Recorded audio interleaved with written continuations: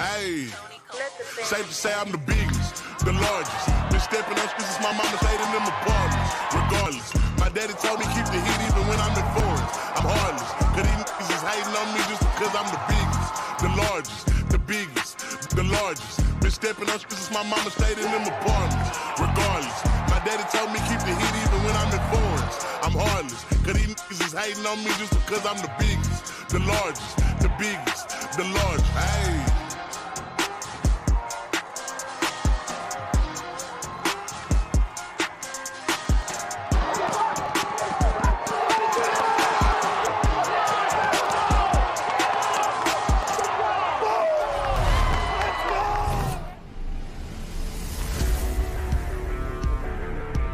It's a winner-take-all championship game at the Round Rock Classic. The Virginia Cavaliers and the Oklahoma Sooners for the right to lift the championship belts. Alongside Mike Harge, I'm Chris Mykoski. Hargy, this one for the big prize. Yesterday we saw Virginia earn their first comeback win of the season thanks to some late power, and the Sooners got their offense going back to what we became accustomed to last weekend. This is an important game strictly because of what you said. It's a championship type of atmosphere, and that is why we continue to talk about championship baseball right here. Well, because Oregon State lost earlier today to Minnesota. That's why this one is in the winner-take-all situation. Cavaliers or Sooners, one of them will go home with the championship belt on display in their trophy case next week. And we hope a student-athlete wearing that belt to class on Monday morning. Let's take a look at the starting lineup for the designated visiting team in this contest, the Virginia Cavaliers. Leading off, it'll be the shortstop, Eric Becker. Then it's second baseman, Henry Godbout, who's hitting .571 in the Round Rock Classic so far. Chris Arroyo, the first baseman, then right fielder, Henry Ford. The catcher is Jacob Ferentz. Center fielder Aiden Teal had a two-run homer for the go-ahead runs in the sixth inning yesterday for UVA. Then it's Trey Wells, the DH, who had his first action of the season on Saturday and delivered his first home run as a Cavalier. The left fielder is Harrison Didewick, and third baseman Luke Hansen. Cameron Johnson on the bump for Oklahoma, making his second start of the season. Last Friday against Lehigh, he went 5 innings, allowing 2 runs on 2 hits, striking out 3. The big problem, though, in that one, Hargy, was control, as he walked 5 Mountain Hawks. Yeah, he's going to be able to, to touch 97 at times, but if he's consistent, he'll be around 93 to 95. Got a good breaking ball, but to your point, he's got to make sure it all happens right around the plate.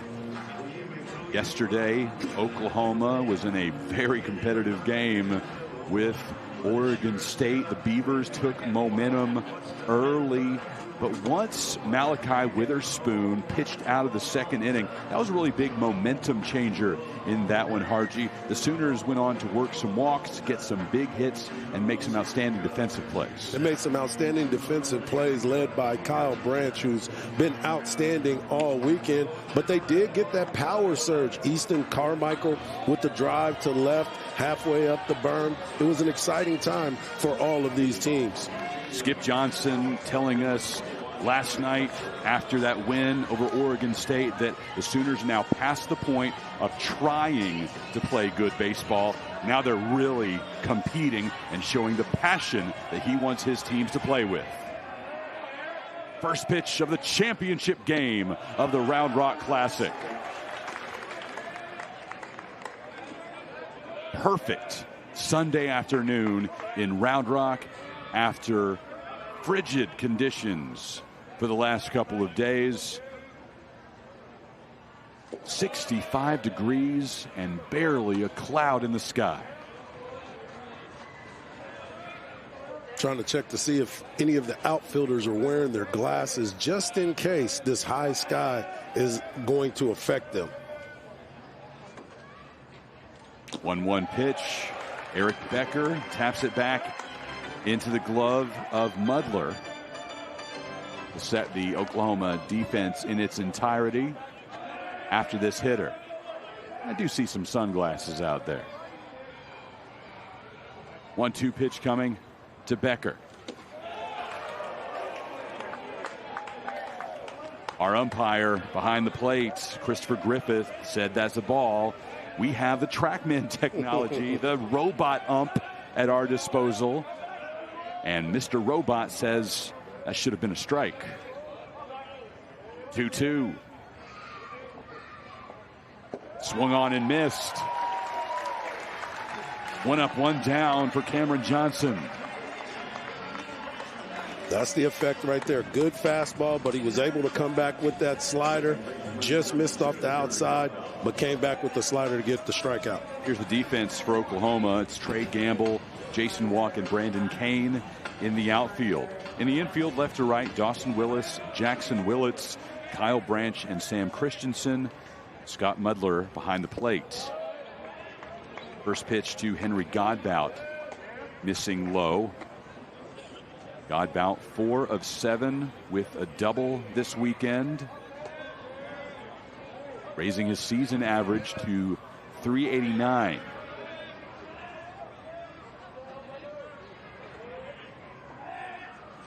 One 0 pitch, missing away. Good life on the fastball. 6'6", coming straight downhill.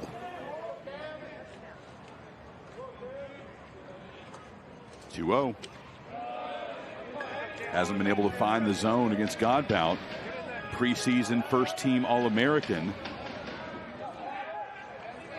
And he's represented well so far in the tournament, as you said, with a .571 batting average.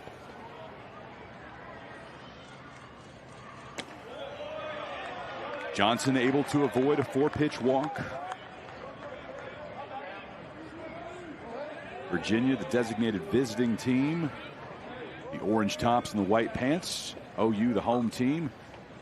White with the pinstripes. Goes foul.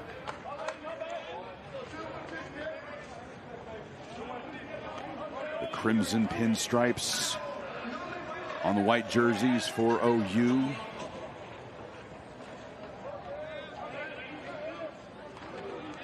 I know it throws us off a little bit when the visiting team is in white pants, though. Yeah, definitely did. I asked you who was the home team at that time. At that point, OU was still in their crimson batting practice jerseys. They hadn't changed to these white tops yet. Had to look it up. OU designated home today. Full count with 1 out.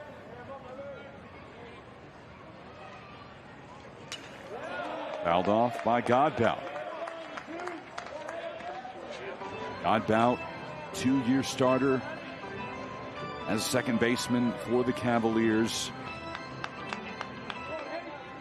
Coach Brian O'Connor saying that he wanted Godbout to be more physical and hit for more power this season. Solid knock into center. One hopper to Jason Walk. A 1-out single for Godbout.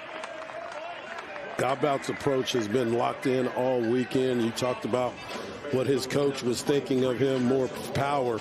But when you can single the ball up the middle of the field with that type of velocity off of the bat, that's going to be something that's going to play every single day. Brings up Chris Arroyo.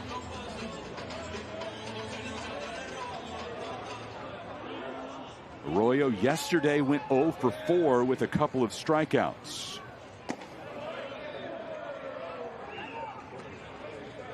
This right here is going to be a tough matchup for him, lefty on lefty. Especially a hard throwing lefty that he's still trying to find that strike zone.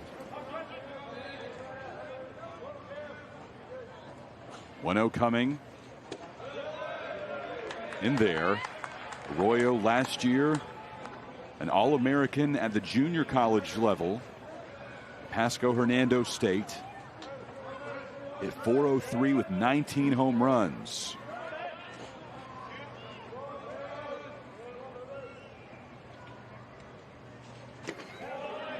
Missing away. Arroyo had his first home run as a Cavalier on opening day last Friday against Michigan. A 2-out, 2-run shot. 2-1 pitch bounced in.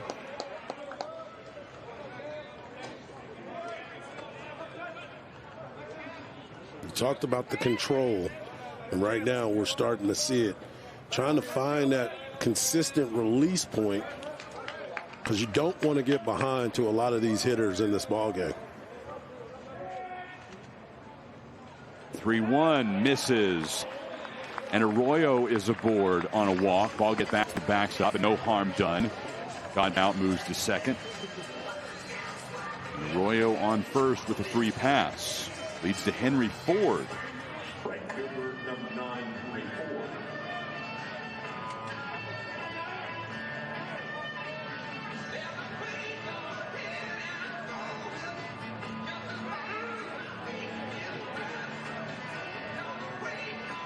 I posted this on my Instagram, Harji.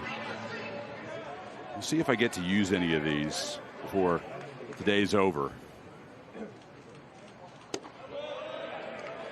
Henry Ford, of course, if you're not a baseball fan, you think the Model T, you think Ford Motor Company, right? Right. So I asked ChatGPT to tell me what a good home run call would be if Henry Ford sent one out of the park. Okay. I have to wait and see if I can use any. Henry Ford going off the assembly line, but not out of the park. Runners advance. 2 men in scoring position now for Virginia as Oklahoma misses the relay. And that allows Arroyo to move to second base.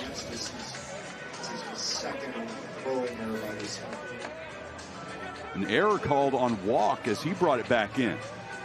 Actually, it should be on the left fielder. Yeah, you're right. That's on Gamble. Yeah. Larry Little, our official scorer, steering us wrong for a moment.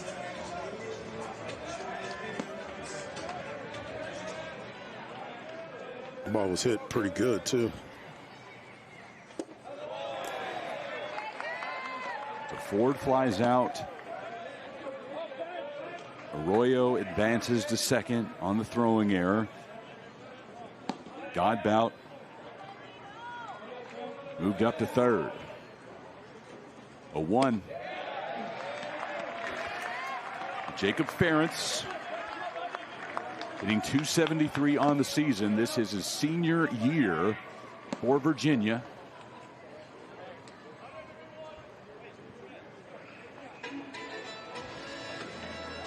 Sophomore on Salisbury University's Division III national championship team a couple of years ago, and a junior when they finished as the national runner-up. Coach O'Connor did not expect to have him back on the roster this year, but the NCAA giving eligibility back to players who spent time at the lower divisions meant he could return to UVA.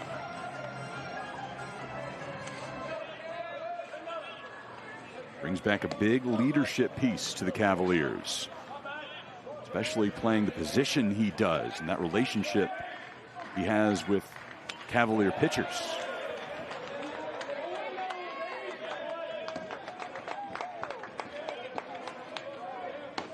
It's a good call, too, you know, when you can have that kind of experience that can lead a team like that, to be able to go out to the mound and settle people down and make some moves the way that it needs to be done without your head coach having to do it. 2 on, 2 outs. Couldn't catch the corner inside. Oklahoma fans protest, but robot ump says that was a ball. Thanks to the TrackMan technology here in the booth. 2-2, 2 out. And Johnson puts one in the dirt.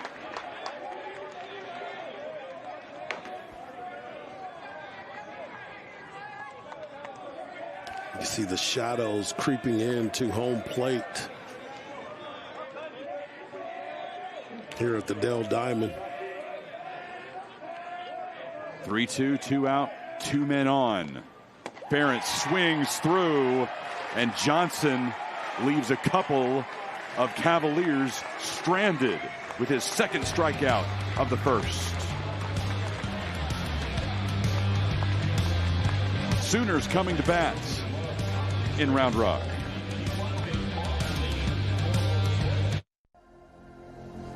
Work it, make it, do it, makes us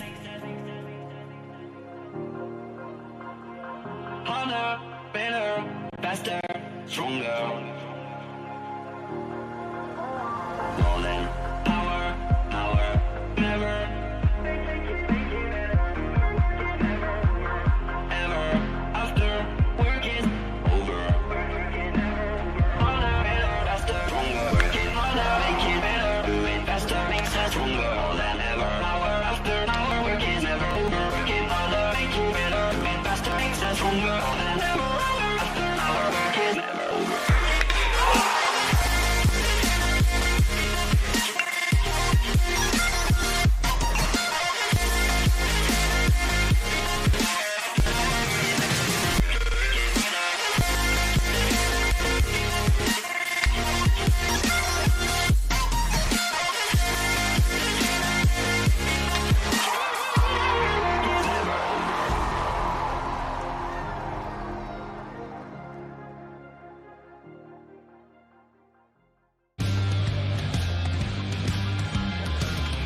D1Baseball.com, the exclusive home of the Round Rock College Baseball Classic.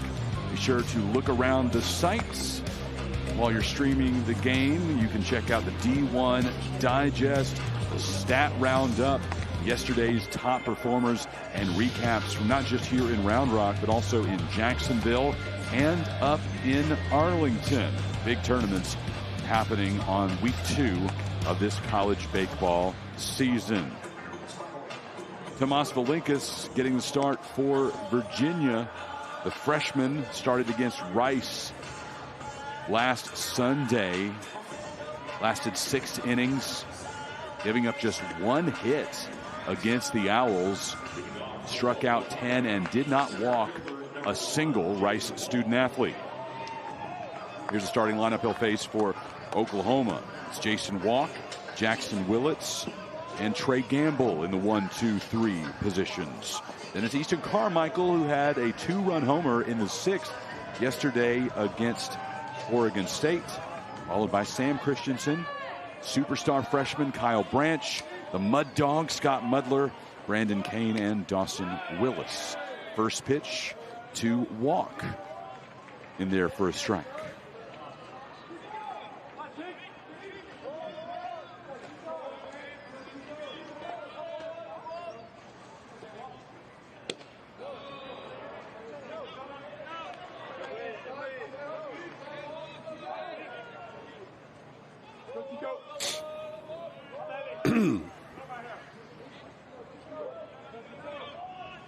One.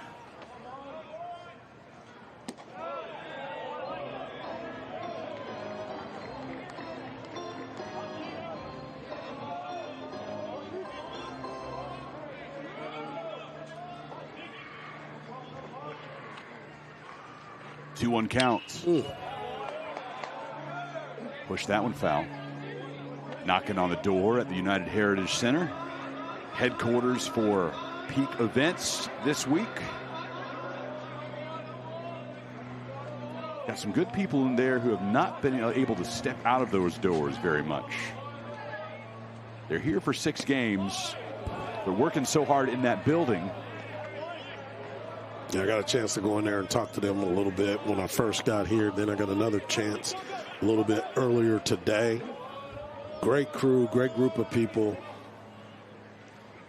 3-2 foul back. Of course, folks are coming in and out with equipment, the things we need for the on-field promotions.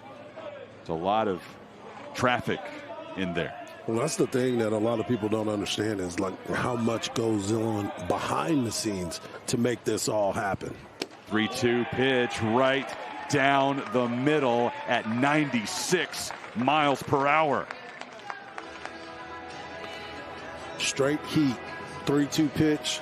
You got to look nothing but fastball. It came right down the pipe.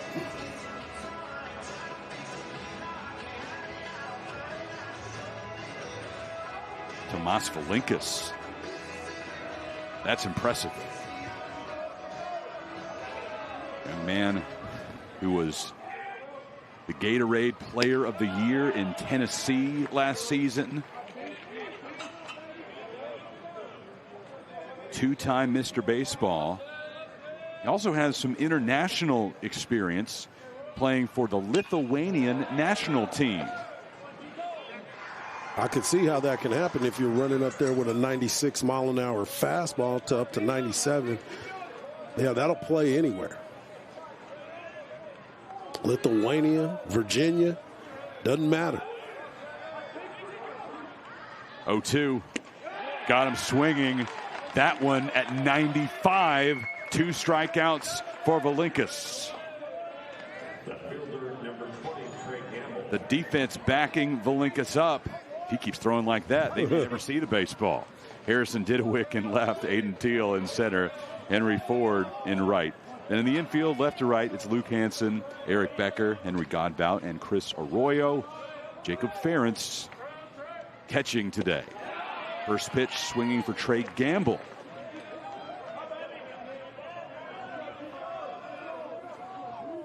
This is the type of pitching that you expect to see from Virginia. Guys that can just go out there and let it fly.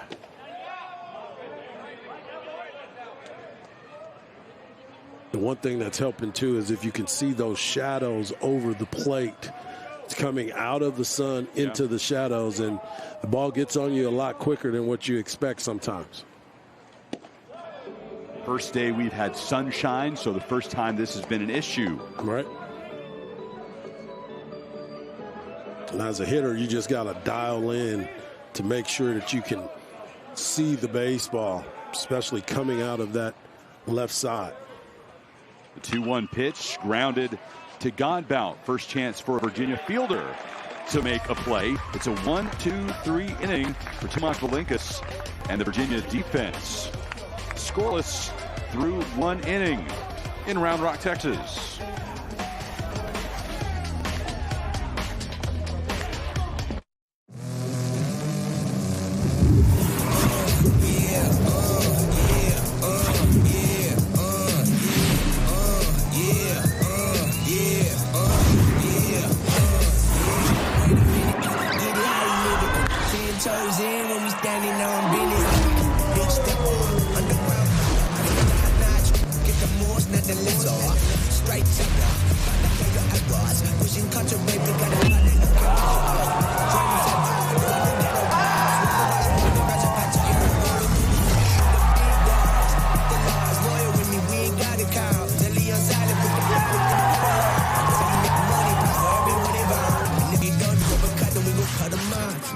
Got me looking every single time.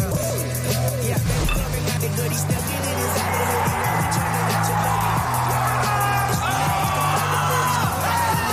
Guess that thing's only the feeling. Money on my mind, we gon' run it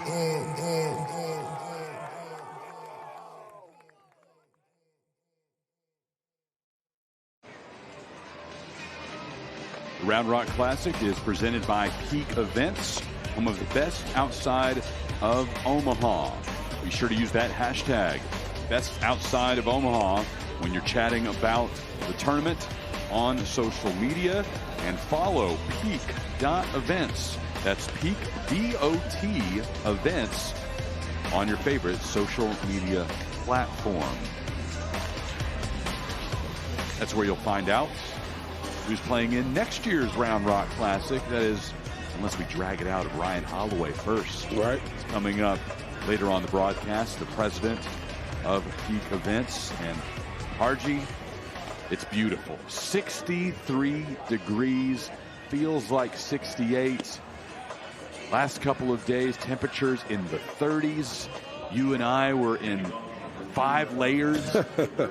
And while we were enjoying the baseball games, we were freaking freezing here. Yeah, got to go home and thaw out. You had your space heater at your feet. I was a little jealous. It didn't quite stretch I over. moved it a couple times to try to get it towards you because it was burning up the back of my leg. So I was like, let Chris get some of this. I appreciate it. I'm kind of a moving target here during games. Stand up, move around. But I did enjoy the hand warmers. Those did help a lot. Kept those yesterday so my fingers could actually function. Right. I could grip a pencil and keep my scorebook. Aiden Teal at the plate for Virginia. Had a 2-run homer yesterday to put the Cavaliers up on Minnesota. Missing away to Teal.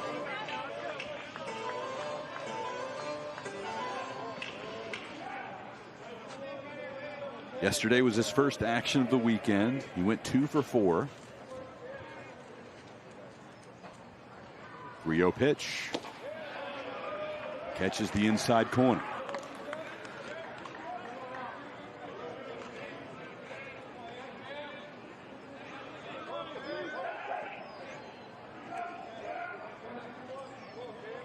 Cameron Johnson, the 6'6" lefty from Upper Marlboro, Maryland. Watches that one go into the glove of Willits. He does not have a play. Infield single by Teal. Teal continues to be active at the plate. Good approach, good speed. Special type of player. They had to, because of his speed, the third baseman was drawn in, and so he hit it in that 5.5 hole between shortstop and the third baseman. Here's Trey Wells, who introduced himself to Virginia baseball fans yesterday. His first playing time and his first home run in a Virginia uniform. Earned himself another start.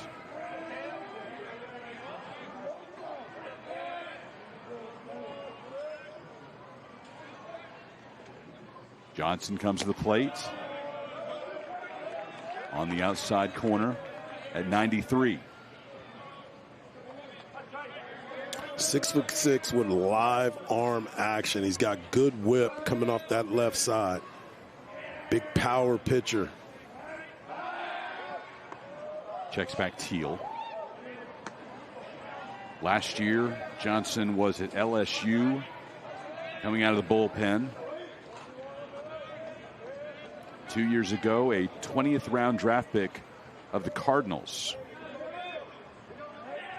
Turned down quite a bit of money, too.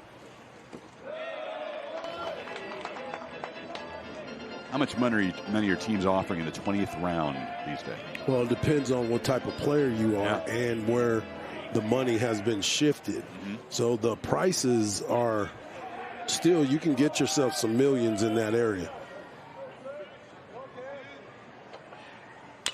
For a big left-hander. Exactly. Exactly. That is being recruited by all the major colleges in the country that all see the same ability in that frame.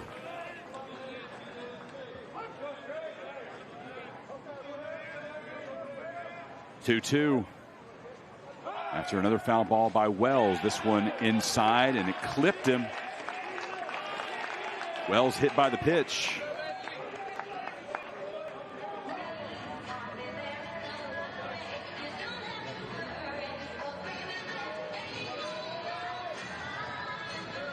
That was close. Thought he was about to swing at that one.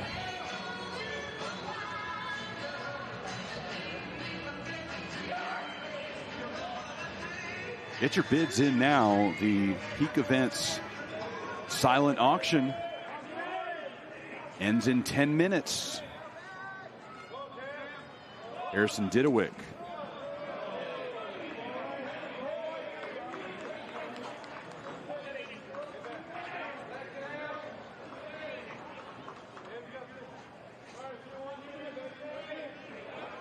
RoundRockClassic.net, place to go for a link to our Cystic Fibrosis Foundation silent auction. As Didewick lays down the bunt, Mudler going to third, and it gets away. Teal scores, and Virginia scores the first run of our Round Rock Classic championship game. Correction. Fielder's choice.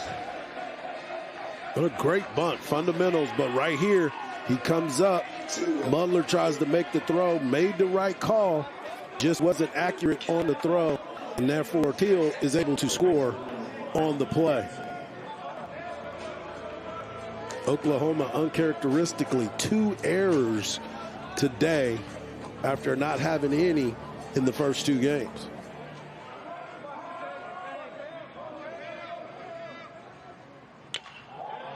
The Mud Dog with a home run yesterday, one of the heroes for the Sooners.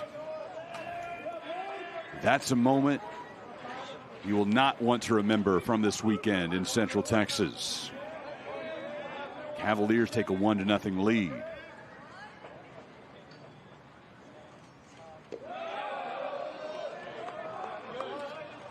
Luke Hansen, the third baseman, batting in the 9 spot for UVA. Very early, but his batting average well below 100 right now. 1-16. The average stands at .062.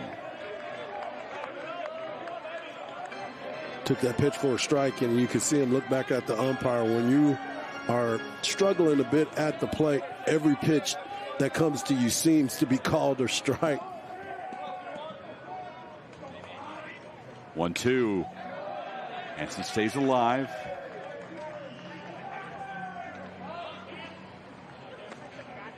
Last season, Hansen hit .286, had 7 home runs, and 37 runs batted in.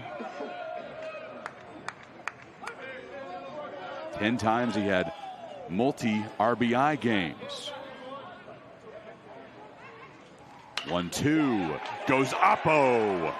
Wells scores. Didewick behind him. 3-0 Virginia in this battle for the championship belt. Good piece of hitting again. He's been battling. Kept his hands inside on a 95-mile-an-hour fastball to push it through the right side and to be able to drive in 2 runs. There's another one of those multi-RBI games. First time this year. His 2nd and 3rd run batted in on the season. Back to the top of the Virginia order for Eric Becker, who struck out swinging in the top of the 1st.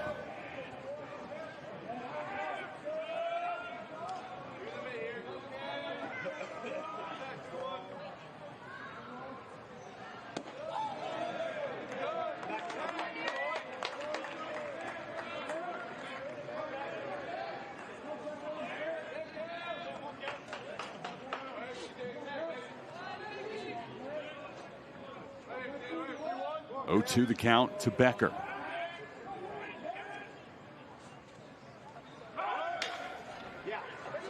Branch scoops it up on the hit and run. Hansen able to advance to second. Great idea. Put him in motion. See what happens. Put some pressure on this defense again. Because it was a left-handed batter, Branch held his ground and was able to get there for the out. Back to Henry Godbout.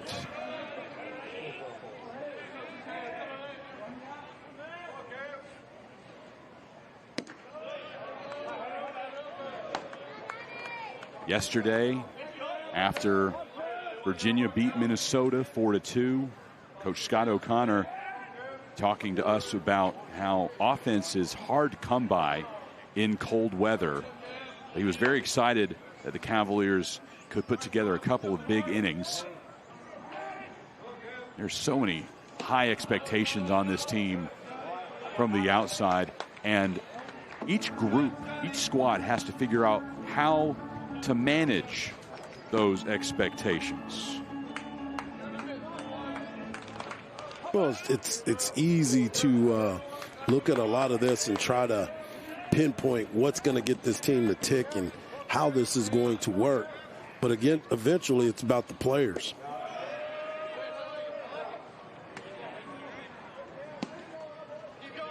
Guys like Godbout coming out there, locking in, as you talked about earlier about Coach, saying that this guy was going to hit for more power. He's going to have some good approaches at the plate. And he's fit the part thus far. 2-1 pitch, missing low and inside.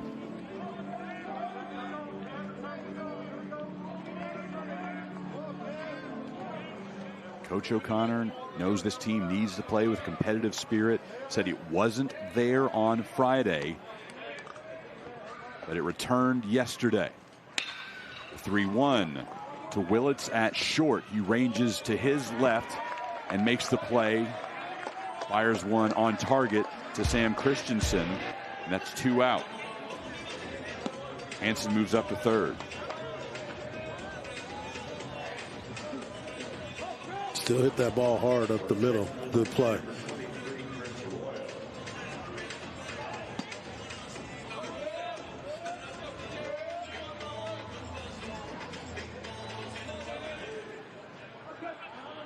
Chris Arroyo walked in the first. Comes up with 2 out. And Luke Hansen at third base.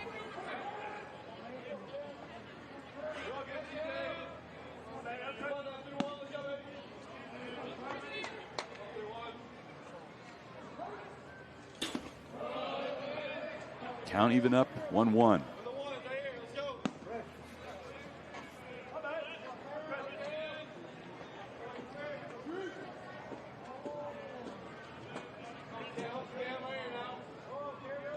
He's another good-looking prospect at the plate. Love the fact of what you said about him being a pitcher. And for him to be able to be in this lineup every single day that we've seen him, whether it was playing first base or even DHing yesterday, he must have proven something to Coach O'Connor. Count even 2-2. 2 years ago at Florida, made 7 appearances on the mound for the Gators. Made 1 last weekend for Virginia. But with him playing first today, we don't expect to see him on the mound. 2-2. Right back at Johnson. Flips it home instead of going to first. And got him.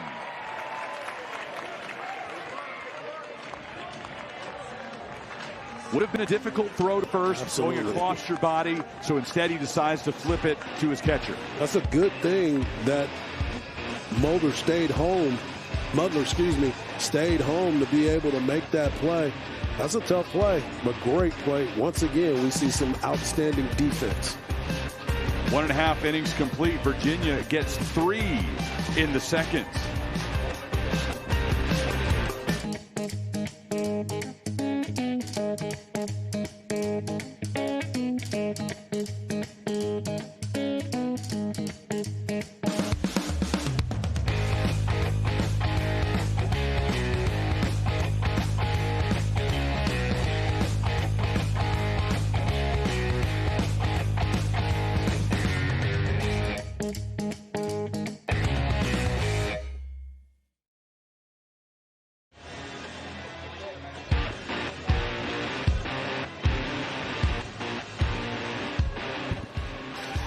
Previous play is under review.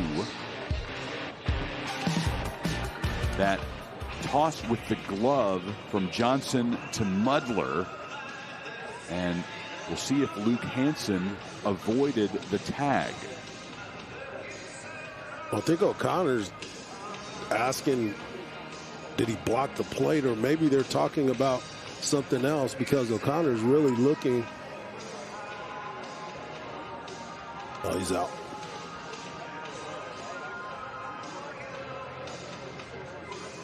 From my view, I'm going to say he's out. But I'm wondering if it's about blocking the plate or being interfere. Because he clearly didn't get to the plate before that tag was made. And he tried to avoid him, actually. I don't think he was the throw took him up the line. It wasn't like he was trying to be there.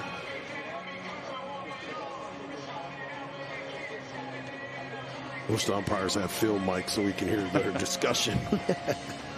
Here comes the call. He is out at the plate, so the call stands.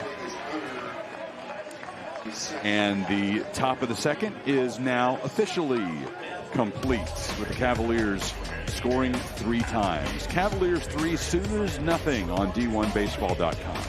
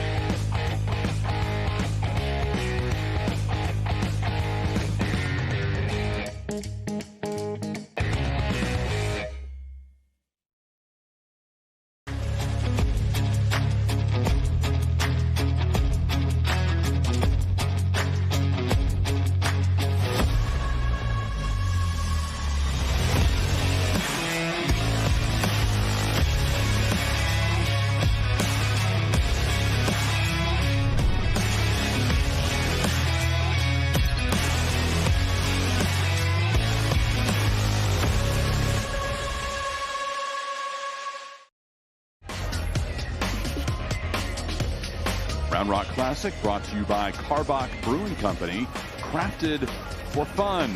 Please drink responsibly. I've got some Ziegenbach in the trunk, some Love Street Blonde. May have to go pick up a sample or two of something else before I head back. Got to stock the fridge. Last year, I swear, last year the Karbach Round Rock Classic made it so I did not have to purchase a beer for about 6 months. You really stocked up on it. Why not? I'm like, I mean, wow. they want to take care of us. Let them take care of us. That's good to know, though. That is definitely good to know. I'm at a 1 beer a week policy right now anyway, so, you know, they're going to last me a while. Gotcha. Except, you know, after a long day trying to wind down from calling 2 baseball games, so I've had 2 this week. There you go. Well, you also said that those are more of the big boys than some of those Ziegenbachs. But that's good. Enjoy yourself. Arrive back at the hotel, a Ziegenbach, and sleep. High pop fly. Henry Ford fighting the sun. Makes the catch to retire Easton Carmichael. That sun is battling right now. How fresh that is to say. Leads to Sam Christensen for Oklahoma, the sophomore, hitting .364.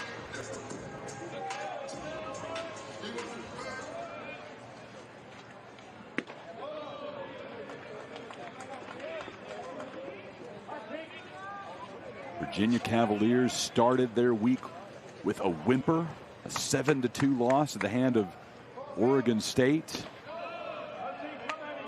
Nobody on that side was happy with that result, and more importantly, the competitive spirit that they showed.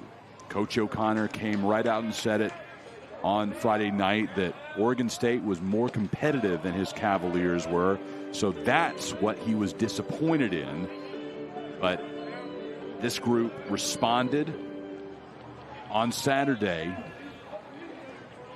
earned a win, now puts itself in a position to capture a championship title here in Round Rock. say it all the time. That's why you can't put too much into one game about the way that your team goes about its business. They'll be able to make those adjustments. You get a chance to play 3, 4, maybe 5 games in a week. So you're going to see the ebbs and flows before the team's getting locked all the way in. Now up the fantastic freshman Kyle Branch, 4 of 8 on the weekend, 4 runs batted in, and some of the best defensive plays we've seen. Former Lovejoy Leopard from Lucas, Texas. Check back, got him. Valinkas picks off Christensen. Wow. How quick was that move to first? My goodness. And with some snap on that throw. We already know how hard he throws to the plate. That was outstanding pickoff move. Freshman versus freshman, and the rookie with a tremendous throw over to first to retire Christensen.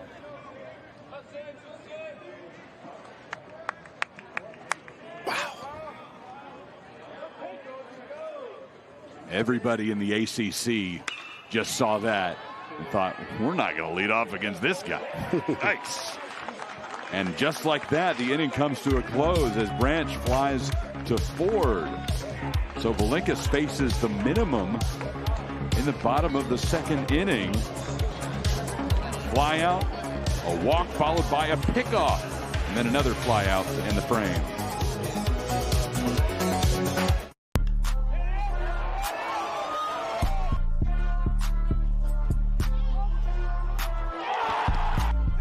Ran up out of Lux and that's up the highest metric. The city just made it sweet, you could diabetic. They mouths were full of deceit, let these cowards tell it. Walking New Orleans with the etiquette of LA yelling.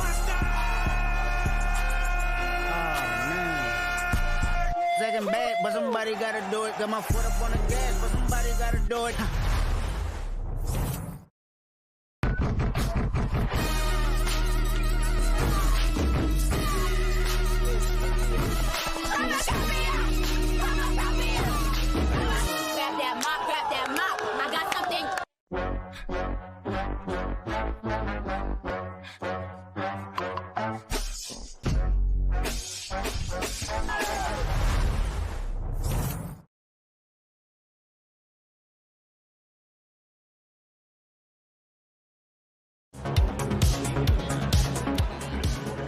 Follow the Round Rock Classic on social media at Karbach RRC. Some great stuff on Twitter and Instagram this week from the Peak Events social media team. Also, go to KarbachRRC.com to keep up with the event and get ready for next year's tournament. Every year, week 2 of the college baseball season, this is the place to be. Peak Events President Ryan Holloway will be joining us soon, and we're going to try to drag some information out of him. We like to reveal the field for the following year's Round Rock Classic during our last broadcast. And if those contracts are signed. Yep, that's key right there. I like the way you said that. If those contracts are signed. Some years he can tell us all 4 teams. Some years it's just a couple. Right. We'll see what he has for us coming up in the 5th inning. He normally has a marquee team that he's able to reveal for most of the time. So those folks can start making travel plans. Whether you want to stay at the Kalahari right across the streets or elsewhere. Great family vacation. I've done that one year with my family. Stayed across the street, and wife and son got to enjoy the water park. And plus came over here for some baseball. Yeah, we have a staycation from time to time, and the Kalahari is always in play. Henry Ford back to the plate. Slide out to left in the first.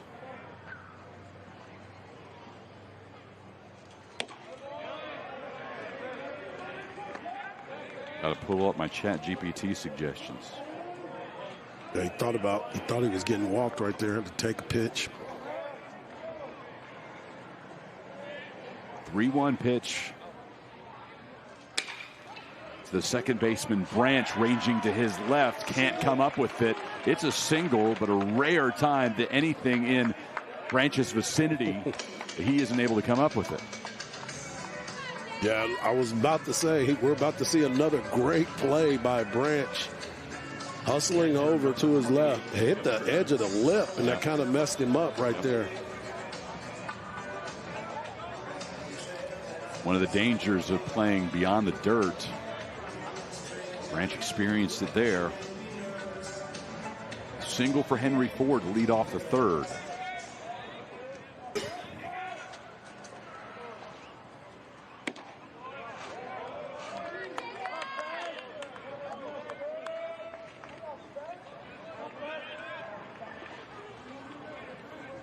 This is Jacob Ferentz, the Virginia catcher, who struck out in the first.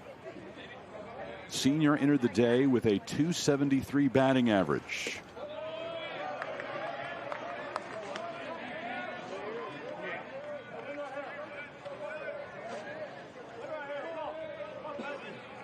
Gavin Jones warming up in the bullpen for Oklahoma.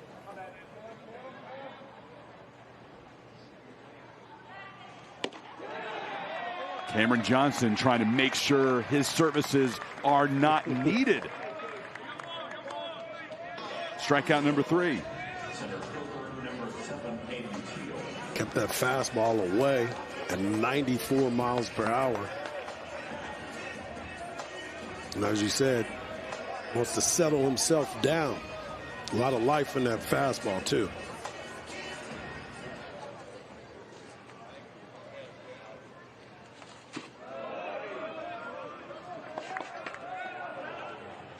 Virginia 7 times into the College World Series, a national championship in 2015. People at Virginia may take winning for granted, and Coach O'Connor said that is dangerous, something he reminds his student athletes of all the time. Past success does not guarantee you anything moving forward. Aiden Teal reached on an infield single in the second. 2-0 pitch. This is inside. Pitch coming at 93 from Cameron Johnson, making his second start of the season.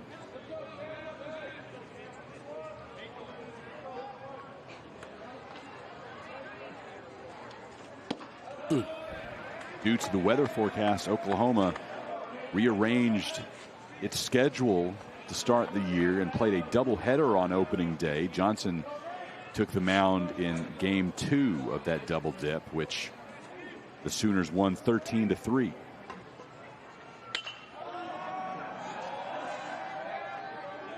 Into the Oklahoma faithful. Sitting behind the Sooner dugout down the third baseline.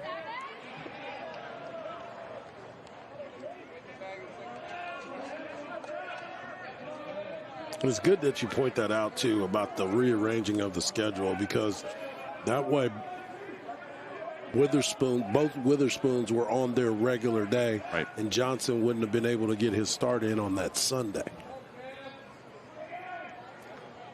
Yeah, it was smart, especially on opening weekend. Johnson could rearrange, move to Friday, had a little bit of notice. Mm-hmm.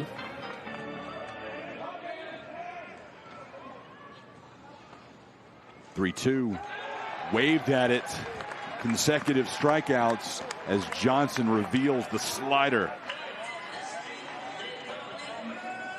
You can see the upside when he's effective. When he can find the strike zone, guys can't sit there and and sit on certain pitches, you can see the talent that is in that left arm.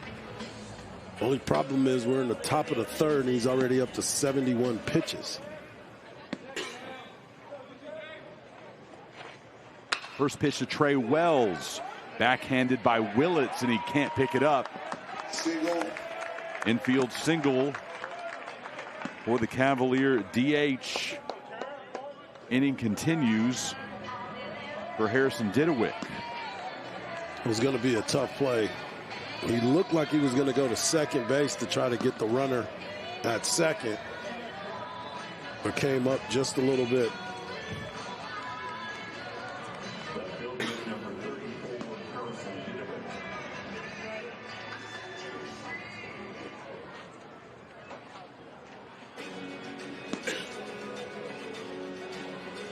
Visit to the mound before Johnson faces Didewick.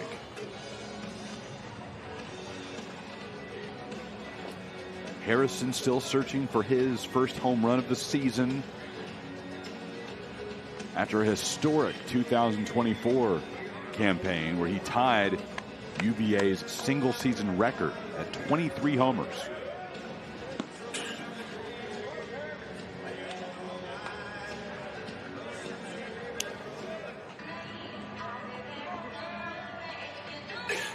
Warming up in the bullpen is Mr. Jones, the left-hander. Gavin Jones. Kind of a two-way player as well. Left-handed pitcher and outfielder. First pitch to Didewick. That pitch right there, if he can get that one figured out, that fastball plays anywhere, but if he can get his breaking ball to the point where he's comfortable with it at any time. The 0-1. In there for a strike with the slider. One pitch away from getting out of the inning. Came back with it. Don't know what Skip told him when he went out there, but he probably told him to believe in his stuff. Here's the 0-2. Didewick can't catch up with another slider from Johnson. Ford and Wells left stranded, and Virginia unable to add to its lead. 3 straight breaking balls. And 3 strikeouts on the inning for Johnson. Now 5 on the day.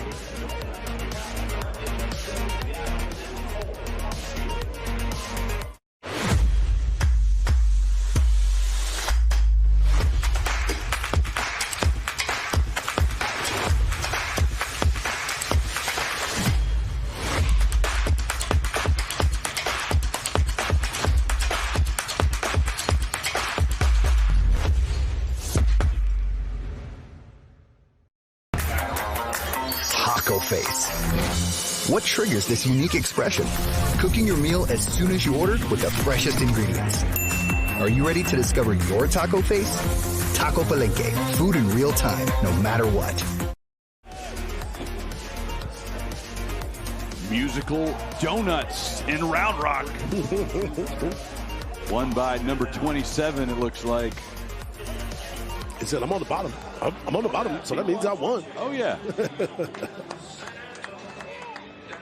Nice work. They're probably brothers because he looks like the other one is a little upset, so there's going to be some argument going on for sure. Peak Events crew always does a great job adding some minor league baseball style fun to the field here at the home of the AAA affiliate of the Texas Rangers, the Round Rock Express. We'll see more of the same next weekend at the Frisco Classic, which is the home of the AA affiliate, the Frisco Rough Riders, and in Las Vegas at the home of the AAA affiliate for the West Sacramento Athletics. West Sacramento Athletics, that's right. The move has been made, and that will be their home for the next, I think, 2 seasons, if I'm not mistaken. At least, as the new Major League Park is built in Vegas. The AAA affiliate will remain, though, Correct. You've seen that across MLB with teams preferring to have their AAA team as close as possible. Round Rock, obviously, an easy trip up to Arlington. Astros have their affiliate in the suburb of Sugar Land. Twins have their AAA in St. Paul. Plenty of other examples. And the Athletics may end up have their AAA team the closest of anyone once that move is complete. And they want to go by strictly Athletics now. They don't want a city designation. It's silly. Yeah. Just Athletics. But I'm going to go with West Sacramento. Well, the benefactor in all of that is the AAA team because of all the upgrades that are going to be made to the Major League Clubhouse. They're going to make it a Major League Clubhouse. All the alterations. In the interim, it'll be slightly difficult because the AAA affiliate of the Giants plays there, and they're still going to play there this season. Somehow they're going to work the schedule to allow both clubs to play as a walk-off to Mudler starts off the bottom of the third. They made it work, and both the River Cats and the Athletics will share a stadium this year. It'll be the toughest ticket to get in MLB thanks to that capacity. I think it's already sold out from what I was told by a couple of Oakland A's. Secondary market's always available. Another check over to first, and again, Valinkas with the pickoff. Second one today. And again, why do you get off that far? Need to shorten that up. And wow. They'll go to a review on this one as Mudler does not think that was correct. Well, two things, again, that I always check for. The first base coach was not upset, and Mudler got up and started walking off. Therefore, I think he knows the answer to the test. And the answer is don't get off that far ever again. Yes, sir. Got him. Yeah.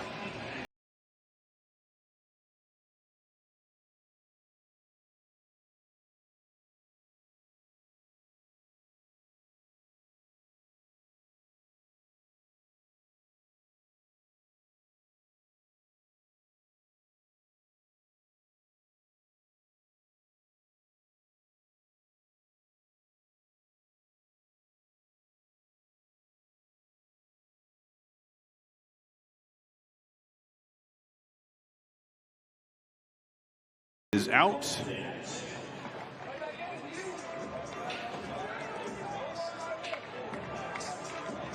It's almost fun when you start to think about it. He's like, oh, you got on with a walk? Yeah, not anymore. Twice in a row. The only two free passes that Valinkas has offered. Both of those players have been picked off first base. Sam Christensen in the second and Scott Mudler in the third. So Brandon Kane steps in with one out, nobody on. As a base stealer, sometimes you would get on base and have a one-way lead just to see what the move would look like. And a lot of times you just want to get a move. Well, he's got one that's just picking people off.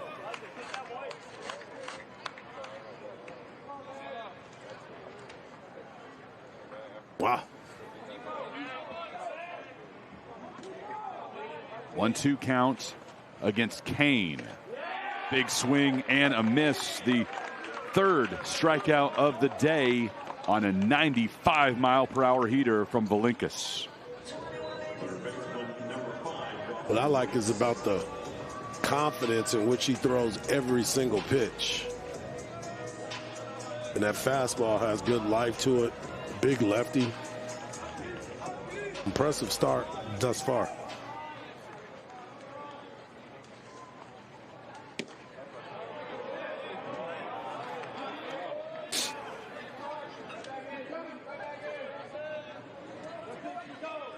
Dawson Willis, 6'4". First chance for him today.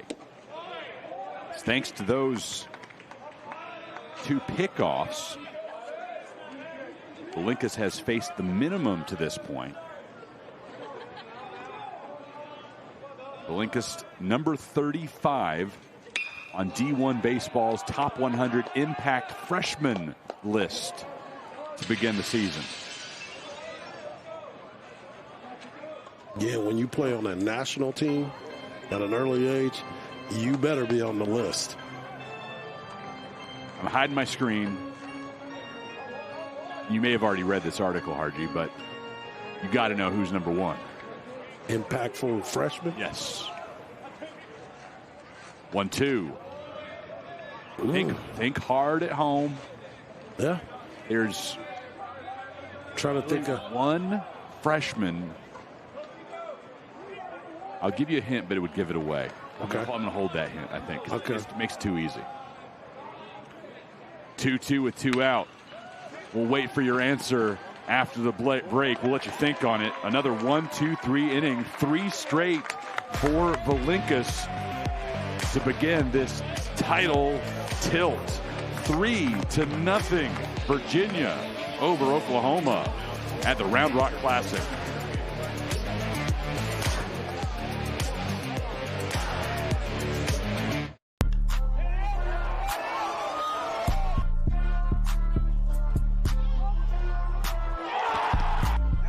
Ran up out of luck soon as I up the highest metric. The city just made it sweet, you could diabetic. They mouths were full of deceit, let these cowards tell it. Walking New Orleans with the etiquette of LA yelling.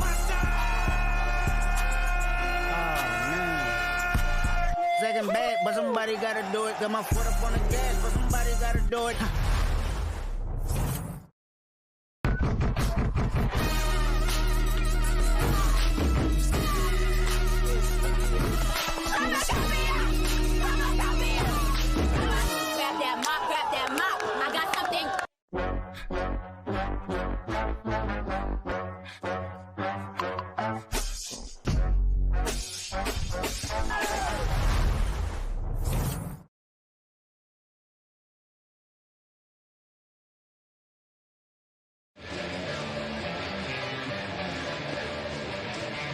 Round Rock Classic presented by the Round Rock Convention and Visitors Bureau. This is the sports capital of Texas. Gavin Jones, the new pitcher for the Oklahoma Sooners. Sophomore from White Oak, Texas, and a transfer from McLennan Community College in Waco. Making his second appearance on the season. Through in the series finale against Lehigh last weekend, going 1 inning of hitless, scoreless baseball, striking out 1. Only needed to throw 12 pitches.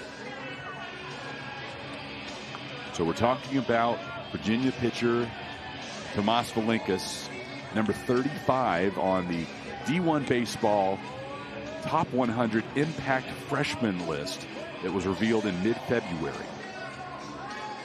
Here's your hint, Harji. Number 1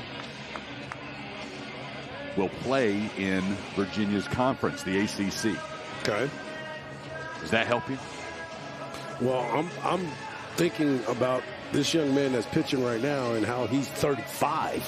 So I was thinking, okay, who else could be this much of an impactful freshman? It's not Kyle Branch, is it, from Oklahoma? No, ACC. Oh, ACC. That's right. You're going to kick yourself. I am. Because I have no idea who I would put in there in that conference. The other hint I was going to give you that was going to make it too easy is that D1 Baseball has dedicated a podcast series to him, and it's Rintaro Sasaki. Oh. The Japanese slugger for the Stanford Cardinals. Yeah. I know exactly who you're talking about now, but it's hard for me to believe that he was a freshman. Wow. Yeah, blazing a new trail, coming over from Japan, straight out of high school. Wow. That's interesting. Of course, the typical route for a Japanese superstar is to play professionally in Japan, and then if they want to play at the highest level in the MLB, they would post after, I believe it's 5 seasons. But again, Rintaro deciding, no, I want to go to college in the U.S., enjoy that experience, grow not only as a ball player, but as a man. Just a bit inside to Luke Hansen. Well, the other name I was thinking of as well was, we got a chance to see him yesterday, but when you said he was in the ACC, it threw me off. I was going to say Dax Whitney. We saw an outstanding live arm yesterday. He's number 6. Okay. So I wasn't that far off on that one. And we've seen some others on this list this weekend. James Nunnally from Virginia is number 3. Dax Whitney from Oregon State, number 6.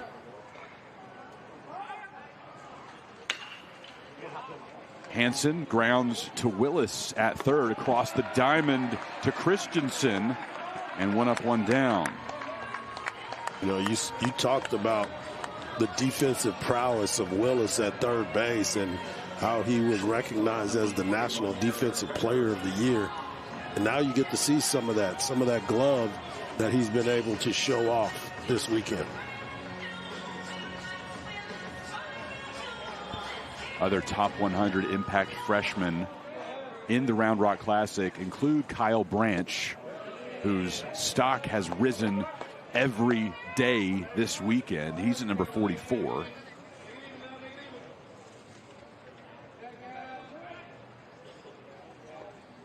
He's definitely been impressive. Ooh. Right back up the middle. Johnson, able to avoid it there in the middle was Jones. And able to retire Becker at first. This is where the shift worked perfectly for him. Nice strong play by Willits. Up the middle. Made it look routine.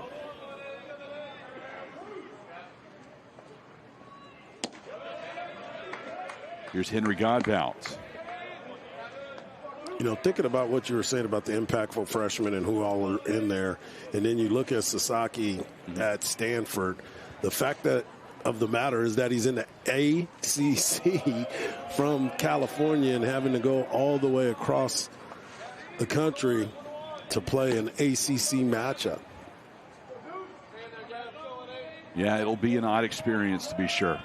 It's still hard to wrap my mind around though that particular realignment with Stanford and Cal. The fact that Stanford versus Virginia will be a conference that's played. Stanford 6-0 as we speak. A matchup in Charlottesville with Stanford comes in late March.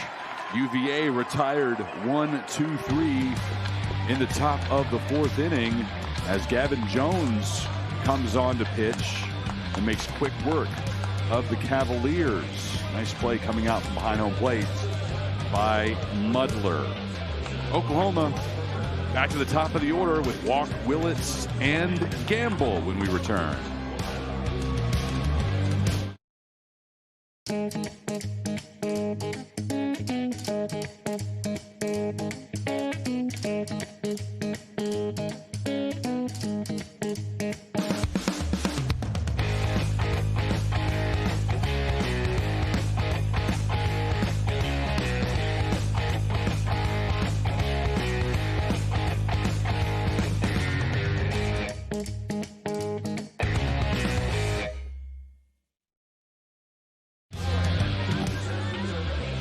Time for our trivia question presented by the Cystic Fibrosis Foundation. Who did the Virginia Cavaliers play in the 2015 national title game? Virginia fans will have this response very quickly. Possible choices: Vanderbilt, LSU, Arizona, or Arkansas.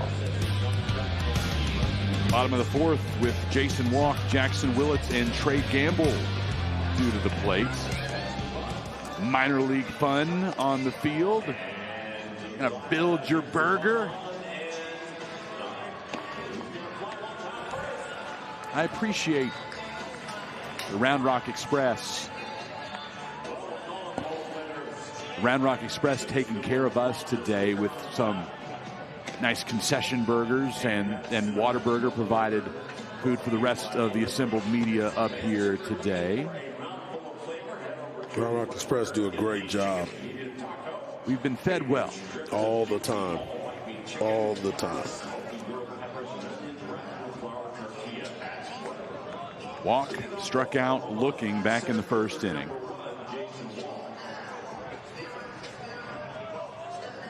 Skip Johnson telling us last night that his team is past the point of trying to play good baseball. Now they're just really competing. This fire that he wants to see from his team, which will need to arrive here with the bats in the middle innings as the Sooners trail by 3 and facing this stud freshman, Valinkas. Yeah, one thing about Skip Johnson's team is they're always going to compete. That's just how he's made up. That's what he goes and looks for. And those discussions are just about that. Let's go play some ball. Wants to see the passion that these Sooners are known for.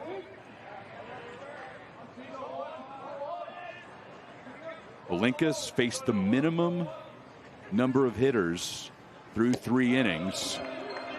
He allowed 2 walks, but both of those players were picked off immediately after taking a free pass. Yeah, I'm impressed with his footwork on those types of pickoffs. You start to look at him and you're like, wow, how is he able to get that done so quick and have so much velocity on the ball for that to even happen? Walk started to remove the shield from his lower leg. Thought he had a free base. It has to keep going, and the count remains full after the foul ball.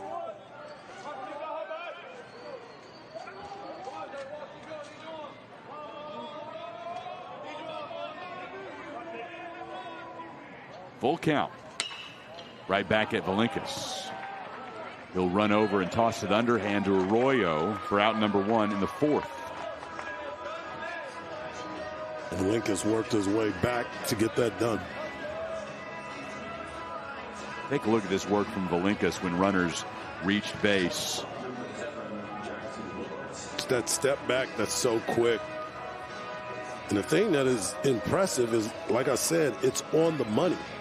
You don't have to do anything but swipe. A lot of times, especially for a young player, you're trying to figure out where it's going to be. But you better shorten up if you get on first base, Oklahoma. I know that. Well, that changes the game so much. And as I mentioned, every ACC team is seeing this right now and having to formulate, how do you put together a base running strategy when this guy's on the mound? Especially because when you look at it right now, Oklahoma, that is their game. They're aggressive on the base pass. They like to run. 1-1 is fouled off. And now part of that game plan has been changed because of the effectiveness of the pickoff move.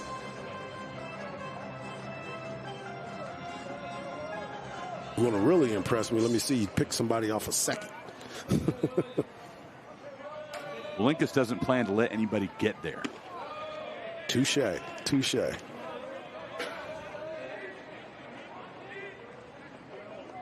Willits was Valinkas' second strikeout victim back in the bottom of the first.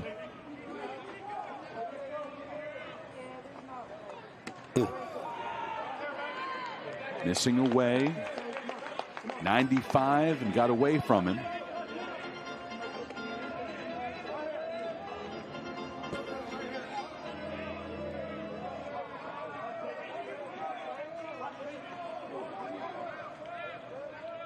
3-2. Foul. Heads up, heads up. Off the roof. And a souvenir for a fan in the front row next to Virginia's dugout. Took a big hop. Played it off the screen quickly. Again, the 3-2 pitch with one out. Into left center. A pair of Cavaliers giving chase. At the wall. Waiting for a call as Teal sits on the warning track. And it's gone. Jackson Willits with the first hit of the day against Valincas, and it's for a home run. Teal put his head down and took off running. The ball was hit well by Willits, but Teal never looked at the wall. It's like he didn't realize how that wall was about to slow him down. Lost his glove, his hat, yard sale, home run. Hopefully he's okay. Doug Williams went out to shallow center field trying to see what happened, and it took a moment before Teal revealed that he didn't have the ball, didn't have his glove. And finally, the right hand went up and made a circle to show that that, in fact, was out of the yard. Another look as Teal goes full speed against the wall. Wow.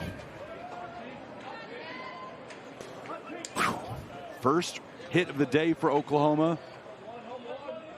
First run makes it 3-1 in favor of Virginia. 1-1 count as the first pitch was a curveball over the middle of the plate.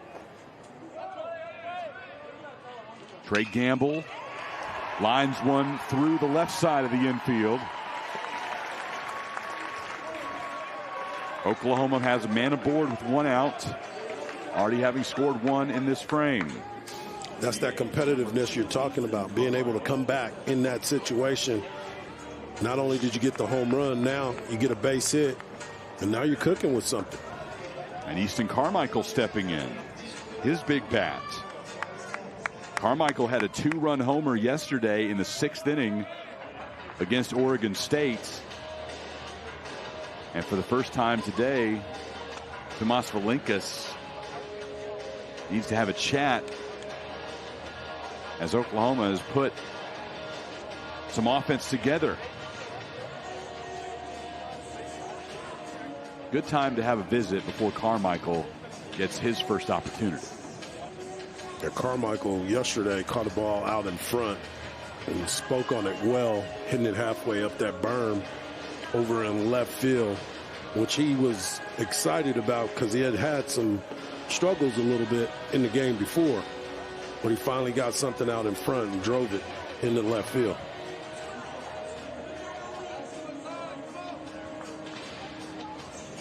Some offensive firepower in those middle innings for Oklahoma against the Beavers, capped by what Carmichael did. His 3rd home run of the season.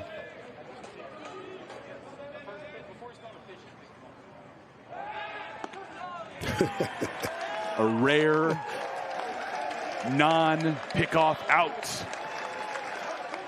And you can hear the cheers coming up. Really from both sides. Like, oh, thank goodness you didn't get picked off this time. And Virginia fans just appreciating the move he has and the fear he has put in runners now, not just for Oklahoma, but anybody who has to face him later this year is thinking, ooh, I don't know what to do. No doubt, no doubt. And they did shorten up a little bit. He didn't get that big aggressive lead that they've had throughout the weekend.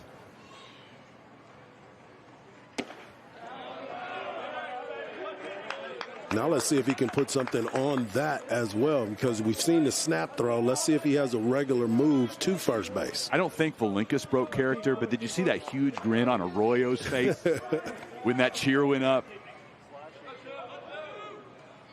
First pickoff move of the day where the runner was not out.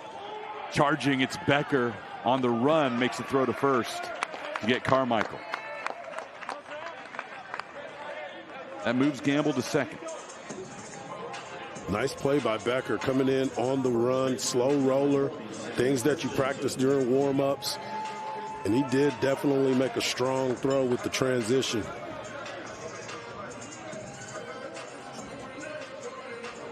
Now to the 5-hole hitter, Sam Christensen.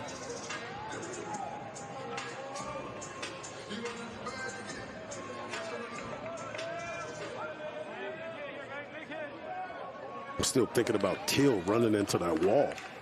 Full speed. Well, at least it was into a padded area. Absolutely. You go a little bit to the left and into the LED boards. That would have hurt a lot more. Well, even into that corner where you can see where the 375 kind of comes out towards us just a little bit. But yes, into that LED sign, yeah, that would have been pretty bad.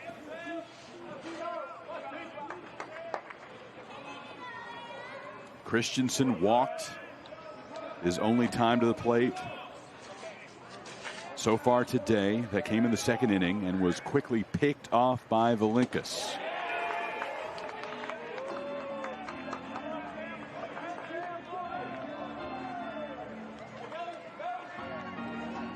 One after the slider from Valinkas.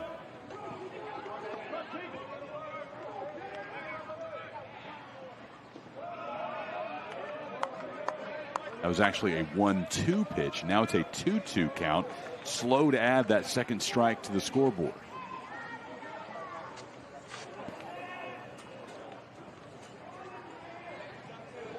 These catchers are putting in a lot of work, blocking balls in the dirt, trying to control the game and slowing people down. Unable to put it in the zone. Making the count full against Christensen. 2 out. And Trey Gamble standing at second base. Hargy wants to see that pickoff move to second. Payoff pitch to Godbout at second. Easy throw over to Arroyo.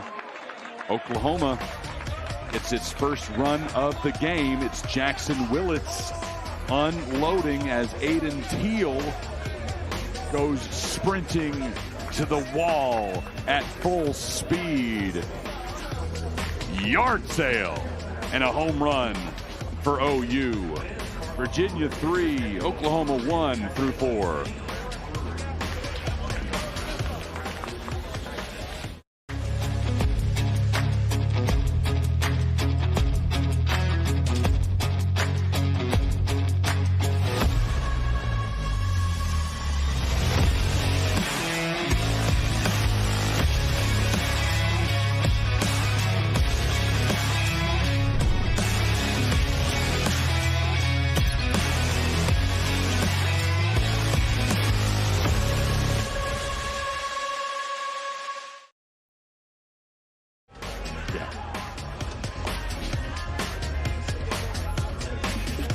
Trivia question brought to you by the Cystic Fibrosis Foundation. Cavalier fans got this one in no time. Who did Virginia play in the 2015 national title game? Your answer is the Vanderbilt Commodores. Chris Mykowski, Mike Harge, joined in the booth by Ryan Holloway, the president of Peak Events, and he brought what these teams are playing for, the championship belts. How about that?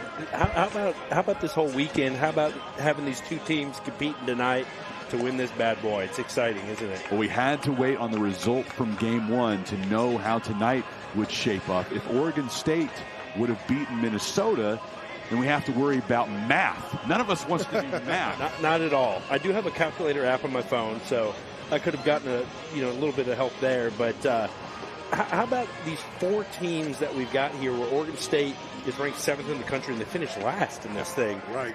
It's quite incredible the competition we have, and Minnesota really showed up today, and these two teams right here. I mean, I'm more excited about this uniform matchup. I mean, pinstripes and these orange tops for Virginia, that's college baseball. It looked good. Looked really good.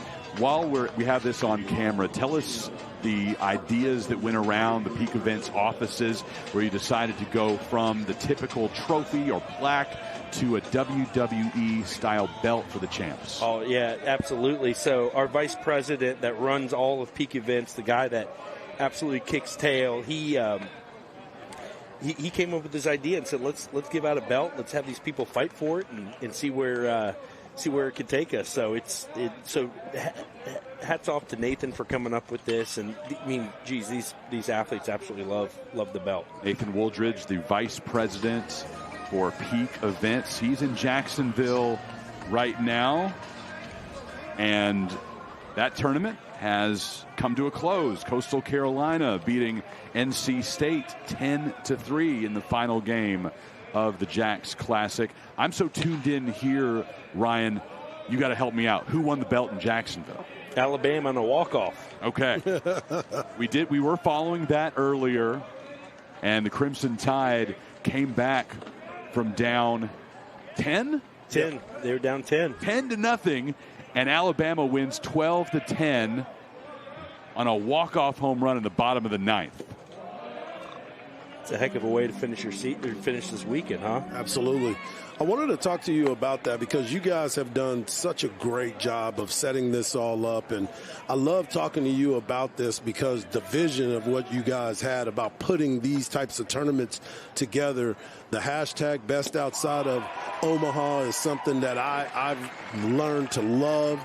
And I've made sure that every time I post something, I make sure that that's there. But talk about how you guys came up with all of this to make this happen. So we've been running this one since 2020, but we've been in this business since 2017. And we went and visited with the best baseball coaches in the country to talk to them about things. And they said they want to be prepared for that first weekend of regional baseball.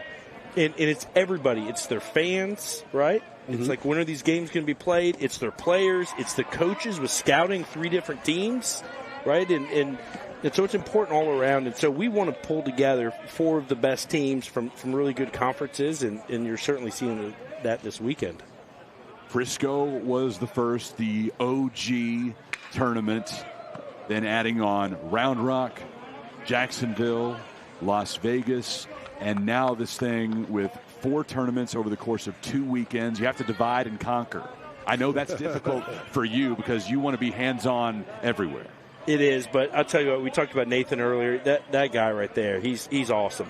Absolutely awesome. I mean, you look over at O'Connor's dugout right there, he's got some really, really seasoned coaches in there. That's Nathan. He's the best darn associate head coach in the business. Henry Ford put out by Kyle Branch. And I'm disappointed Henry Ford's nickname is not Model T. Yeah. That's what he was talking about earlier. What's going on here? So we're running out of time to use these, but on suggestion from my friend Cooper Welch, he said, ask ChatGPT what some good home run calls would be if Henry Ford went deep. So my favorite was, that ball is off the assembly line and out of the park. That's awesome. Some other good ones. We have Model T, more like Model HR. You know, the thing that I love about Virginia's lineup is Hansen. Looks like Hansen, and he walks up to Mbop. Well, this is incredible. You know, at Peak Events, we took in all of the walk-up songs from every single student athlete in the tournaments, and that wasn't Luke's walk-up song, but I know the folks in the in-game presentation room were listening to our broadcast. We kind of speculated, like, it should be Mbop, right? Yes. Given his look, and they played it for us. So we know we have fans in the level below listening to the broadcast. Absolutely. I did ask him this morning as he got off the bus, is there any relation to the other Hansen brothers? And he said no. And he said I was not the first to ask. No, so. Of course not. Jacob Farron set the plate. He struck out in both of his at-bats so far. This time pops up into center field. Jason Walk ranging over. Brandon Kane gets in front of him to make the catch. 3 up, 3 down for Virginia in the 5th inning. Ryan Holloway will stick around here on D1Baseball.com. We'll chat more about the best outside of Omaha when we return. Virginia 3, Oklahoma 1 at the Round Rock Classic.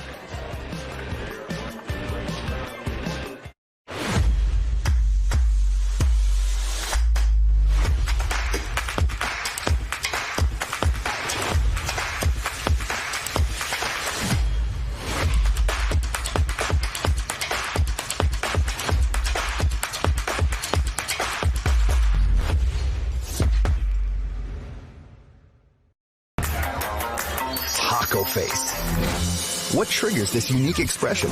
Cooking your meal as soon as you ordered with the freshest ingredients. Are you ready to discover your taco face? Taco Palenque, food in real time, no matter what.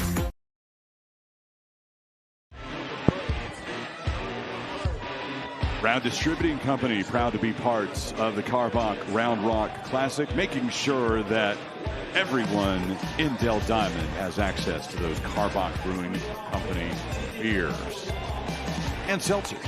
I had a couple of them last night and the night before. Those are earned. Yeah, those are very well earned. Ryan Holloway is the president of Peak Events, the organization that puts on these tournaments in Round Rock, Jacksonville, Frisco, and Las Vegas. And one of the touches that you put on this tournament, I found out, on Wednesday when I arrived, look out at right center, and the team flags are always out there next to their conference flags. And, of course, Oregon State playing an independent schedule this year. I fully expected to see a Pac-12 flag flying next to them, though. And this is apparently your brainchild, and we can't see it because there's no wind right now. But that Oregon State flag is on the far left, and then you see GDI on the flag next to it. Well, what's funny is it's actually missing. We gave it to them. Coach Canham came up to me before they got on the bus and said, "Can I have that?" I said, "Absolutely." I thought that gap between the first two flags looked a little too much. You know, we put these things on because we just love college baseball, and it is an absolute travesty what happened to the Pac-12, without a doubt. Yeah. And we were so excited Washington State won this thing last year, and then, you know, Oregon State's just fight. I mean, 56 games they've got to schedule, and that's definitely a badge of honor they're wearing this year, and they're going to be doing it again next year. So, hell yeah, we're going to put that thing up. Well, they found a home next weekend in Arlington. I'm sure you would have been more than happy to give them a place in week 3 if they needed it. Absolutely. You put on not just the 4 tournaments we're talking about, but last season there was a need for some more games for our military academy teams. And so the Battle of the Ballpark was born, and that allowed Army and Air Force to get in some great competition in Sugar Land. Yeah, and you know what's interesting about stuff like that? Coaches really love to get into areas to recruit and spend some time, and that was a really big focus of both Army and Air Forces. Let's get to Texas and get some Texans to come out and watch us. Yeah, I was working that event, and let me just say it was very impressive to see the military academies and the things that they do pre-game, post-game, how they spend time with each other. I was glad to be a part of it, especially because my wife's family is Air Force. My grandfather was Army, so I got a chance to be part of both of them. That's awesome. That is great. Well, the big question for you, Ryan, check back by Belinkus, didn't pick Branch off. One freshman trying to pick off another freshman. But we always like to ask in the final game of the weekend, when we have you up here, who do you have booked for next year? So the 2026 Round Rock Classic, what can you tell us? It's another really, really exciting field. So we've got Baylor just from right down the road. That's going to be. We've got Southern Miss that's coming up with an absolutely passionate fan base. We've got LSU coming, which I'm absolutely thrilled about that. And then we've got Oregon State coming back. Wow. You talk loaded. About loaded. Yeah, it's that is not even an NCAA regional. I mean, that's 4 teams on one side of the bracket in Omaha. Right. It's horrible. I would hate to play in this thing.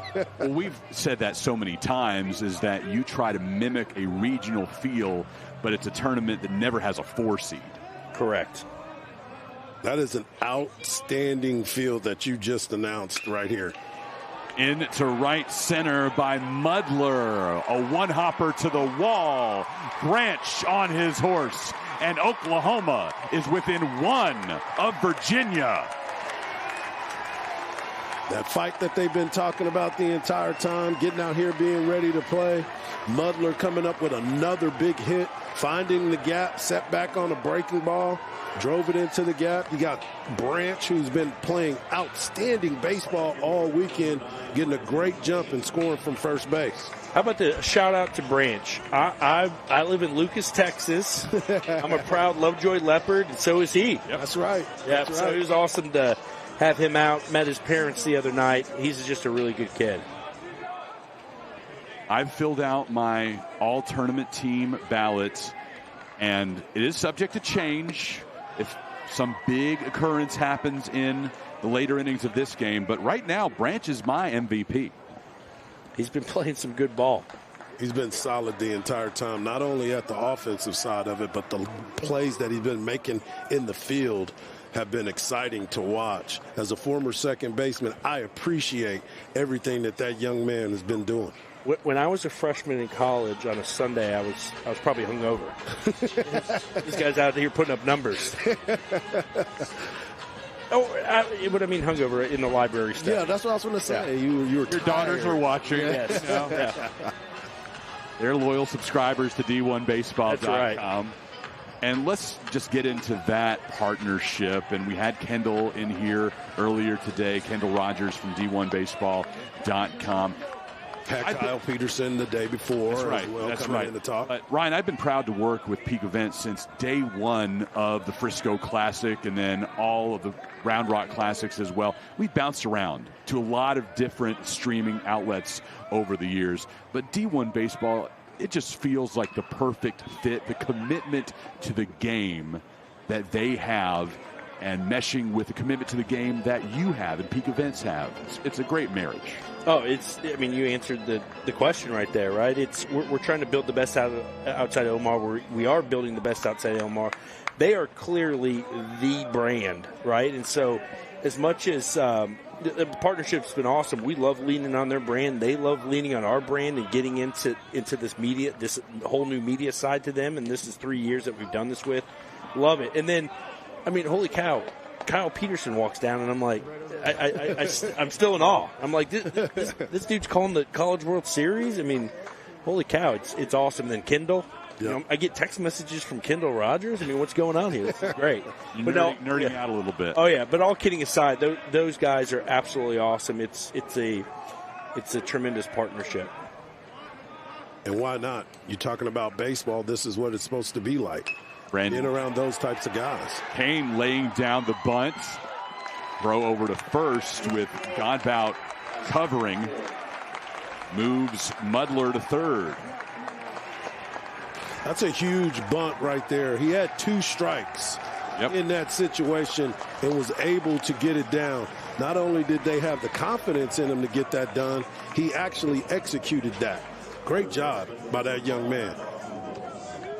Dawson Willis up next, and you've referenced it, Ryan, but the relationships with these coaches, it's why these tournament fields are so good every year, because not only do they enjoy what they experience here with their student athletes, but they talk about it with their fellow coaches throughout the season, and they're talking to each other about, you need to get to a Peak Events tournament. You take great pride in that. I was calling a Southern Miss game last year, and I already knew that they were in this field because he was so excited to tell me after we had chatted about the games I had done already in that season. Oh, you did a couple of Peak Events tournaments? We're there next year. Yep. It's awesome. Our relationship with Skip Johnson, he's an incredible human being. Brian O'Connor, incredible human being. I just love, as a leader in our company, I just love spending time with exceptional leaders and just picking their brains. One cool thing that I've really started to notice the last couple of years, like Teal playing out in center field, he's going to the Cape this summer. This past summer he was in the Northwoods, and he was in Jacksonville last year, obviously with Virginia, but he's talking to his teammates in the Northwoods that have played in some of our different things, and it's just really, really neat to see how much we're getting involved in college athletics, but it all starts with the relationships of these awesome coaches. 1-2 the count to Willis. Infielders all creeping in on the grass, but Willis strikes out looking.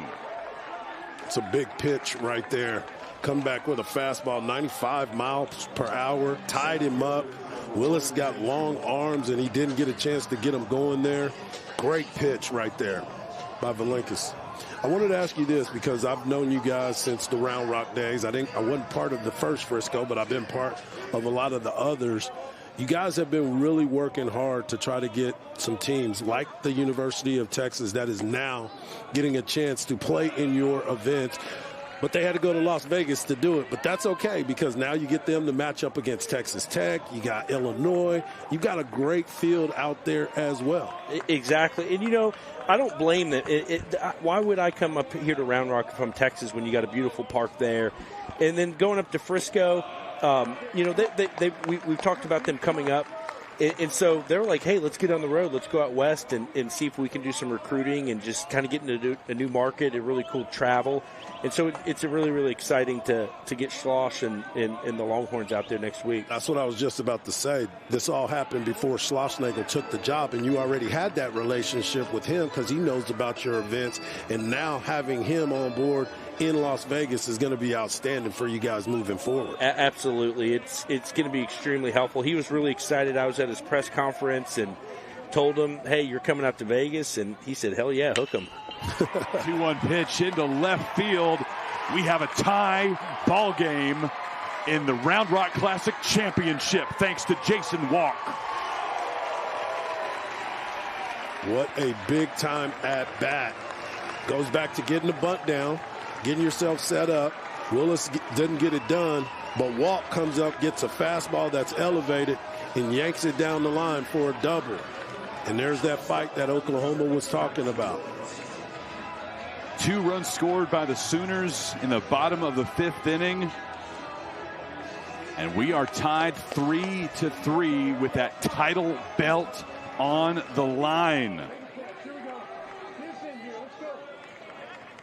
Couldn't ask for much more than this, Ryan, for a Sunday. The weather cleared up. Beautiful, sunshiny day. 60s. I'll tell you, the unsung heroes of this weekend, without a doubt, are the grounds crew. Yeah. These guys are absolutely incredible. We've sung their praises as much as possible. I know y'all have. They've made it work. Like an idiot, I asked Nick, the head grounds crew, hey, we good? We good, like for in and out, for whatever? And he's like, yeah. And of course they're good. These guys are incredible, what they do. And then just Ryan Sanders baseball as a whole. Anything that you're tied to with Nolan Ryan, if he's going to get behind it, it's all about baseball family. Those guys are awesome. They're amazing. Double barrel action in the Virginia bullpen after Tomas Valenkis has allowed 2 runs here in the 5th. All knotted up at 3. And Jackson Willits hoping to break that tie and give Oklahoma its first lead of the day. I wanted to ask you too, Ryan. I mean, think about this. Your staff behind the scenes. I talked about that a little bit earlier. You know, we're having fun out here. We're able to come out and call ball games, but you've got some people working in that back room that are keeping this thing rolling and making sure everybody has what they need. Talk about give them their praises.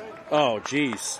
We've got a lot of really, really good people. Katie Moore, Robbie Ford, Josh Parrish, Morgan Long, Philip Valoria. And I'm going to miss people. Yeah. So you ain't got to go all of them. Just give them as a whole. Just give them as a whole. But if you look at either of these dugouts, and you look at the head skip is what you're looking at, right? The head skipper. But these director of baseball operations, Ryan Gaines with Oklahoma, Justin Armistead with Virginia, those guys are amazing. The staffs that they have working with them, that's the reason that these programs are these programs. Obviously, it starts from the top. For us, it starts at the bottom, and then they make me look good. So it's a little bit opposite. 1-1 pitch to Willits. So this is, I don't know if y'all covered this. So Reggie Willits, you know who he's named after? Reggie Jackson. Reggie Jackson.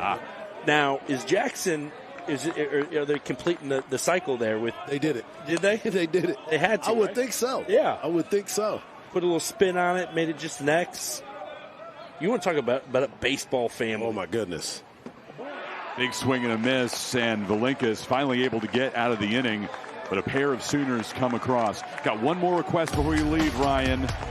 You always post a big wrap-up on social media. We can never get down there for pictures. We're taking one before Yes, we leave. absolutely. We got to get concluded in the wrap-up for the first time, Harji. Gents, y'all are awesome. Tied at 3, Thank you, brother. mid-5th in Round Rock. Thank you, as always.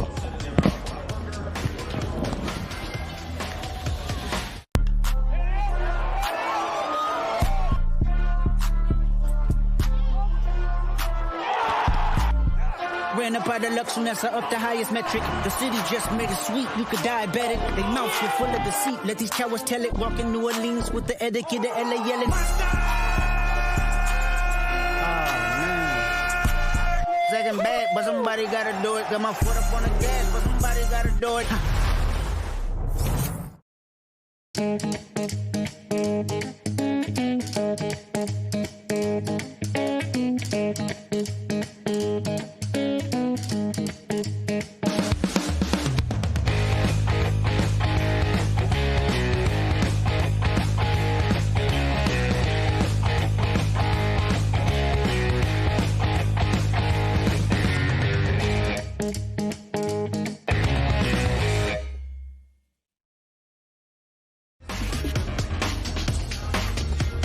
D1Baseball.com, the exclusive home of the Round Rock Classic. And we're back with you for more live streaming next weekend at the Las Vegas Classic and the Frisco Classic. While you're here, surf around and enjoy some great content from outstanding writers at D1Baseball.com. Check out the D1 Digest, reports from Round Rock, Jacksonville, and Arlington. Plus, scan some of the preseason materials that are still relevant through 2 weeks of the season, including that top 100 impact freshman list we talked about. Plenty of other big lists to run down the players that you need to be watching this season. I'm Chris Mikoski, Mike Harge alongside for the entire weekend. And Ryan Holloway wrapping up his customary inning with us on the final day of the Classic. Of course, he bounces around, so the tradition lasts for whichever tournament he has on any given weekend. He'll spend time with Farron and Runes next Sunday in Vegas, while Nathan Wooldridge will be our guest in the booth in Frisco on the final day of that event. VP of Peak Events. You heard some praise there from Ryan as he ran the event. Nathan did in Jacksonville this weekend, with Alabama winning the title belt with a comeback win today. Down 10. That's impressive. To Ohio State, and won 12-10 with a walk-off in the 9th. I wonder if they were yelling SEC during that time. And the biggest news coming out of that conversation, Harji, what a loaded field coming to Round Rock next year. LSU fans, just the Tigers alone in a tournament almost guarantees a sellout in this place. Then you add Baylor. Bears fans in Central Texas. Absolutely. To pack this place out on their own. And then Southern Miss fans, they'll go anywhere to follow their team. Then you talk about Oregon State. I was going to say, you're rounded out with a team that has a national championship history. The Oregon State Beavers, right back here around Rock. As the play is made by Christensen at first. I have to check, but to my best recollection, this is the first time that any Peak event has had a team at the same location in back-to-back years.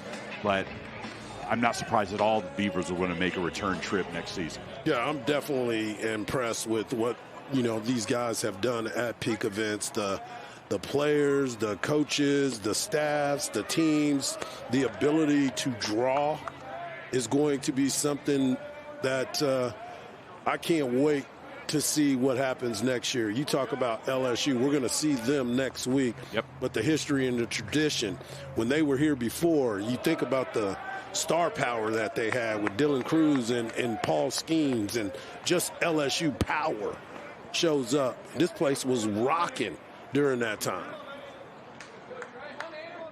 All right, so ballots are due at the end of this inning, Harji. Yep. For the all-tournament team, as Wells grounds out to Branch. Nope. Christensen can't scoop it. First time all weekend that Branch has made any kind of defensive lapse. Well, not only that, this is 3 errors by the Oklahoma Sooners in this ball game after they were clean. They had a clean sheet for 2 days, and now they're getting an opportunity to make some plays and coming up a little bit short. Mound visit now for Oklahoma. Here is my issue, though. We're in a tie game in the championship in the 6th. MVP should go to a player on the championship winning team in my eyes, and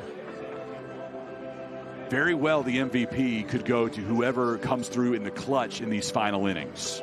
So I would support an executive decision by peak events. Game-winning homer. Exactly. You got to give it to that person. Well, not unless it's his only hit of the weekend.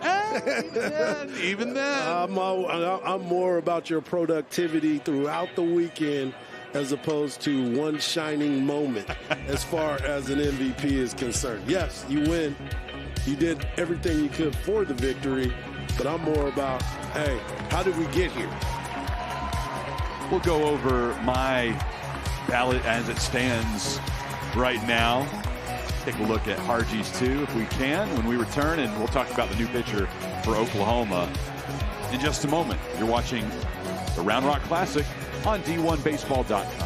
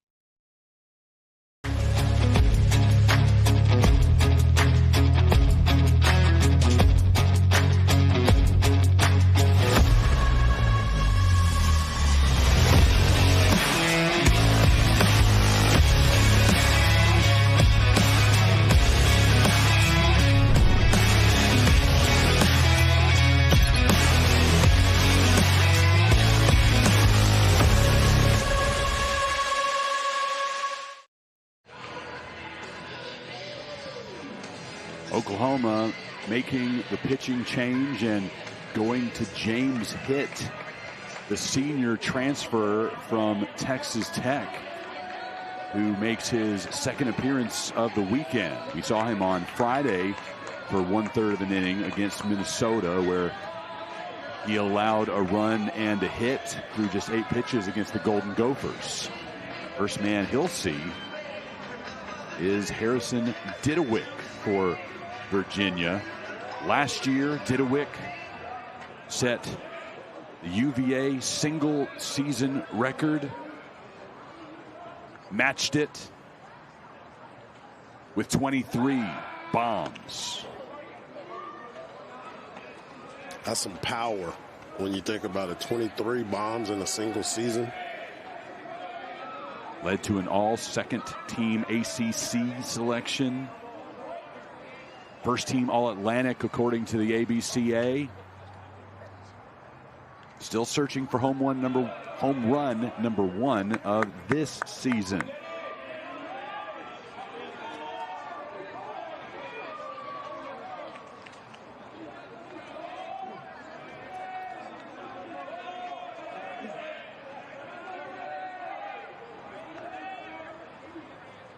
1-0 count from hit to Didowick, missing away.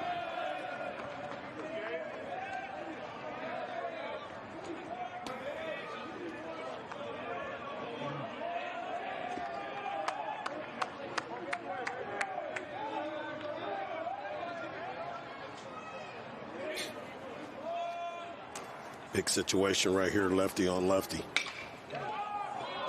Popped up to left. Gamble moves in and then back for the second out of the sixth.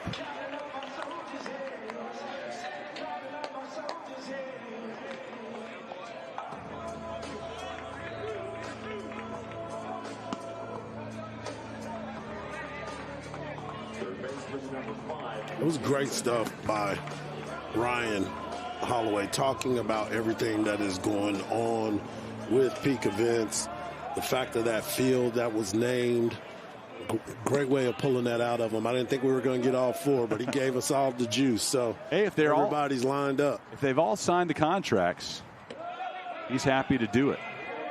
Normally, as that one gets away from Mudler and advances Wells, normally the way it goes, Harji, and you know this, he'll give us a couple of things on the air of teams who have signed on the dotted line. Yep.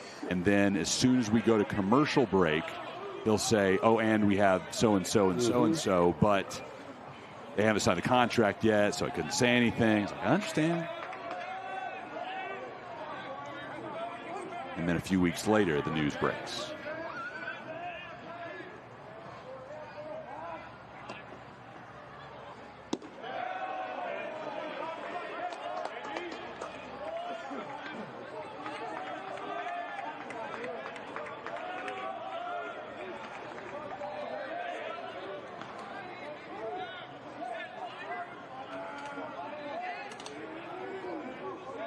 The count.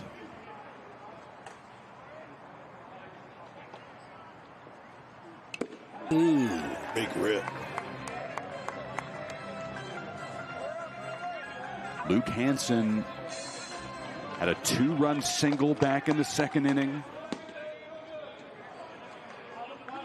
And then put out at home for the final out of the frame. As Cameron Johnson flipped the ball out of his glove to Scott Mudler to get the out at the plate.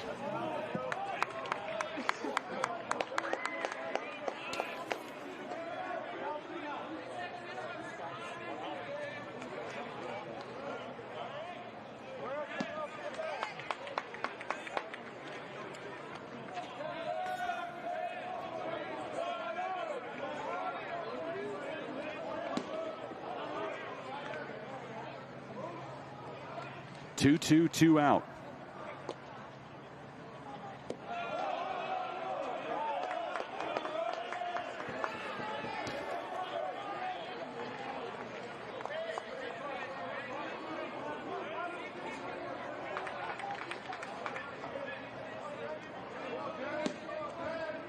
Full count now to the 9-hole hitter for Virginia. Tie ball game and a runner on second for the Cavaliers. Checking Wells.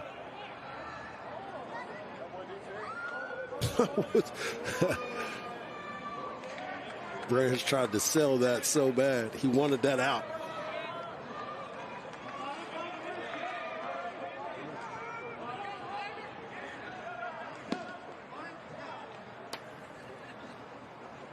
Yeah, they're going. What are they reviewing? Christopher Griffith threw his hands up and brought in the rest of the crew. Casey Moser, Doug Williams, and Andrew Fulton.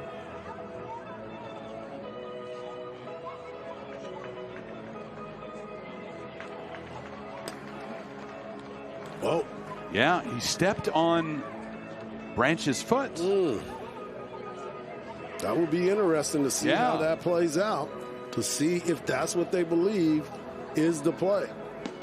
Yeah, it was impossible to see that with the naked eye from up here on the third level, but now you get the reverse angle. I think he got back in after that because I do too. But it's worth looking at. Yeah, for sure. Hits the foot. Yeah. Yeah, he got back on there. If possible, it'd be great to see simultaneous both sides, this angle and the reverse, because you can't quite see the glove touch the front of Wells. Yeah, well, the way he moved and he went twice toward, that's normally a dead giveaway. Yeah. And the call is confirmed. Yeah. The review is over. He is safe at second. Yeah, when guys start moving around twice, that means something wasn't right. Yeah.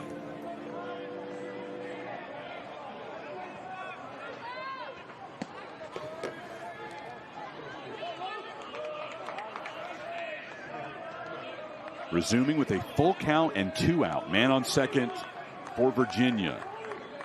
Luke Hansen already with 2 runs batted in today. No more on this AB, and hit. Pumps his fist as he heads back to the Oklahoma dugout. Huge pitch. A slider to retire Hansen. Tied at 3 as we head to the bottom of the 6th inning. It's the championship of the Round Rock Classic.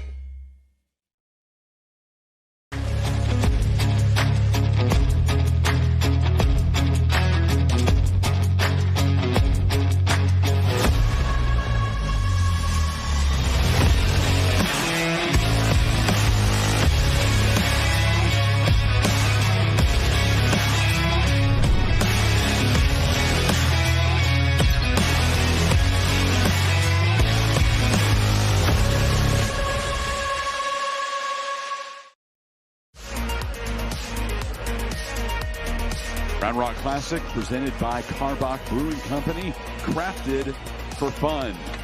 Please drink responsibly. Title belt on the line. It's the championship of the Round Rock Classic from Dell Diamond. And we're all tied up, heading to the bottom of the 6th inning, and that is what the winning team will take home to campus. The detail, the precision, the beauty. And we hope a student athlete's going to wear that to class tomorrow morning.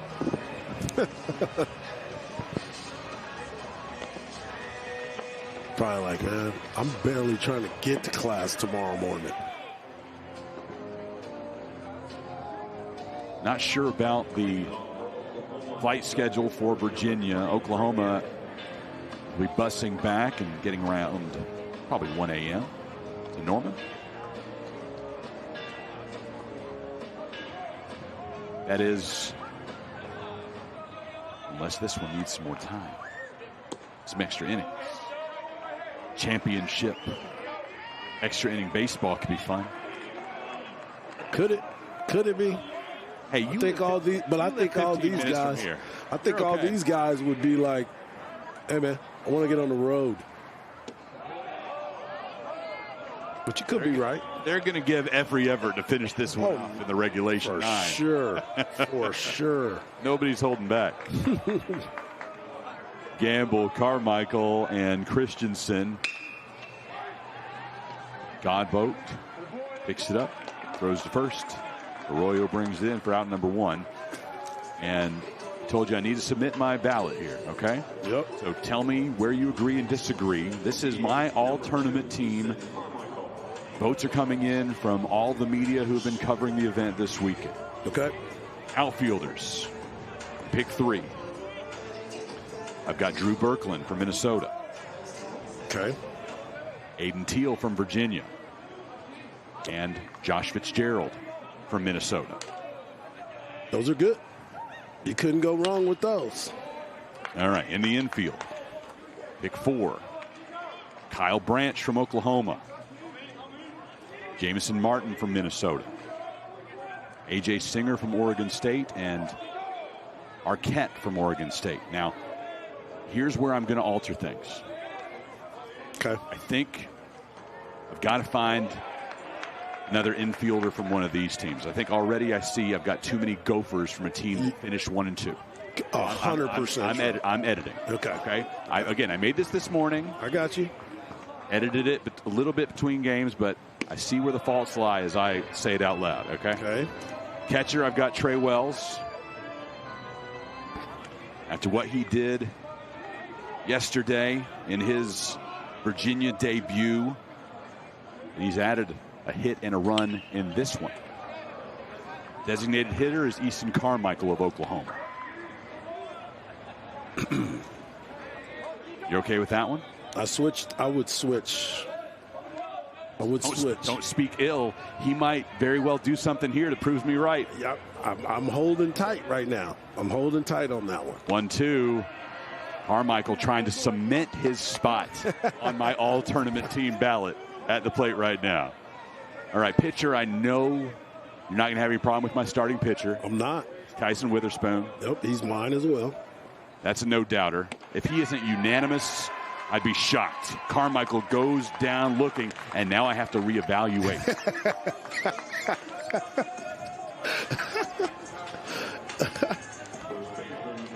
Okay. Watch this slider go past at 84. All right, the relief pitcher is Eric Segura. 100% agree with both of your pitching choices. And I have my MVP. And again, you have to submit it. It's due before the 7th.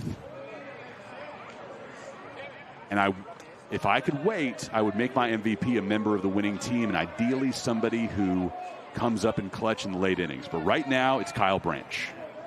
Okay. I like it. Kyle Branch for MVP. And he may do something in these final few innings to cement himself in that spot. He may do that. I like your outfield. You did well with your outfield. Got to change the infield. Definitely got to change the infield. Yep. That's why we have this exercise, Harji. Yep. And on the catching part of it, I would put Mudler. Yeah. He's done a great job behind the plate, and he's done a really good job hitting in clutch situations. As the DH, I would move Wells there because he did DH, or he is DHing today. That's true.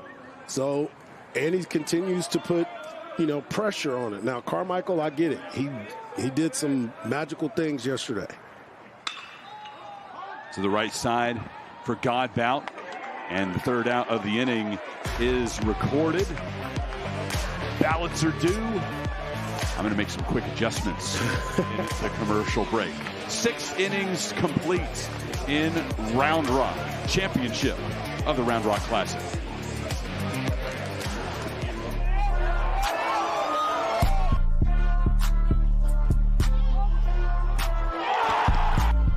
Ran up out of luck soon as I up the highest metric. The city just made it sweet, you could diabetic. They mouths were full of deceit, let these cowards tell it. Walking New Orleans with the etiquette, the LA yelling. Second bad, but somebody gotta do it. Got my foot up on the gas, but somebody gotta do it.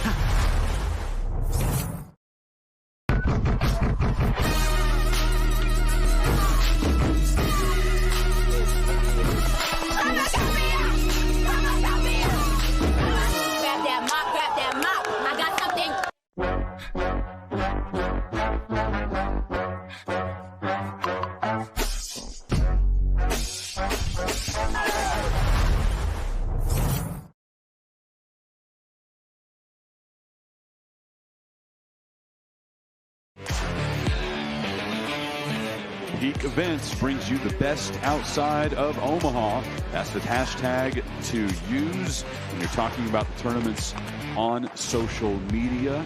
Hit up that hashtag and you'll see highlights from the weekend, both from our broadcasts and some looks behind the scenes from the Peak Events social media crew. Also be sure to follow peak.events That's Peak DOT Events on all social media platforms. Chris Mykowski, Mike Harge. The ballot has been submitted due before the 7th inning began, so I did make the adjustment, and you pointed out Henry Godbout needed his spot on the team, so he made it on my ballot. Vote recorded. All right, I like it. And you just submitted yours as well. I did. And my MVP is actually Witherspoon. Okay. With 12 strikeouts and going 7 1/3. Yeah. He's not only my pitcher, my starting pitcher, but he's also my MVP. A good choice as well. I'm sure the vote's going to be super tight. Yes, for sure. For MVP. And again, we can be vetoed in certain situations because of the authority of how this game may finish.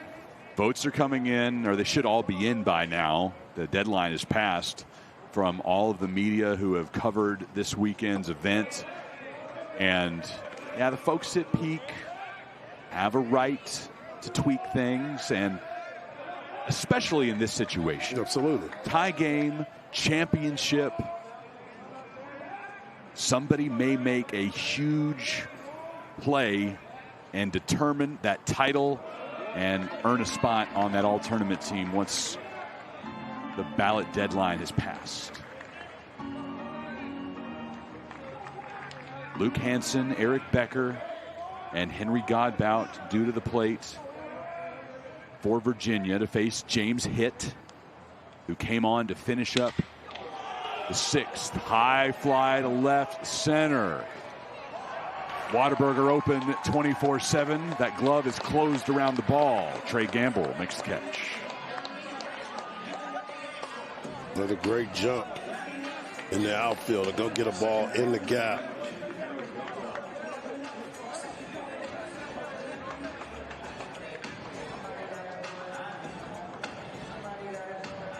Here's Becker. He's 0 for 3.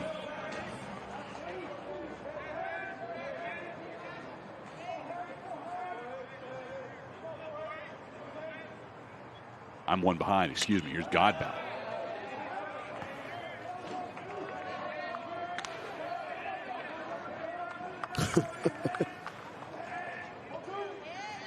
Godbout, who was a late addition to my all-tournament team ballot.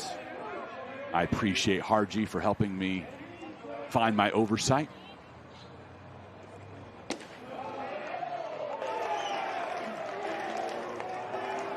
I thought that one was down. Change up at 85 miles per hour. Yep.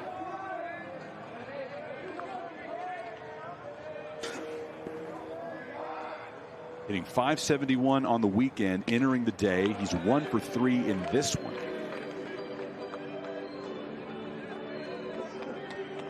Definitely been impressive. His approach at the plate, solid at second base, strong arm.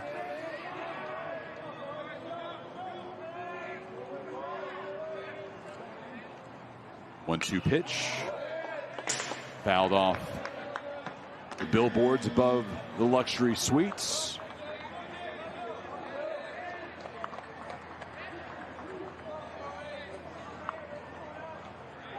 Speaking of, what time do the Express offices open tomorrow morning? I think 9. 9 o'clock and 1 second, they're going to get their first call from LSU fans for those tickets. To get to for the tickets. Oh, I was going to say for the suites. Those high dollar Tigers. That's where they want to sit next year. Can't wait. This place is going to be a madhouse. Hopefully we have better weather, but it wouldn't matter to them. No. 2-2 with 1 out. Missing inside, and in case you missed our conversation with Ryan Holloway in the 5th inning, the president of Peak Events revealed the 2026 Round Rock Classic field, and it's special. 3-2 pitch coming with 1 out. Missing low and away. And Hargy, going into this weekend, we knew we had an incredible lineup of teams. Absolutely. And you and I have been geeked up about this for a year. And it's going to be the same case for 2026. We leave here today already anticipating coming back for week 2 of the 2026 college baseball season. LSU, Baylor, Southern Miss, and Oregon State. The Beavers back in the house. The Bears coming in. Golden Eagles and the Tigers of LSU. And if you haven't seen LSU ever play or In been person, around those fans, buckle up, folks. Buckle up. 0-1. Missing just outside.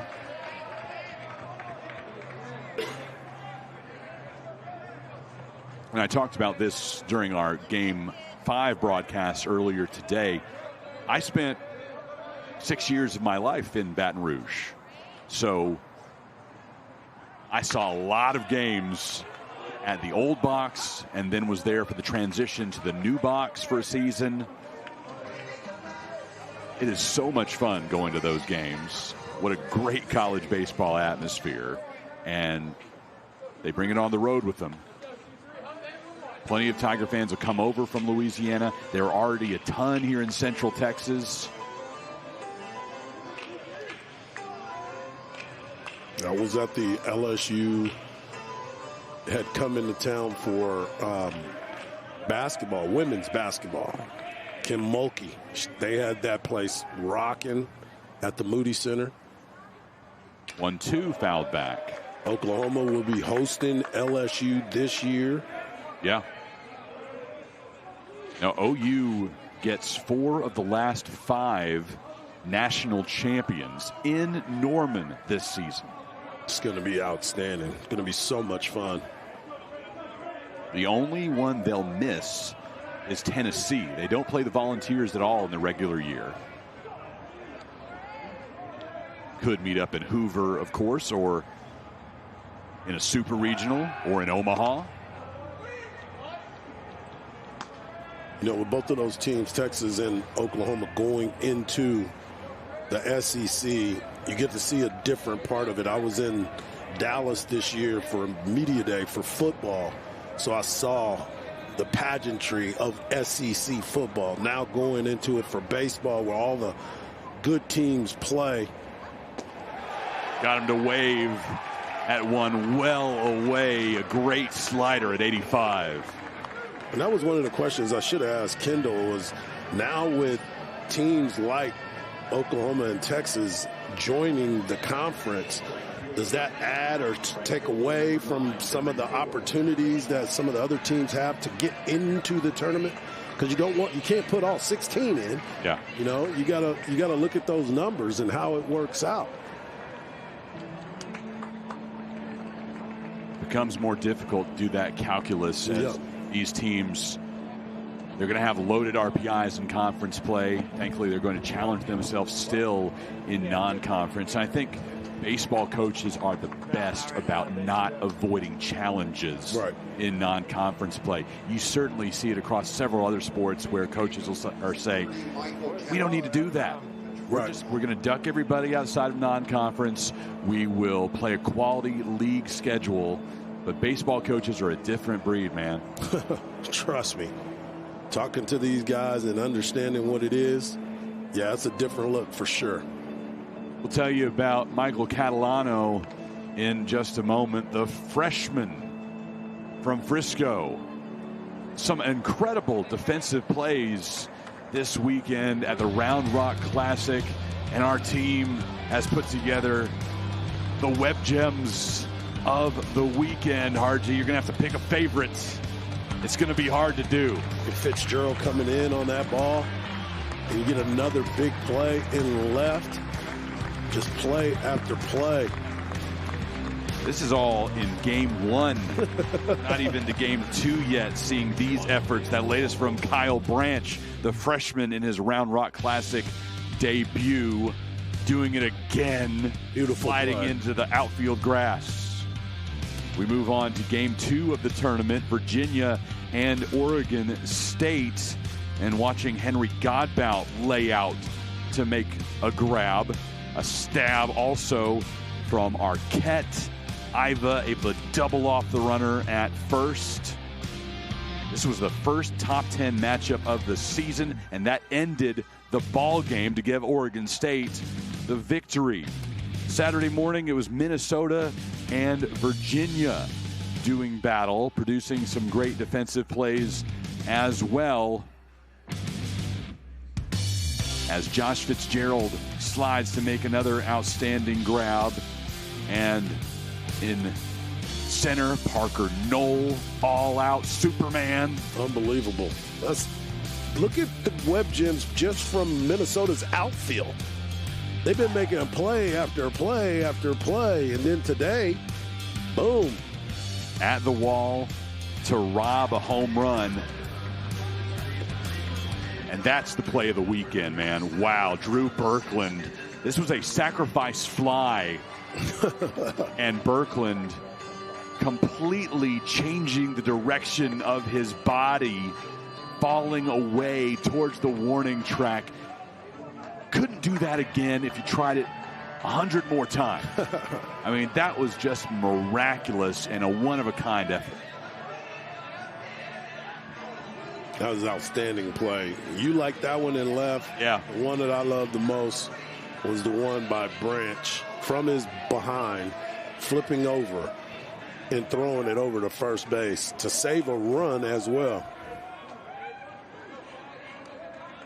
Here's the freshman, Michael Catalano, called on for Oklahoma in a tie game in the 7th inning, the championship of the Round Rock Classic. Making his 3rd appearance of the season and 2nd of the weekend. The freshman from Frisco watches this one go high into the night sky off the bat of Henry Ford. That ends the top of the 7th. Henry Godbout got aboard with a free pass, but he is left stranded. It's stretch time in Round Rock.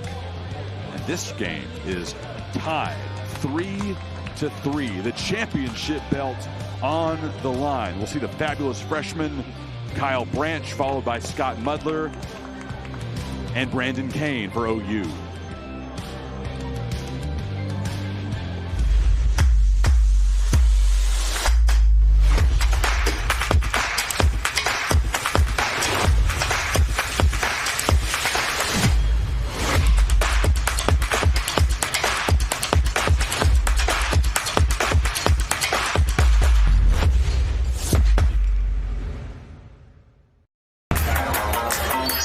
Face. What triggers this unique expression? Cooking your meal as soon as you order with the freshest ingredients. Are you ready to discover your taco face? Taco Palenque, food in real time, no matter what.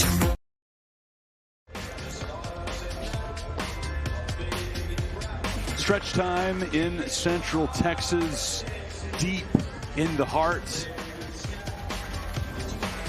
Tie ball game in Round Rock between Oklahoma Sooners and the Virginia Cavaliers. Harji, this has been fun all weekend long and really couldn't have asked for a better conclusion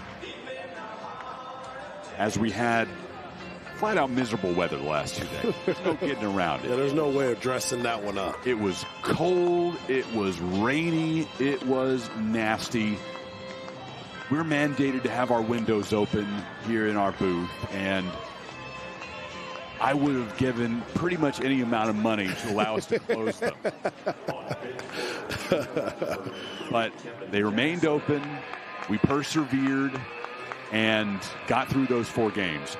Woke up this morning, looked at the forecast, said we are in for a much better day. The weather has delivered. The play on the field has delivered. And we're now in a tie game in the 7th inning with a championship on the line. Virginia will make a pitching change as Kevin Jaxel enters to face Kyle Branch to begin, who is 5 for 10 on the weekend. Yeah, he's enjoyed his trip to Round Rock, Texas, playing on this ballpark, having a great approach, just professionalism about himself at such an early age. Really, really impressive young man.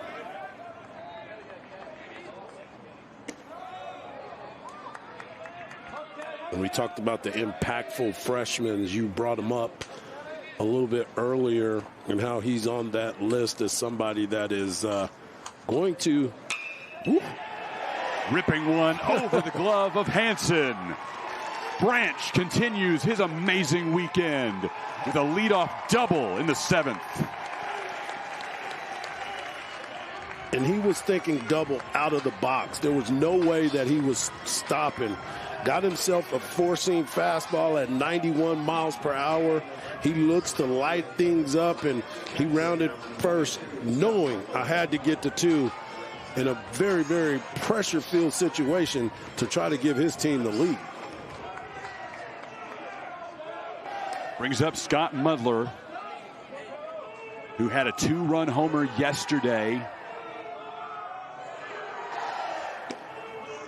as Oklahoma beat Oregon State and remained undefeated. The Sooners 5-0 on the season.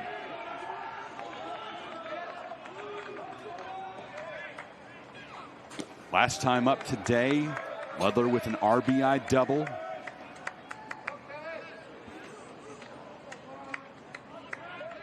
Runner in scoring position, tie game, bottom of the 7th.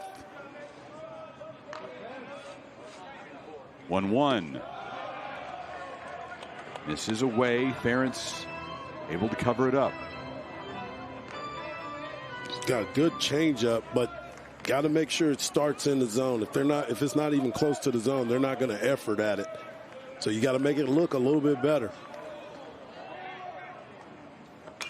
2-1. Fouled above the suites and into the parking lot.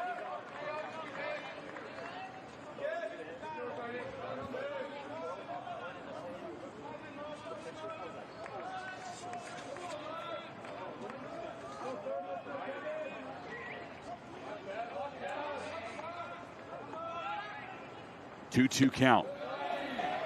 Just missing outside. Virginia fans don't sound happy.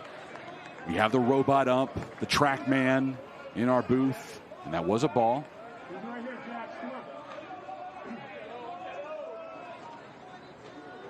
Payoff pitch coming to the Mud Dog. Grounder to Godbout, flips it to first. First out of the 7th. And Oklahoma will send Dayton Taki to the plate. Pinch hitting for Kane.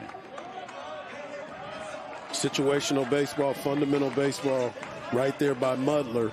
Runner on second base. Job is to get him to third. And that's exactly what he did. Now's the cat and mouse game. Kyle Branch moves up 90 feet. And Taki will try to bring him home. There's a base open here. Taki's got to make sure that he's chasing everything in the zone. Don't get out of where he wants to look for the ball. Big situation.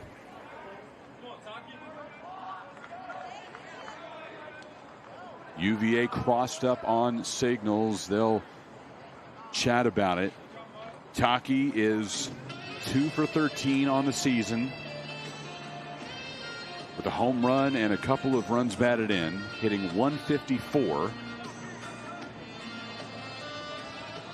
At this point, though, Harji, just 2 weeks deep, it's not so much about those numbers. It's the instinct of Skip Johnson, the players that he believes in this big situation. Yep. There's a reason why Skip is bringing him in right now. He believes that this is the type of bad pitcher that he will have success again. That's why I say you got to make sure you have your game plan ironed out, get ready for it. Don't help him out. Don't chase anything down in the zone. Make every pitch be elevated, because the one thing you don't want to do is hit a ground ball directly at someone. You want to get a pitch that you can hit to the outfield so we can see if there's going to be a play at the plate. Or get a base hit. That's a better part of it. Christopher Griffith goes to the mound, and Virginia tells him we are going to go to the pen, so it will be a lefty-lefty matchup now with Taki at the plate. Blake Barker will be the man he faces. We'll set the scene in just a moment. Tie game, bottom of the 7th at the Round Rock Classic Championship. Virginia and Oklahoma, 3-3.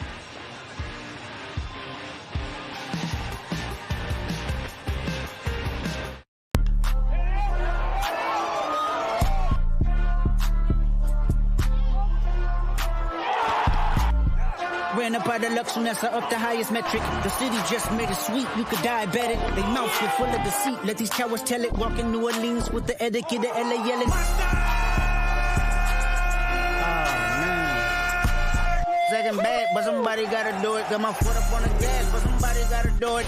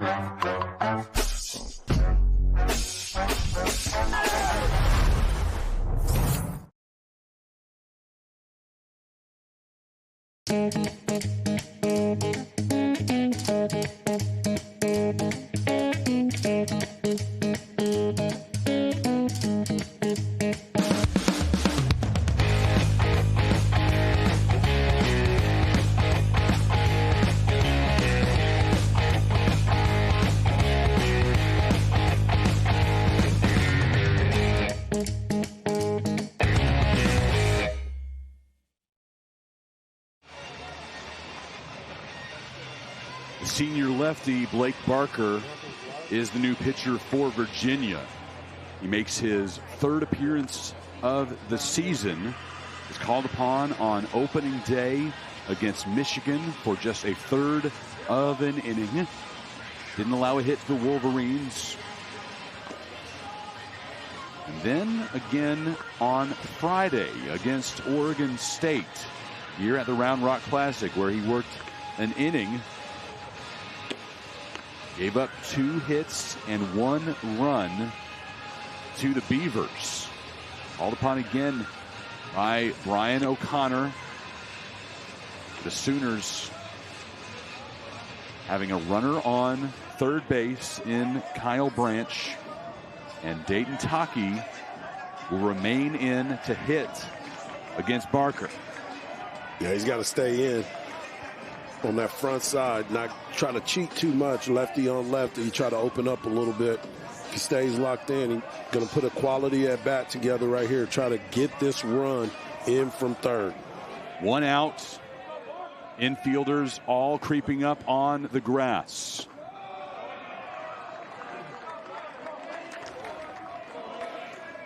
For a lefty being up, Godbout is really, really close at at second base. 1-0 pitch to Taki in the dirt.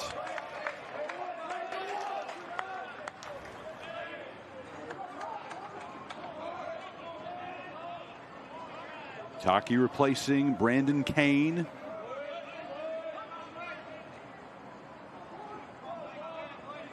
Eighth hole of the Oklahoma order. 2-0 pitch over the glove of Eric Becker. Branch scores, and the Sooners lead 4-3. Great piece of hitting right there. Got a head in the count, got a fastball up and away, and stayed through it. That's why I say you got to make sure he elevates those pitches. The first two, low. Got a pitch he can handle. Great base hit to take the lead. The pinch hitter, Taki, comes through with a shot to the opposite field. The outstretched glove of Eric Becker can't get to it. And Boomer Sooner chants loud inside Dell Diamond. Rightfully so. Come up in a clutch situation. Great move, great chest move by Skip Johnson, knowing his guy. Got him up in the right situation and came through clutch and getting high fives all around. But the party got started with Branch with the leadoff double. Yep. And then the fundamental part of the game, getting the ground ball to advance his guy to third base, and boom, infield in, base knock. Cavaliers will make another change on the bump before facing Dawson Willis. You're watching the Round Rock Classic on D1Baseball.com.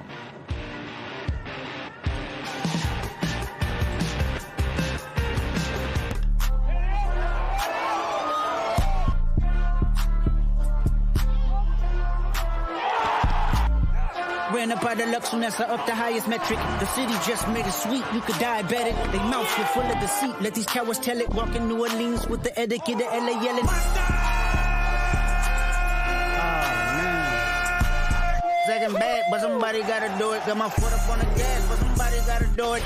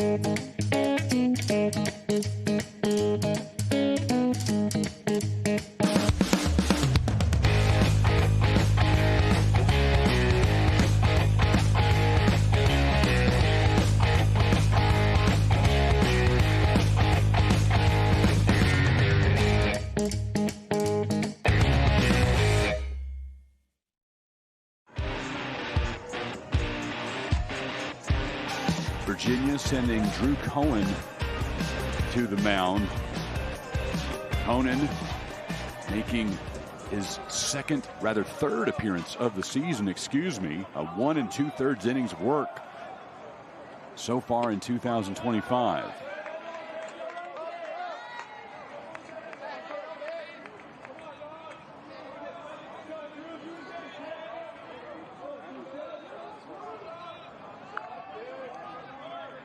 Facing Dawson Willis immediately after.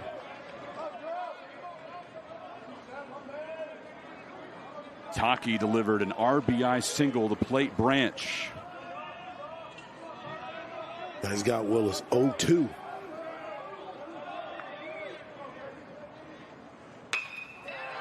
Grounder to Hansen, on to second to Godbout, and Arroyo can't glove that one. We've got two players down beyond second base.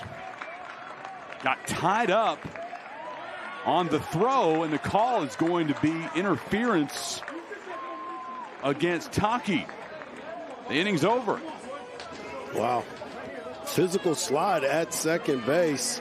I kept trying to see if he went through the bag on the slide.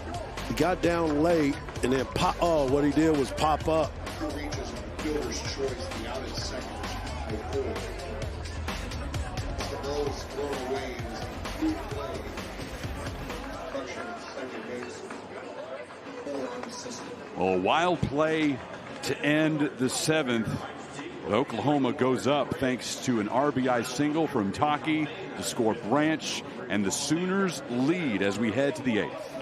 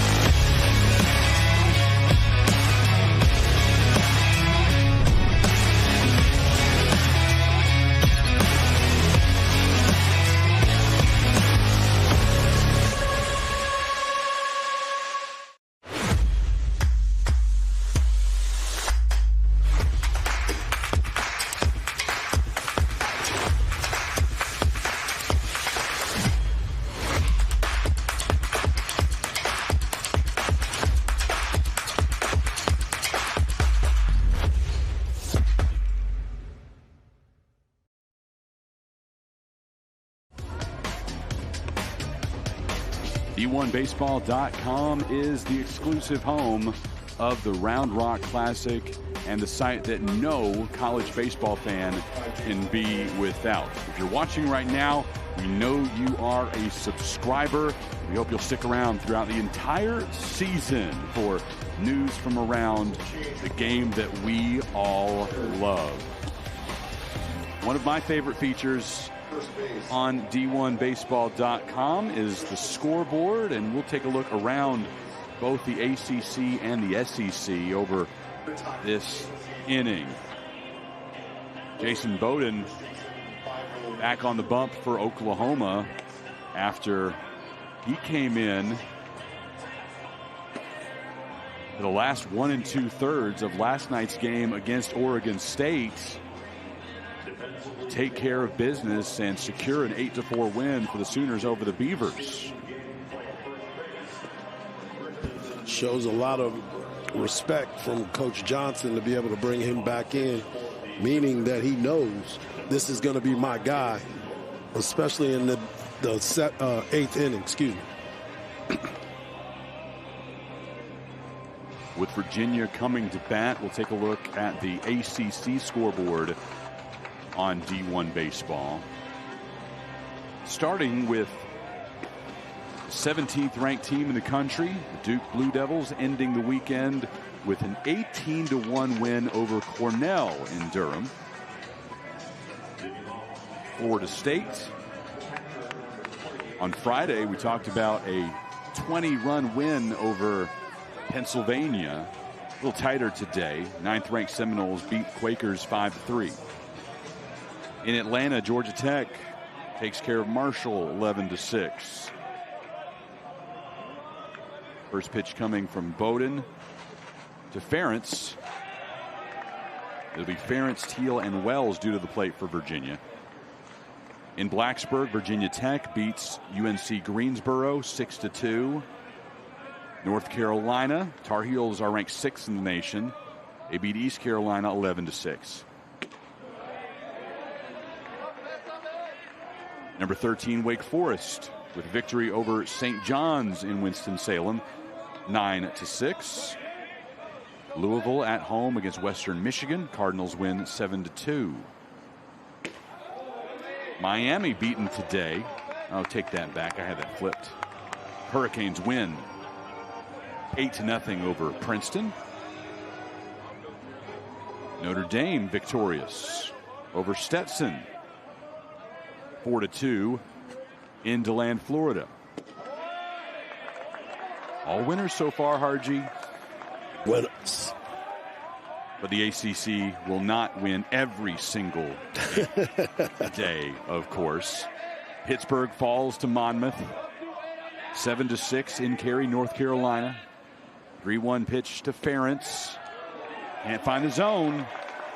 Virginia has the leadoff man aboard in the top of the 8th. Teal is the right man in the right spot. He looks like he has good control of the bat. So I'm wondering if they would put him in motion or maybe even sacrifice to get him in scoring position. Hard to take the bat out of the hands of Aiden Teal, though. Agreed. Teal had a 2-run homer yesterday to put Virginia ahead against Minnesota.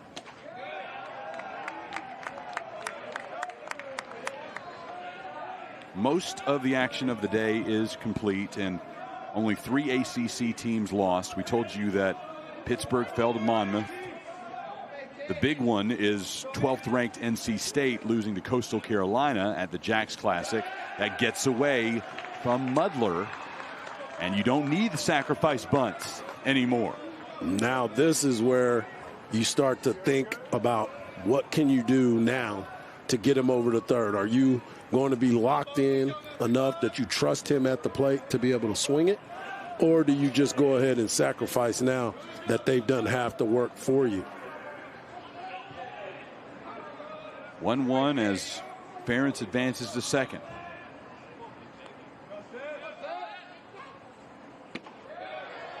Coastal Carolina beat 12th ranked NC State 10-3 in Jacksonville, and Cal lost to Houston 7-4 in Berkeley. One other game has gone final.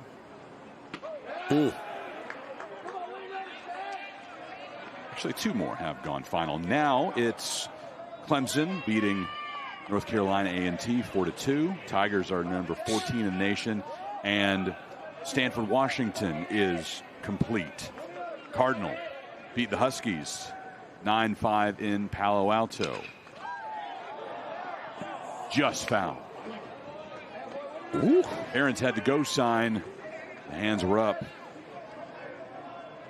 from Casey Moser down the third base side. That was as close as you could possibly be to being fair or foul. That ball hugged the line all the way down. Woo. Just on the outside part of the bag. We'll take a look around the SEC scoreboard in the bottom half of the eighth. Into the Virginia dugout. Count now 2-2 against Aiden Teal.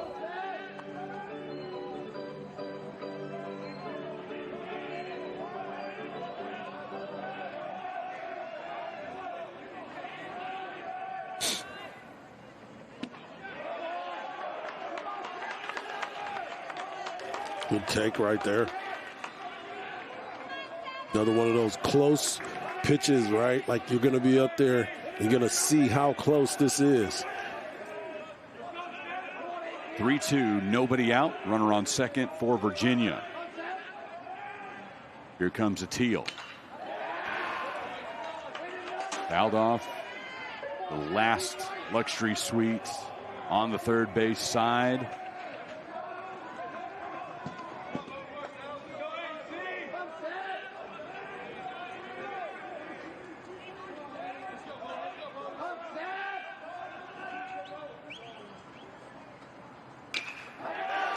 Another foul ball. Teal didn't play on Friday as Virginia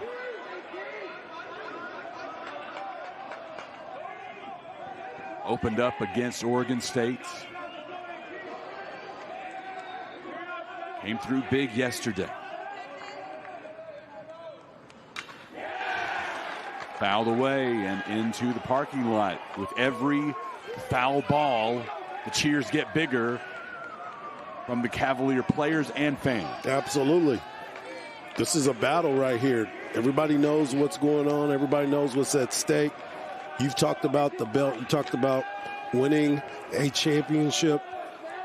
Number 2 ranked team in the country.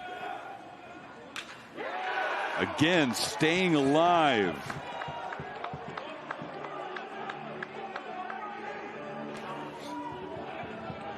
Every pitch is important at this time. Got a chance to go 2-1 or 1-2 on the weekend.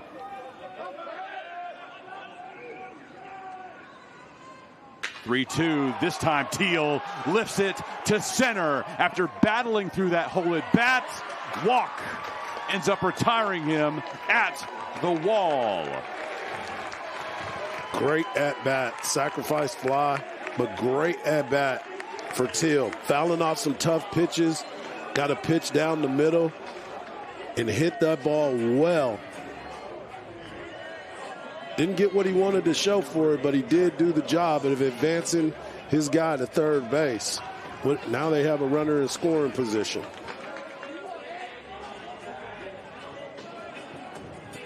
And Wells with a chance to advance Ferentz 90 feet and tie this game at 4.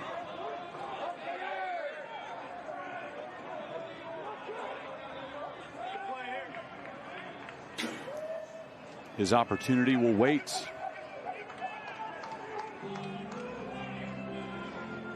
As the Sooners want to talk things over.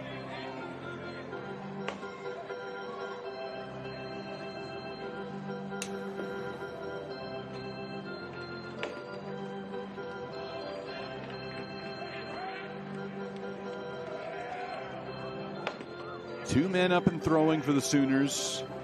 in the pen beyond the left field wall.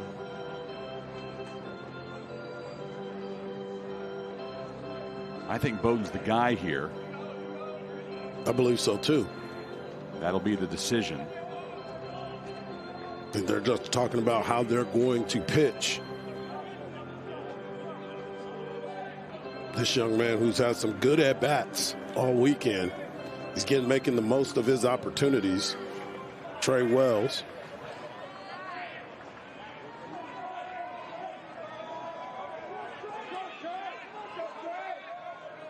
Keel's long fly ball resulted in the first out of the inning. Runner on third for Virginia. Cavaliers trail by 1. Trey Wells hitting a robust .667 on the season, as yesterday was his first action as a Cavalier, and he went 2 for 3. Again into center. Ferentz ready to tag. Here he comes. The throw is up the line, and Virginia ties this one at 4. Love this type of baseball. Get him over, get him in. Looked bad on the first pitch, but got the second pitch in the air. Drove it to center field. Walks throw way up the line. Ferentz scores. We got ourselves a tied ball game.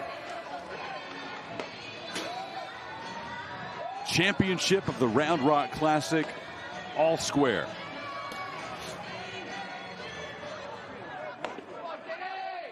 And now it's Harrison Didewick. 23 homers a year ago. Still looking to get that stroke here in 2025. Entering the day with a 111 average.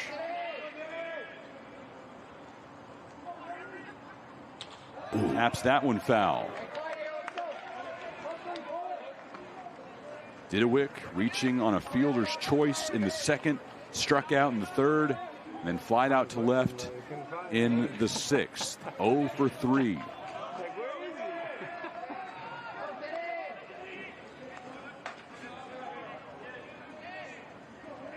.02 pitch coming.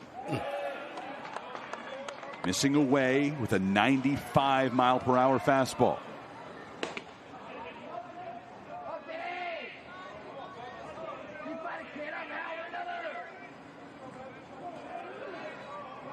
Jason Bowden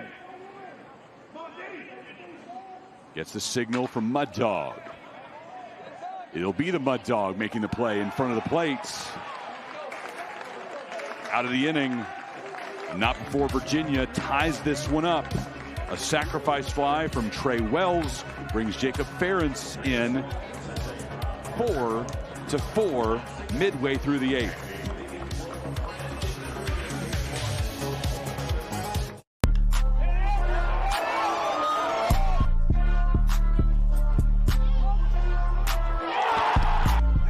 Ran up out of luck, soon as I up the highest metric. The city just made it sweet, you could diabetic. They mouths were full of deceit, let these cowards tell it. Walking New Orleans with the etiquette of LA yelling.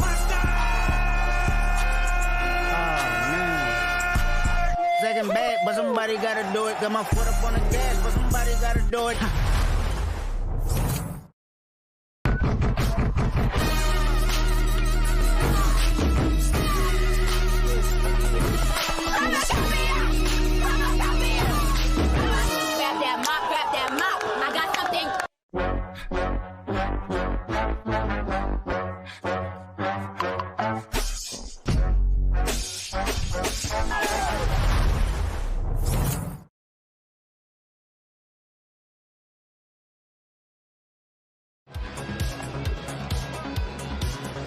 Best outside of Omaha resides at the Peak Events tournaments. And RG, we have a game that is worthy of the College World Series.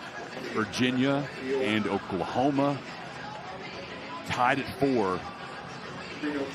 And these are two teams that truly could meet again at the end of the year. Yeah, this is what we expected to see. You know, all weekend we talked about the matchups and all the teams that were here. But then you get out here in these particular moments and you start to see the chess matches between both of the coaches, and then you got to make sure that the situations come to those points. So this has been fun to watch, man. Oklahoma will send the top of the order to the plate. Jason Walk, Jackson Willits, Trey Gamble due up. In the final game of the Round Rock Classic, winner earns the championship title and will take the belt back to their campus. Alabama won the championship belt in Jacksonville. That starts our look around the SEC scoreboard from D1 Baseball. Here on the site, easy to spot. Right below that top level, you see live scores. Red dot and red letters in live. Ohio State was leading 10-0 over Alabama after 4 innings. And Bama scores 12 unanswered, including a 3-run homer in the bottom of the 9th by Will Hodo to win the game and the Jacks championship, as Jason Walk gets a free pass to start the 8th. It's that never say die attitude that you get from time to time, where guys just go up there and they just play the game. The game is 9 innings. They play it all the way through, and you never know what's going to happen. And I believe he hit 2 home runs on the day, if I'm not mistaken.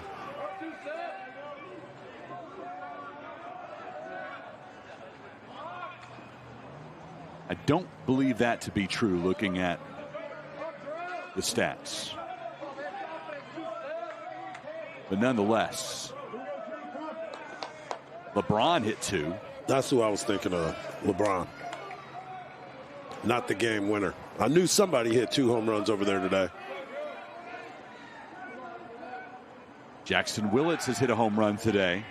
That came in the 4th.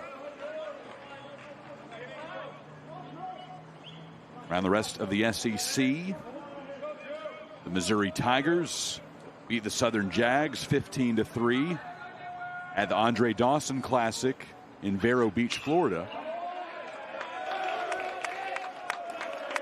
A really cool opportunity for the Tigers to take part in that tournament, which the rest of the field was HBCU teams. National television for that event.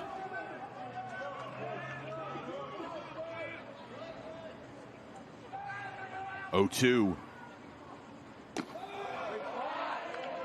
Georgia wins big in Athens. The Bulldogs are ranked 8th in the nation. 17-3 the final over the UIC Flames. Florida, number 10 in the nation. And the Gators beat Dayton 12-2 in Gainesville. Checking back, Walk. In Arlington, at the home of the Texas Rangers, 5th-ranked Arkansas beats Michigan 8-6. I'll have to check out the attendance numbers from that one after Razorback and Horned Frog faithful brought 17,000 to the Gilf yesterday. That's wild. They love their baseball, though, both of those fan bases. 4th-ranked Tennessee, 10 better than Samford, 11-1 in Knoxville. Just south of us in Austin, 10th-ranked Texas beats Dartmouth 4-1. Foul ball, according to Andrew Fulton. Ole Miss beats Eastern Kentucky 9-3 in Oxford. 15th-ranked Vanderbilt, 10-0 win over St. Mary's in Nashville.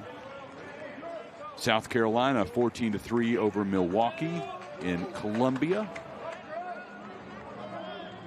Kentucky with a 9-5 win over Belmont in Nashville. Bouncing it in to Willits. Count is 2-2. 18th ranked Mississippi State, 6-4 winners over Missouri State in Starkville. Auburn 9-4 victory over Wright State at home. 2-2 pitch coming. High pop fly in the night sky. Didewick, the left fielder, makes the grab. So to this point, as we mosey around the SEC scoreboard, all wins. I only have one more game to reveal, minus the one we're watching right now with Oklahoma. That's Nunley. Went out to the left field to make that play. Thank you, sir. You got it. Change for Virginia. It's Nunnally, Teal, and Ford in the outfield. Hanson, Becker, Godbout, Arroyo in the infield. Conan on the bump. Ferentz behind the plate.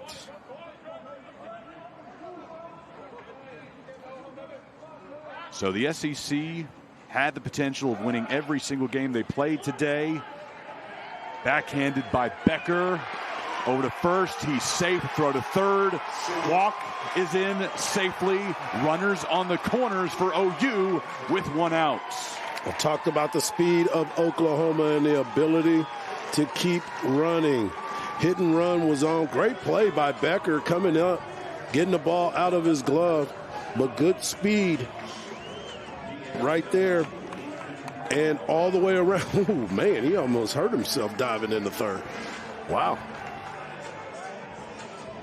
Infield single for Gamble. Walk moves to third base. The go-ahead run potentially for Oklahoma. Easton Carmichael will try to bring Walk 90 feet further. This is away on his first delivery. My man Jason Walk over there on third base with the two oven mitts on. Yeah. Why not get that advantage no matter which hand you're sliding in with first?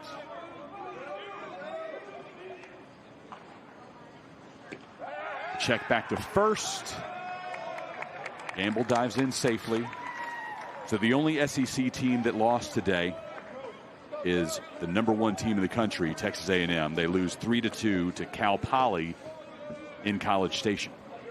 Yeah, they had a tough time with them this past weekend. They got the wins except for the last game, but there was a lot closer games than they were expecting. Carmichael can't catch up with that one. Oklahoma trying to make it so all but one SEC team wins on this Sunday.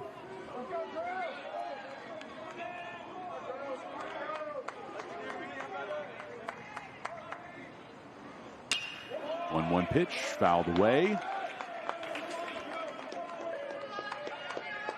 A highly successful day for both the SEC and the ACC.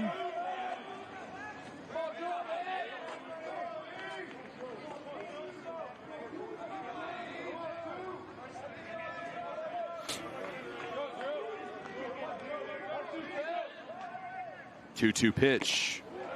Missing away, 3-2. Full count, one out.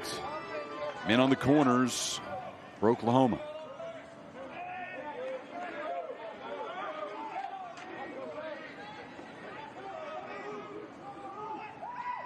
Delivery to Carmichael. Right at Godbout. Everybody goes back to their base. Caught that out the end of the bat.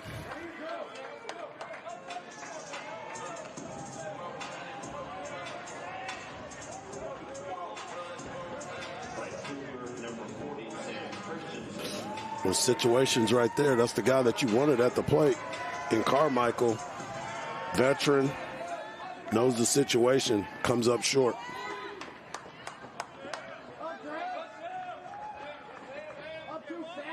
Sam Christensen, opportunity to be the hero for Oklahoma.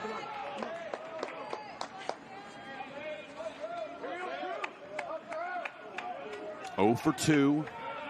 He walked in the second and was immediately picked off and grounded out in the fourth and the sixth. Runner on the way, no throw. Gamble takes second on indifference.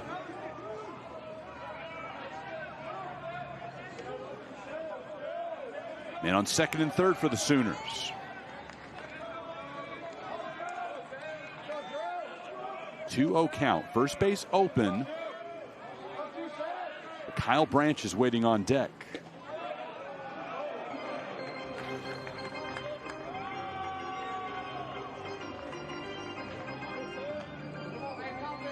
Got a buddy of mine that texted me just a little bit ago, and he coached a lot of these players for Oklahoma. And here's your guy, Kyle Branch, in a situation. On a 3-0 count, Virginia opts to walk Christensen intentionally and allow Branch to hit.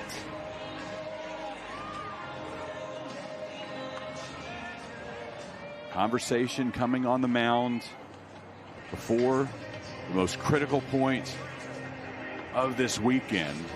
Bases full, 2 out, tie game. And the stud freshman, Kyle Branch, with the chance to change some minds on that MVP vote, Harji. I voted for him. You did? You voted for Kyson Witherspoon. I did. Tell me this. If you had the opportunity to resubmit and Branch brings in a game winner here. Absolutely. Absolutely. I mean, what we've seen from him has been outstanding all weekend. He's fundamentally sound. He knows the game. You can see it. He likes the game. And you can see it in his face, in the way he plays. So he would be very deserving, but this is a big situation. 2 out and the bases loaded. First pitch, a curveball at 76. Branch watches it go by.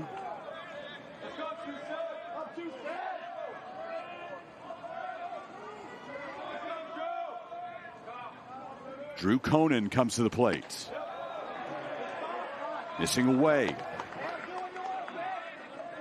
Watch your right shoulder, brother. Thank you.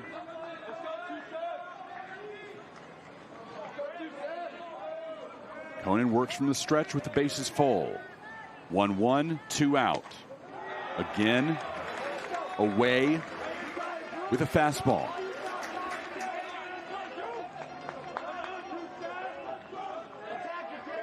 Branch 6 for 11 in the Classic, including a single and a double today. Both times he came around to score. 2-1. Popped up to right. Henry Ford makes the catch, and the Sooners leave the bases loaded in the bottom of the 8th inning. Conan able to induce the flyout. Good pitch, good spot. Great opportunity, good pass at the ball. And we remain tied heading to the 9th inning of the Round Rock Classic Championship.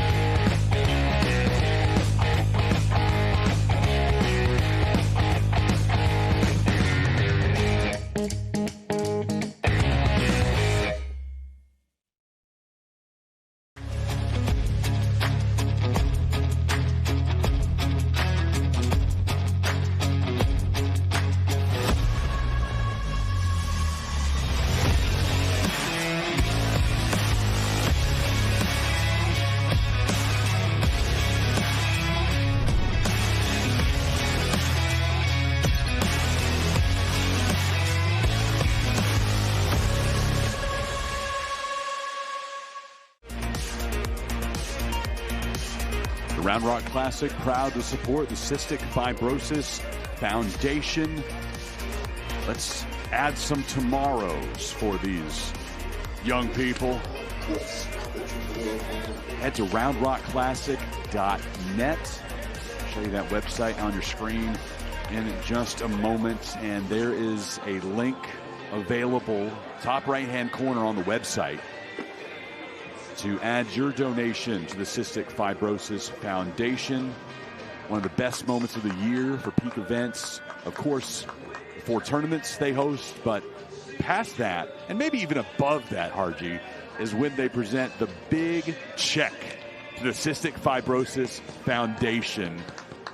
All the work they put in leads to that moment, and they've been able to give so much money to that organization over the years. In fact, I'm going to text Ryan and see what the latest figure is for all these years they've been raising money for the CFF.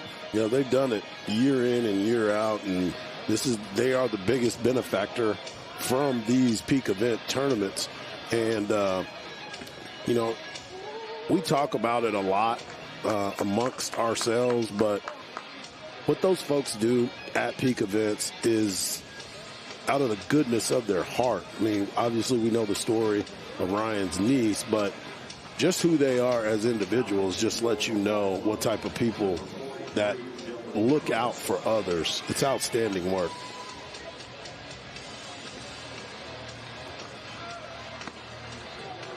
Oklahoma makes a pitching change. Dylan Crooks steps to the bump. His second appearance of the season. And he'll face the 9-1-2 hitters for Virginia. Luke Hansen, Eric Becker, Henry Godbout.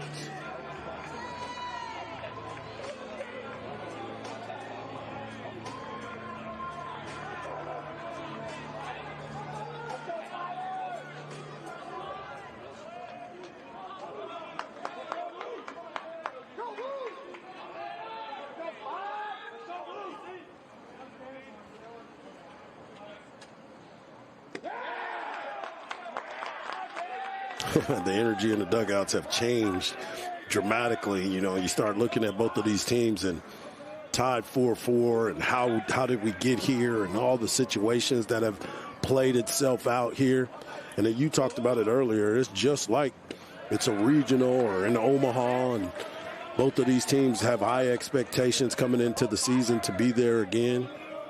We got a chance to talk to Kendall Rogers about Oklahoma and how he's like, well, maybe we should have had those guys a little bit higher.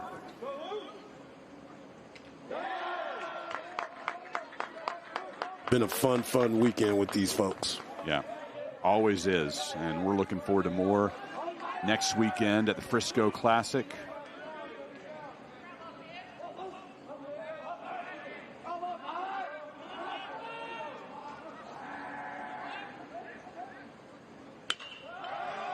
Hansen, high fly, stays in the infield. Branch brings it in.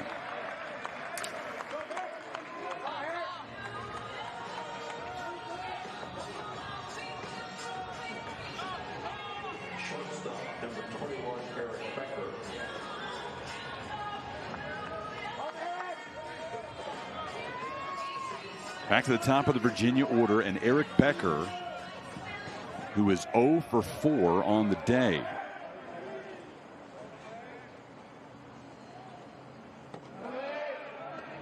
Struck out in the first, grounded out in the second and fourth, and then flied out in the seventh.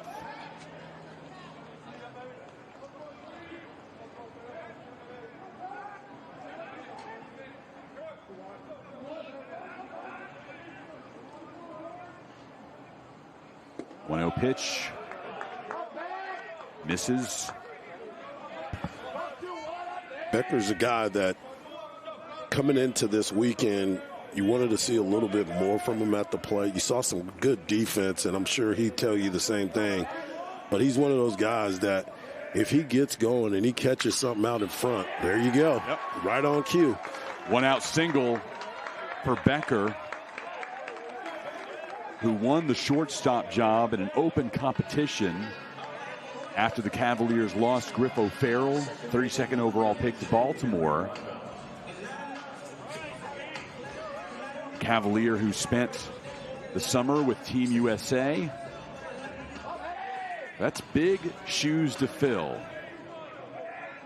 O'Farrell won the Brooks Wallace Award. He was first team All-ACC.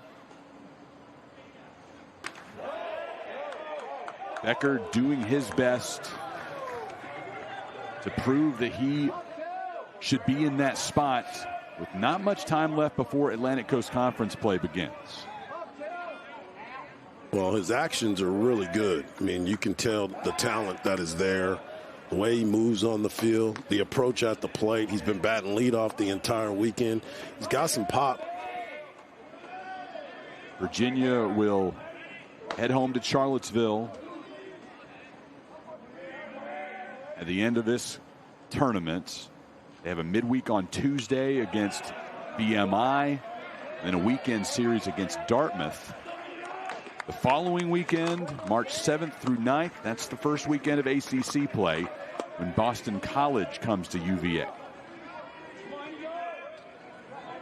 Got on him fast.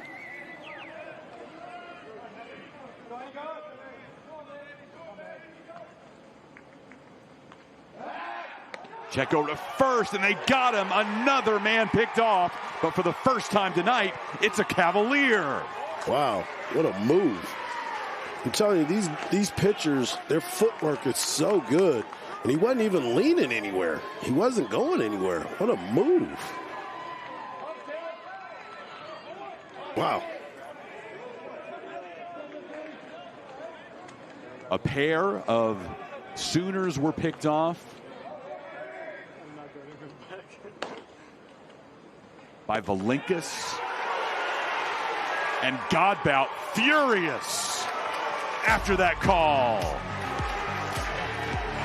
The inning is over, and Godbout still ranting, throwing his helmet. Robot ump says that's a strike. So did Christopher Griffith, and his opinion is the only one that matters. 4-4, heading to the bottom of the ninth.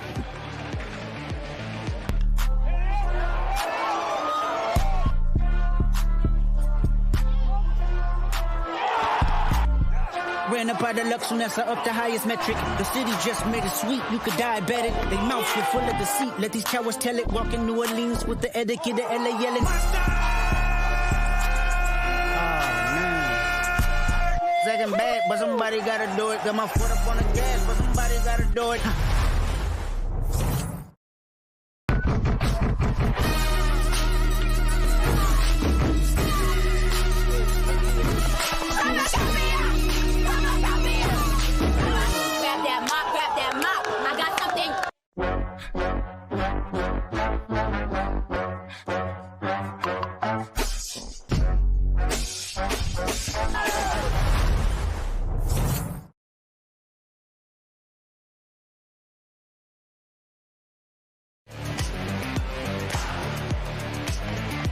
We are tied in the championship of the Round Rock Classic.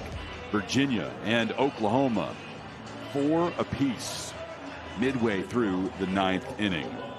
RoundRockClassic.net. Bookmark that. Keep up with the tournament as we move forward after this weekend. Start looking ahead to next season, the loaded field. That's also where you go to donate to the primary beneficiary of this tournament, the Cystic Fibrosis Foundation. Peak Events has raised over $650,000 for the Cystic Fibrosis Foundation through these college baseball tournaments. That's awesome. That is awesome. Scott Mudler leading things off for Oklahoma. In the bottom of the ninth inning, Mudler delivered a homer yesterday as Oklahoma beat Oregon State in a meeting of undefeated teams. Now OU trying to knock off second-ranked Virginia. Into center for Aiden Teal.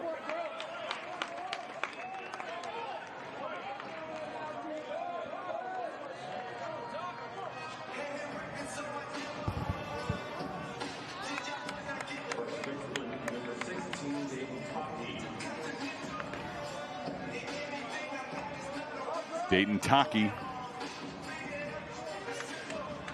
came in as a pinch hitter in the 7th and provided an RBI single. That put the Sooners ahead 4-3. Cavaliers were able to tie it up in the top of the 8th.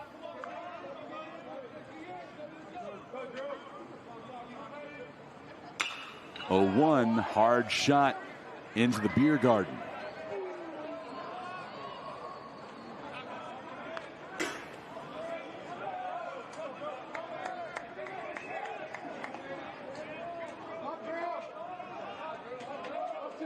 (0-2) with 1 out.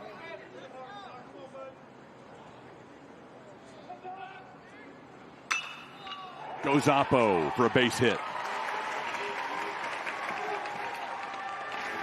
Taki 2 for 2 with 2 opposite field base hits. Staying on the ball a little bit longer. Got himself a fastball at 94 miles an hour. Who's at the top of the zone too. Good hands right there. Now we get a pinch runner for Taki.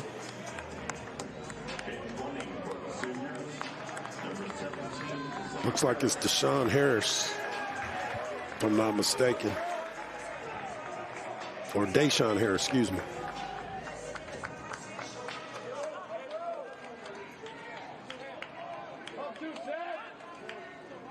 Oklahoma makes the change with potential game-winning run. Now standing at first base in Harris. I think we're about to see a pick play here.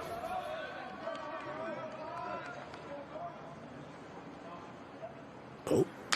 Come to the plate. Potential double play ball for the Cavs. 6-3. And we're heading to extra innings at the Round Rock Classic Championship.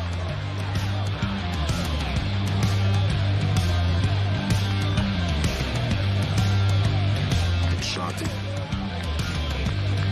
Becker on to Arroyo. 10th inning on the way. The first Round Rock Classic game to enter extra innings this season, and it's for the title.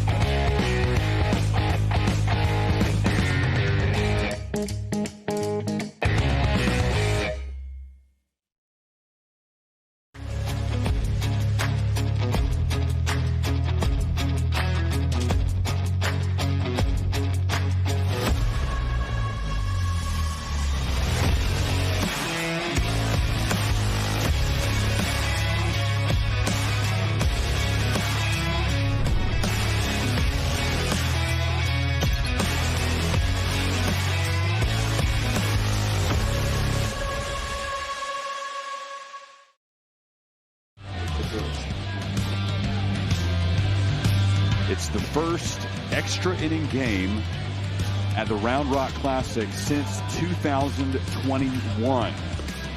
And Oklahoma was involved in that one as well, beating Auburn 4-3 in a game that lasted 10 innings.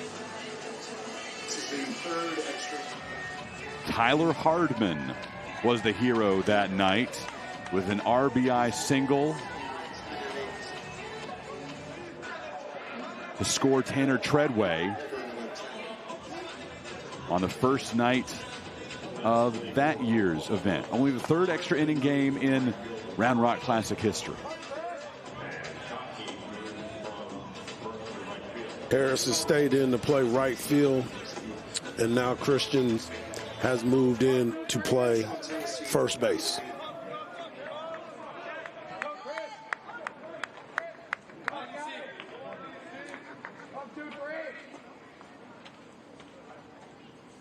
Arroyo starting the inning for Virginia, the heart of the Cavalier order. Arroyo will be followed by Henry Ford and Jacob Ferentz.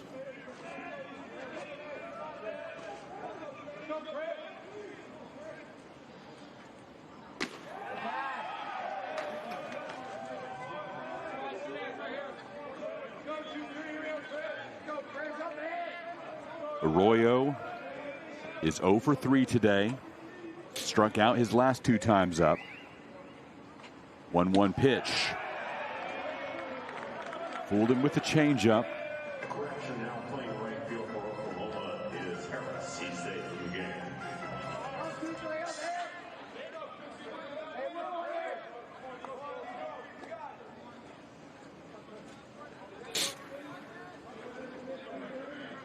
Arroyo is another guy that really needs to get it going. We talked about his power numbers last year. Into right center. Walk. Going after it at the wall. Another great defensive play. Right in front of the grounds crew sitting out there. We have been blessed to see a bunch of great athletes making great plays, showing off speed and ability and agility. That's a great play. Look at these guys going crazy beyond the fence. They know what it looks like. Close and personal. That's good that they appreciate the talent that they're seeing. We showed you some of the best plays of the weekend. Add that to the reel. And in the 10th inning of the championship game, here's Henry Ford looking to give a ball a ride.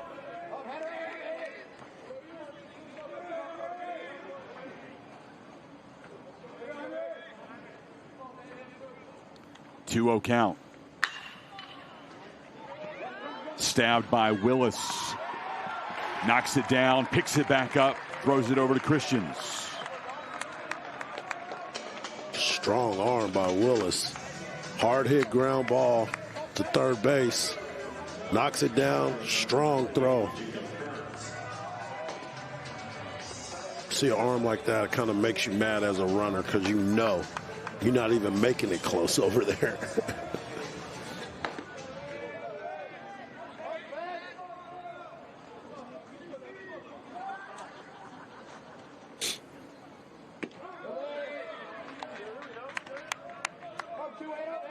Two out, top of the 10th.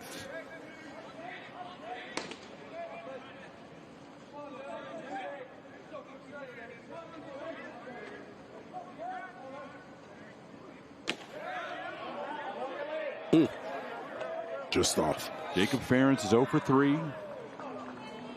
Struck out in the first and the third.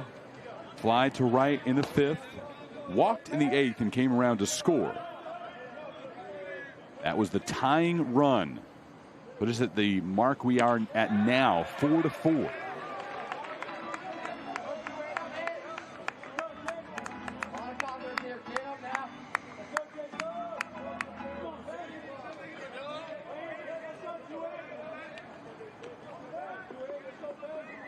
Two balls and a strike. Off of Ferentz. Count is even. Nice slider by Crooks.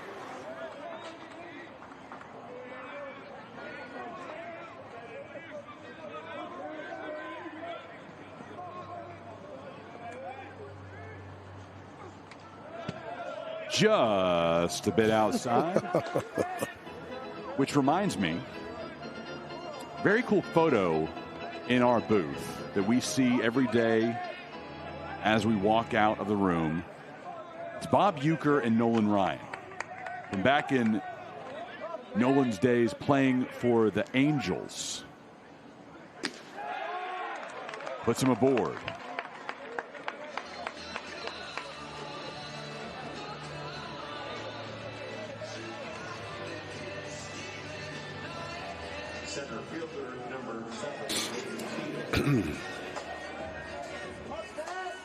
Of course, up here in the press box, no matter where you look, it's Nolan Ryan memorabilia. It's exactly awesome stuff up here. But specifically in the TV booth, no better picture than that one of Nolan and Uke. Yeah. And just yesterday, the Milwaukee Brewers had their first radio broadcast without Bob Uecker. Yeah, I'm sure it was tough for all those guys to get through that at the very beginning. He was definitely a character, but also very, very talented at what he did. One of the most loved men in baseball history. Passing away just a little over a month ago. Started as a broadcaster for the Brewers in 1971. After a playing career in the big leagues that took him to Milwaukee, St. Louis, Philadelphia, and Atlanta. And he would fully admit, and that was part of his greatness, putting himself down. He wasn't a great player. Right. Right at 200 on his career. Right. But he's definitely one of those guys that was well liked in the clubhouse, fun guy to be around. And those are the ones that stick around longer because the morale, they're not those ones that are always me. He couldn't be me with 200, but he was definitely one for the ages. The last broadcast for him in the wild card round, Brewers and Mets last October.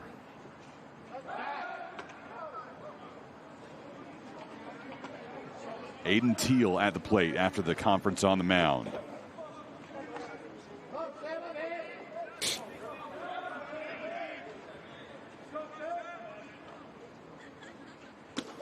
Big swing and a miss from Teal.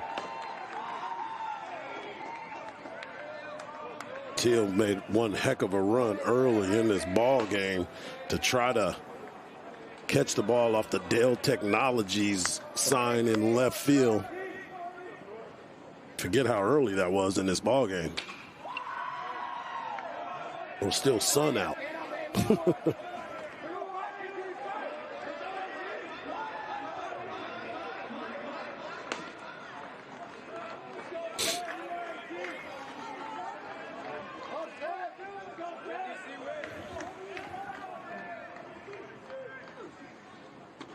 1-2 missing in, and Teal has to do a little limbo.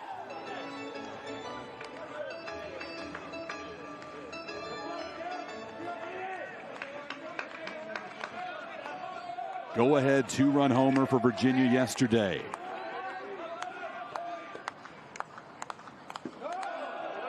Full count. This guy's a gamer. He's just one of those dudes that you're glad he's on your team, and if you're facing him, you don't like to face him. Just scrappy, hard-nosed baseball player. 3-2 pitch coming with 2 out. To the right side for Branch. Scoops and throws.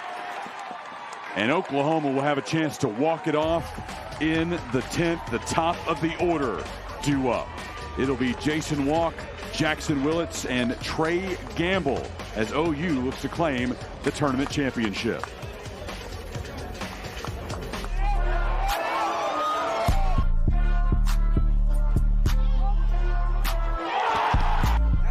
Ran up out of luck, soon as I up the highest metric. The city just made it sweet, you could diabetic. They mouths were full of deceit, let these cowards tell it. Walking New Orleans with the etiquette of LA yelling. Second bad, but somebody gotta do it. Got my foot up on the gas, but somebody gotta do it.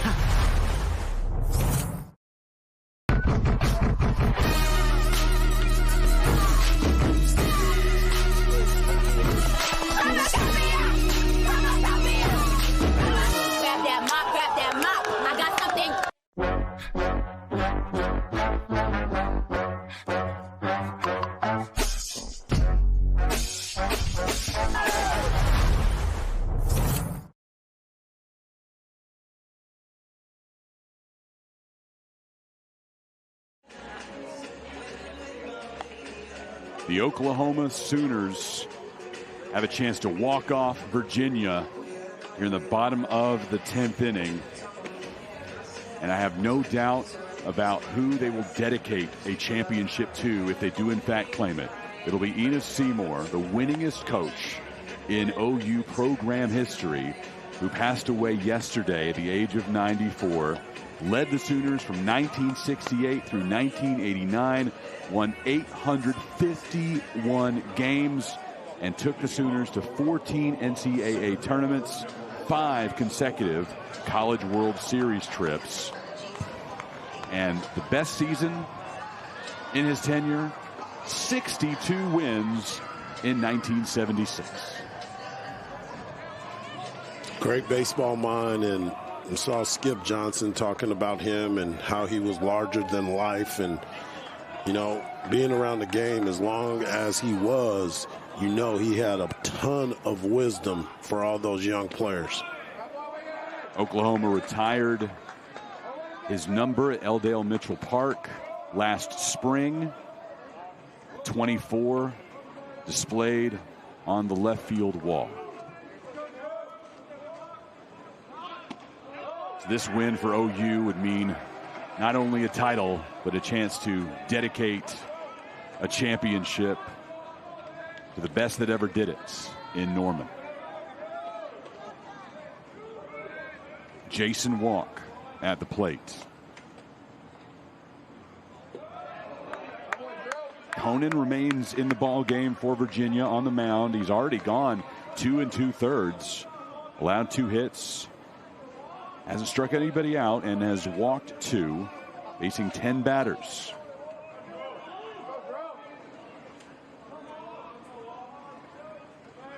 A ball and 2 strikes. Grounder to Godbout. Onto Arroyo. 1 up, 1 down in the bottom of the 10th.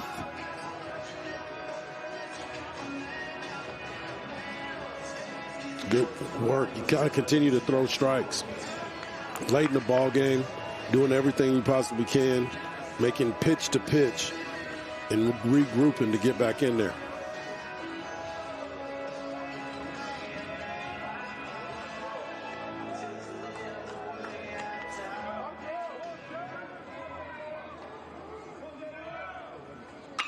Willett's first pitch swinging into center.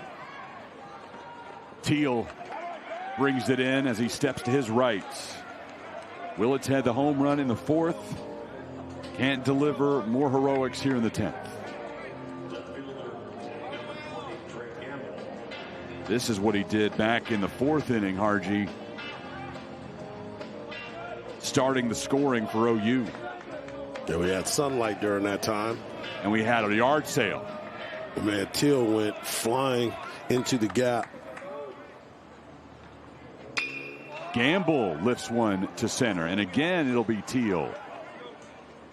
Consecutive putouts by the UVA center fielder, and that sends us to the 11th. We have yet to determine a Round Rock Classic champion in Game 6 of the tournament.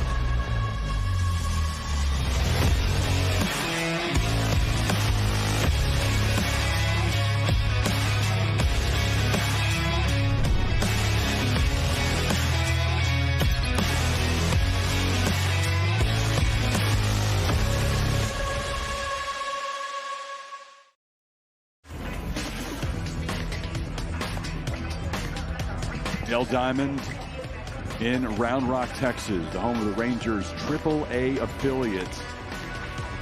Next weekend, We're at the Rangers AA affiliate for the Frisco Classic.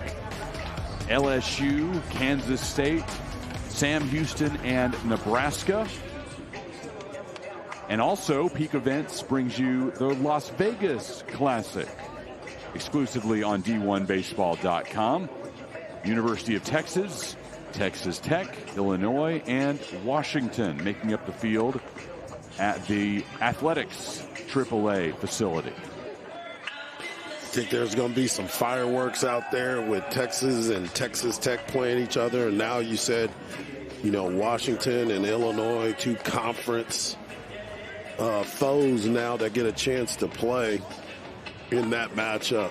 At one meeting as a non-conference affair as part of the Classic. Of course, when the field was originally set, they were in different leagues. Absolutely.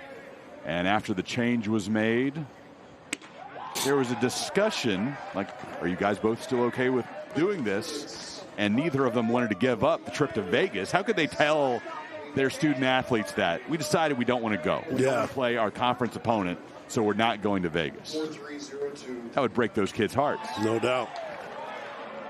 Well, you start to think about it, too. It happened at Globe Life last week where Texas had to play Ole Miss. Right.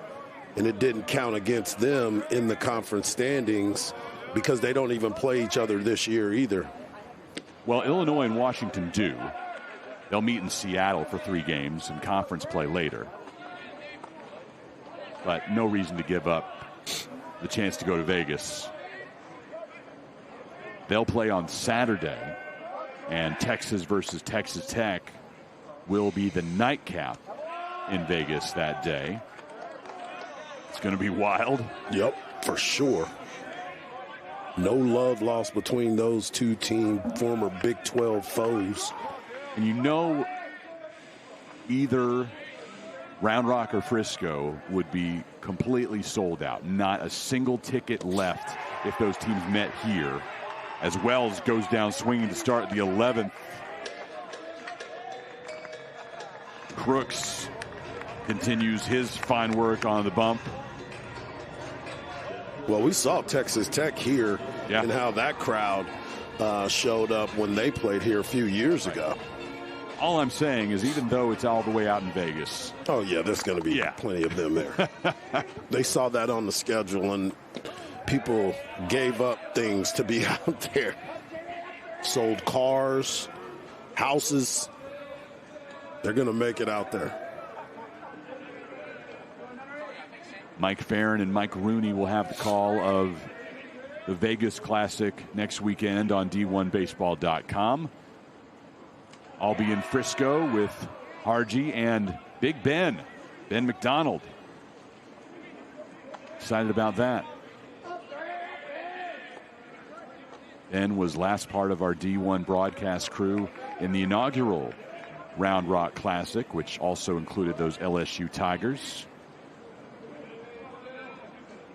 Where the Tigers go, Ben goes. Into left field. Gamble. Makes the grab. 2 up, 2 down. Nunnally retired. Yeah, they make sure Big Ben makes his appearances at the LSU games. And here's Hansen, not coming out to Mbop.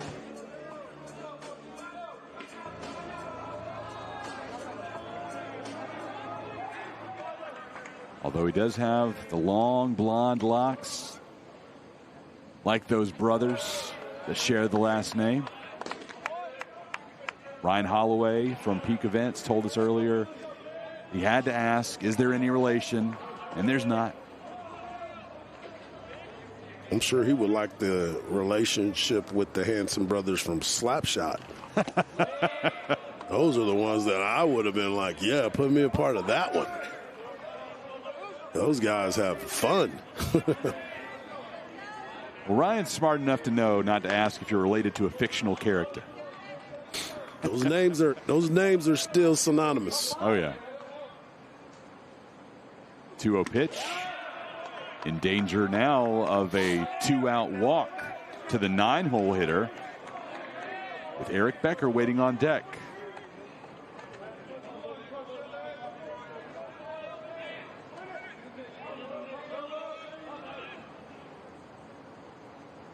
.3-0 pitch in the zone, calmed his nerves, and Crooks brought one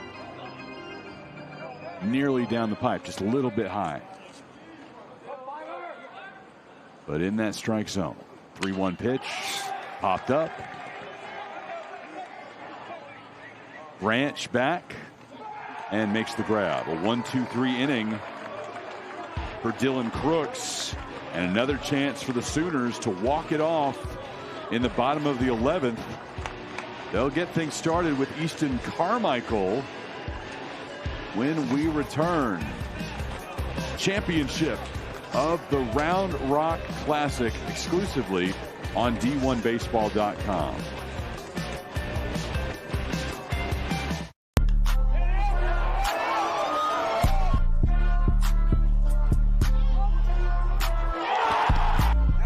Ran up out of Lux soon as I up the highest metric. The city just made it sweet, you could diabetic. They mouths were full of deceit. Let these cowards tell it. Walking New Orleans with the etiquette of LA yelling. Second bad, but somebody gotta do it. Got my foot up on the gas, but somebody gotta do it.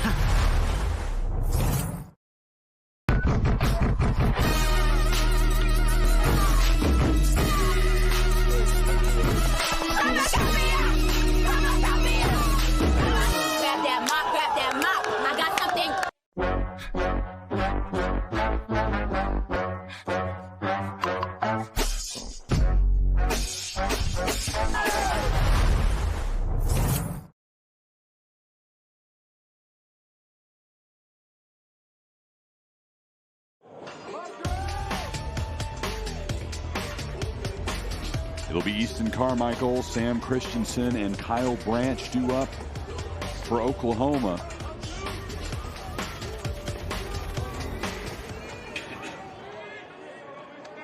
Drew Conan continues for Virginia on the mound. 3 2/3 innings of work so far for him, allowing 2 hits.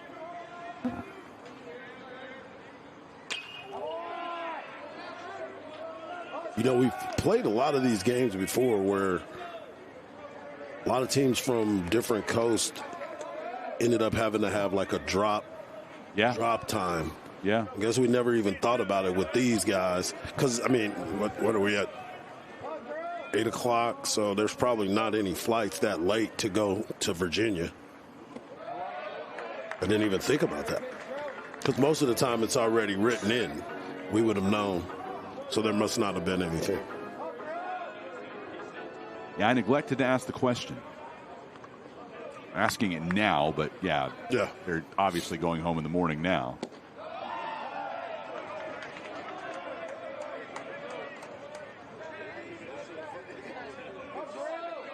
Carmichael had a 2-run homer yesterday as Oklahoma beat 7th-ranked Oregon State. And I have our answer, Harji. UVA chartered a flight, so they're still heading home tonight whenever it ends. Oh, okay. Nice. Chartered one. Okay. We big time over there. Full count to Carmichael. Shallow right field. Going out to get it. It's Godbout. Both of these second basemen have been getting a lot of work for both teams. Whether they're going back on fly balls, getting ground balls, double plays, getting a little bit of action from all of it.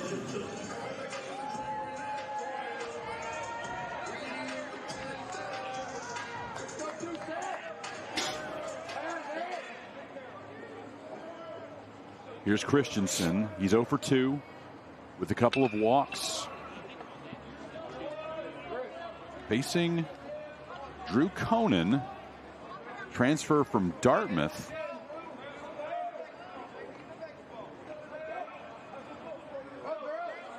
His previous 2 appearances this season lasted a third of an inning, and 1 1/3.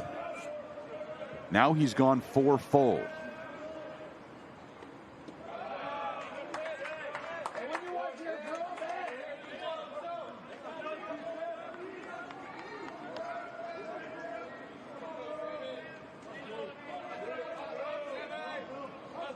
Now I'm digging back into Dartmouth Big Green stats, see if he went this long last year.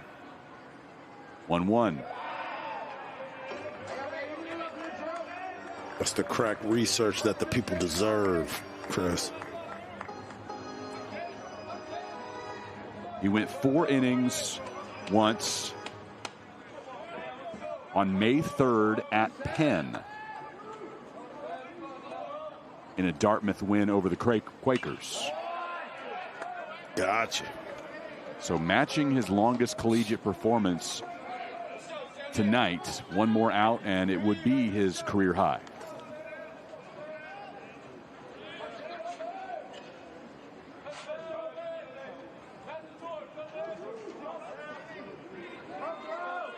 That 4-inning outing against the Quakers didn't give up any runs, allowed 3 hits. Struck out 2 and walked 1. Through 77 pitches, a much higher total than he's at right now, just 55. Boom. A lot more efficient in these 4 innings.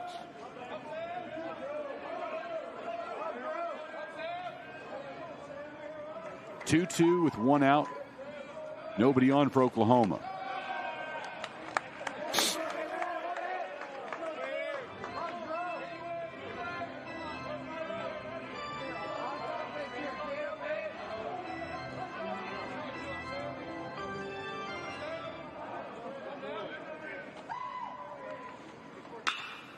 Gets through the right side. Christensen aboard with a 1-out single.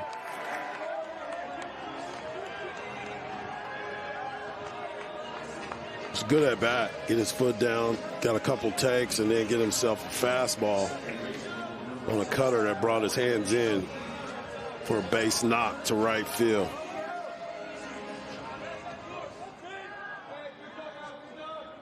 Mr. Branch is up again.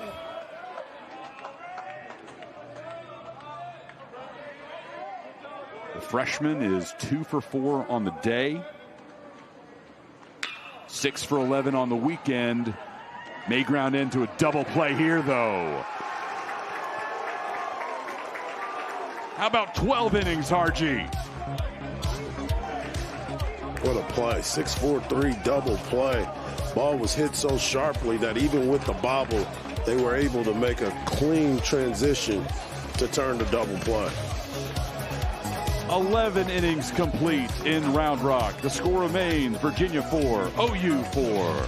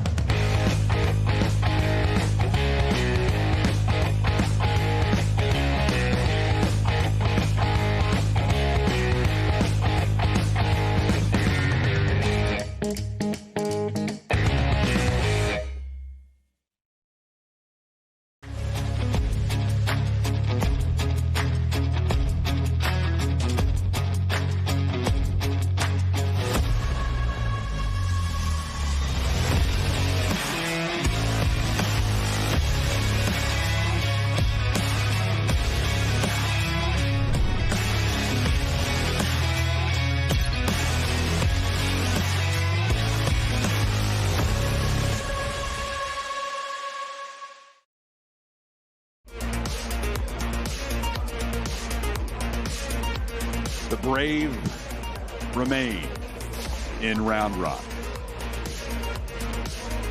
I don't have to worry about getting up early for work.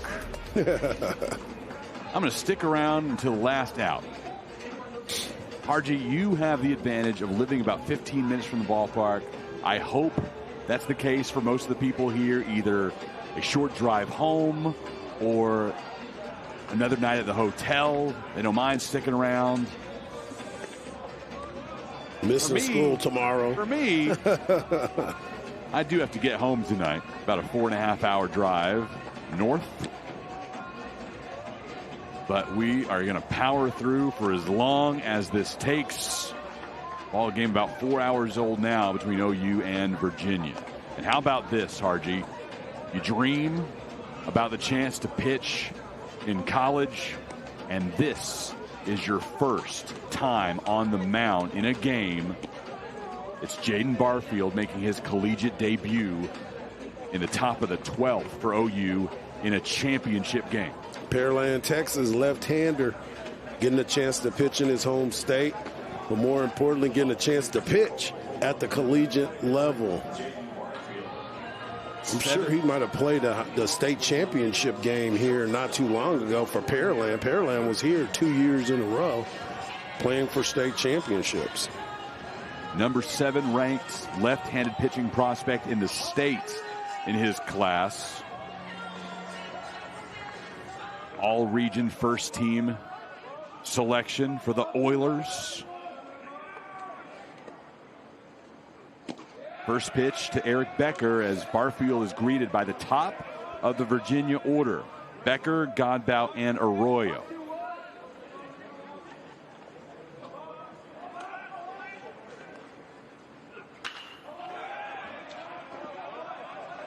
You think his heart's racing a little bit? Just a little bit. Just a little bit.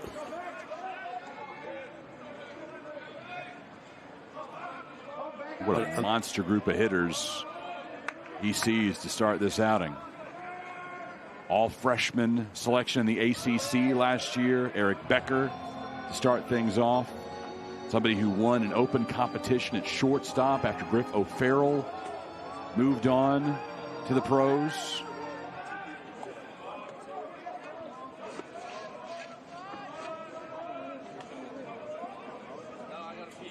Here's the 1-2. Good life on that fastball, 93-mile-an-hour fastball from lefty, four-seamer. Like it. They just got to hone that in. But you're right, his adrenaline's probably going crazy right about now. 2-2. Big swing and a miss, and the first collegiate strikeout for Jaden Barfield. Throw that ball back into the dugout. Go, big fella. Nice breaking ball, slider, change speeds. We saw about 94-mile-an-hour fastball, then he backs it up with a 78-mile-an-hour breaking ball. I guess he's not sentimental. He's holding on to that ball. We'll continue to work with it against Godbout. Do they do that in college? I don't know. I'd want to. I'd want to put it up on the mantle.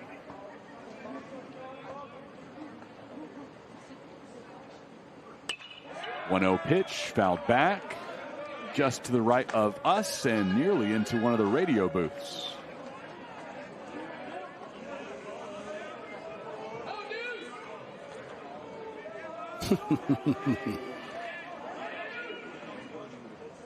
Now the rookie Barfield gets a preseason first-team All-American in Henry Godbout.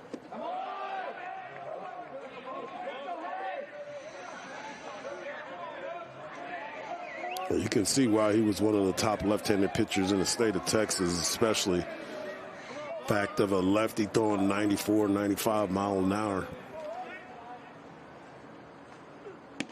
2-1 as Barfield grunts on the release.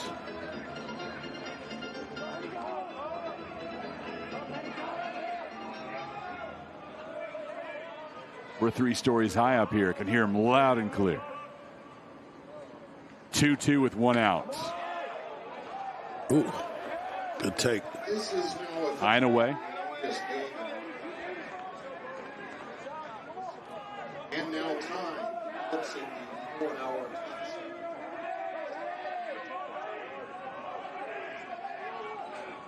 3-2 pitch coming to Godbout. You may have heard over the loudspeaker just now, that was Larry Little, the official scorekeeper of the Round Rock Classic. Also the record keeper, holds the big book, informing us that this is now officially the longest game in Round Rock Classic history, both in time and in innings. Godbout lifts it to left. Brought in by Gamble for the second out.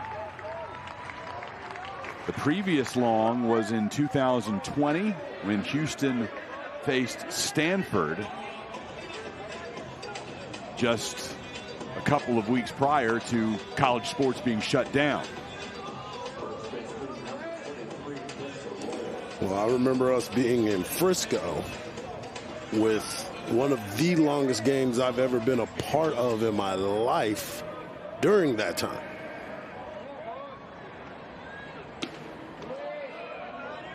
You and I have been a part of some long games, my friend. Just follows me. I do remember calling a game in a Southland Conference softball tournament that was also the longest in that league's history. Well, we've found the common denominator in these types of situations.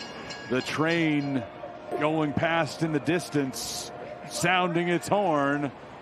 Perhaps a rallying cry for Chris Arroyo. 1-1 pitch. Just low.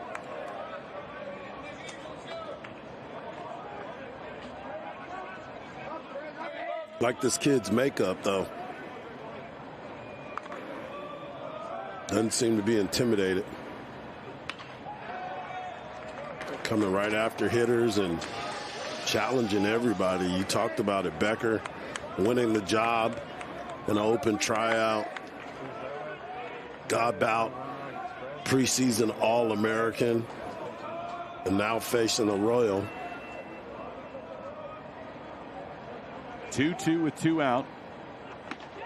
Big swing and a miss, and Jaden Barfield in his collegiate debut gets a 1-2-3 inning at the top of the Virginia order. Outstanding work, young man. Reared back and brought that last one at 93, and Oklahoma will come to bat in the 12th with Scott Mudler, who had a homer yesterday here in Round Rock.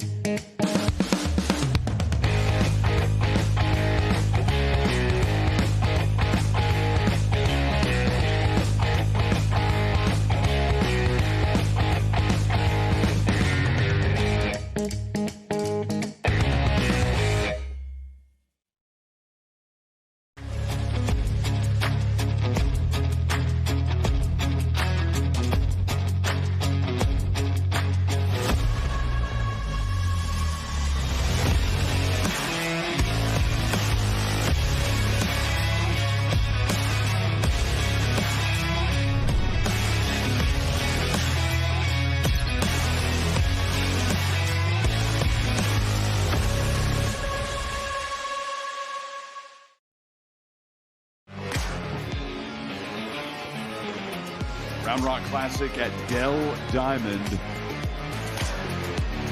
And our subscribers, Harji, getting some free baseball.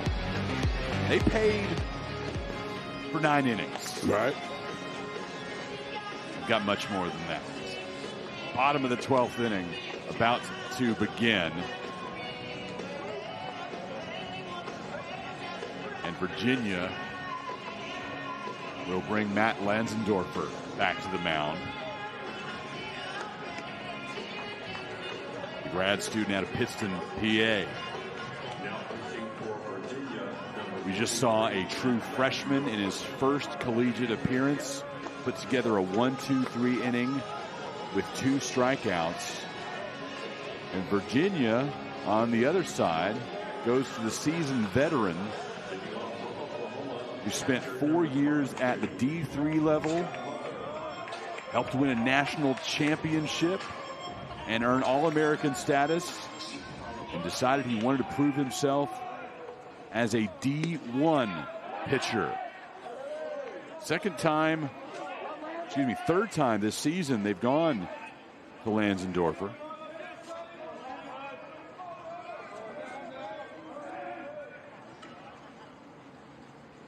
First man he faces is Mudler.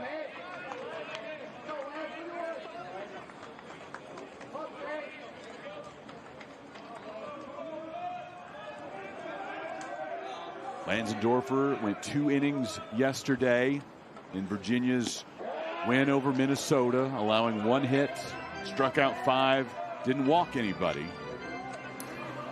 They certainly want to attack the zone here. Yeah, no room for him on bag.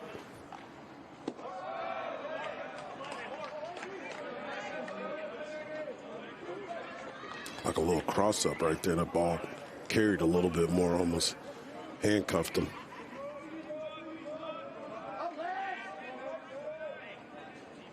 Two-two pitch. Missing just away.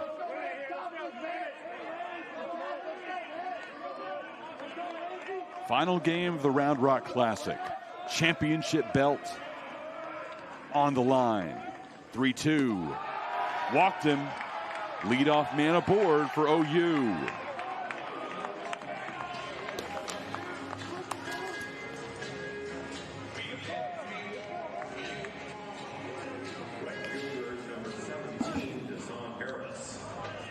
Son Harris now for OU, getting his first opportunity at the plate.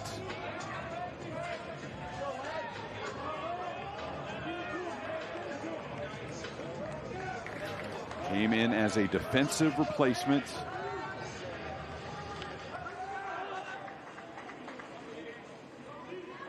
Now his first hacks. Check over to first. Harris, only 6 ABs on the year so far with 1 hit. That 1 hit was a double.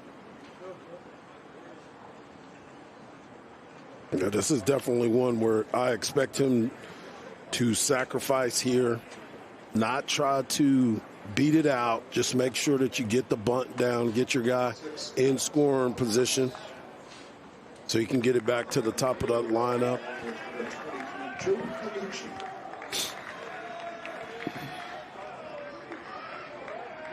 I'll be shocked if he's not bunting.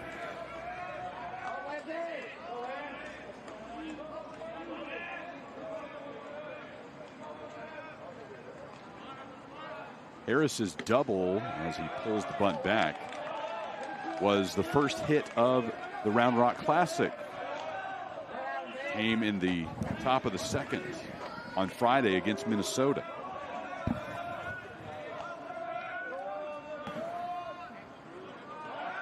Check over to Mudler. Squaring early. Trying to see who's moving around.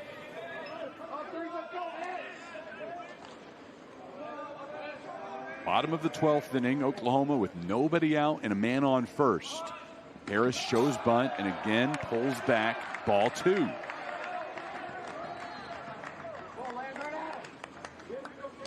Barons will go out to talk to Lansendorfer. After missing on a couple of pitches, as Oklahoma is looking to sacrifice and bring Mudler to second.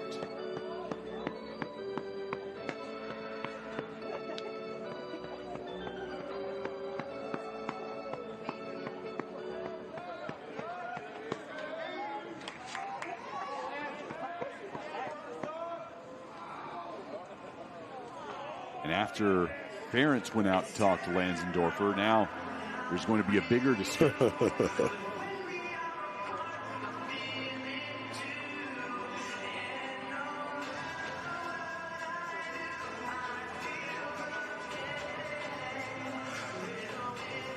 Yeah, they're trying to figure out defensively what they're going to try to do. Obviously, if you're going to they're going to give you an out, you want to make sure you take it. So, most important part is trying to make sure you deliver strikes in this situation. But it doesn't look like he's going to get a chance to do it. Looks like they're going to the bullpen. Cavs will make a change in the bottom of the 12th. Tie game, 4-4, and Oklahoma has a man aboard with nobody out. Sooners looking to complete an undefeated weekend here in Round Rock. Cavaliers trying to send us to a 13th inning on the final day of the Classic.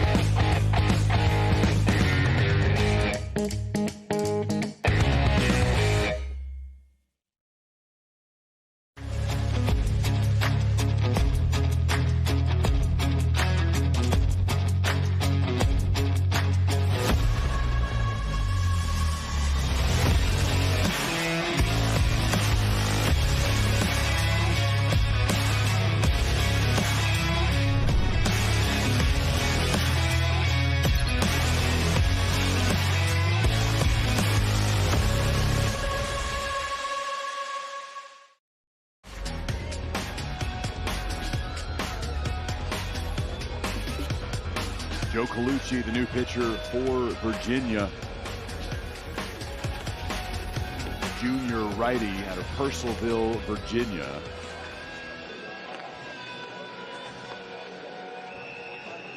His 4th appearance already this season in just the 6th game of the year. 10.80 ERA. 3 1/3 innings pitched. Struck out 5 and walked 2, and opponents are hitting .412 against him so far this year, Harji. He gets a tough assignment. Nobody out, man on first. Son Harris, bat in his hand. With a 2-0 count in this situation already, too. And here it's 2 balls thrown by Lansendorfer, and again Harris showing bunt, this time a strike called against him. This is what I was talking about. Trying to get out of the batter's box too quickly instead of just sitting there and letting it happen. Make sure you get the bunt down. Everything else will take care of itself. You're stabbing at it. Yep. It's creating. Can't do it, and that's 2 strikes. Yep.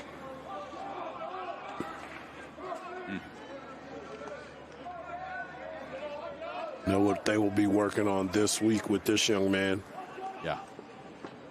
These are those moments for situational baseball that we talk about, that he probably didn't have to bunt a lot in high school. 2-2 right back at the pitcher, Colucci. No play. Single. Becker ranged over. By the time he brought it in, looked around, there was no throw to be made. The only throw that should have been made was to first base, because at that point you're going past the bag in that situation. You want to be able to just throw that over.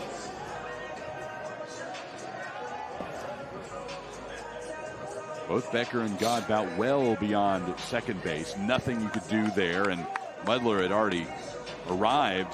Looked over to first, and Harris, no chance to get him. 2 men on and nobody out for Oklahoma in the bottom of the 12th. Again, trying to lay down a sac bunt. Willis can't do it. Again, I know our natural instinct is try to get out of the batter's box because you want to get a hit, but this is an opportunity where you just got to lay it down.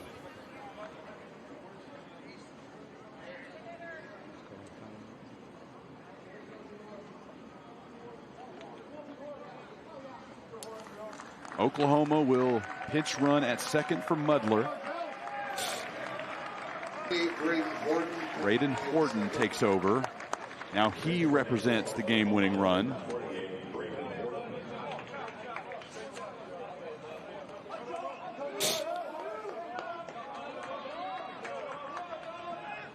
Change coming with an 0-1 count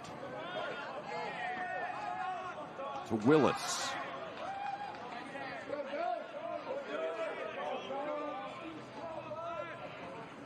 Colucci. Looking to Ferentz and comes to the plate. Check back at second on the pinch runner. Nearly had him. Horton gets under the tag. Wow. A throw by Ferentz. What a quick pop throw. Saw that lean. Yes. Ooh. About as close as you can get on that. Can't get out there too far. Got to be careful. Runner on first is getting a little bit too far, too.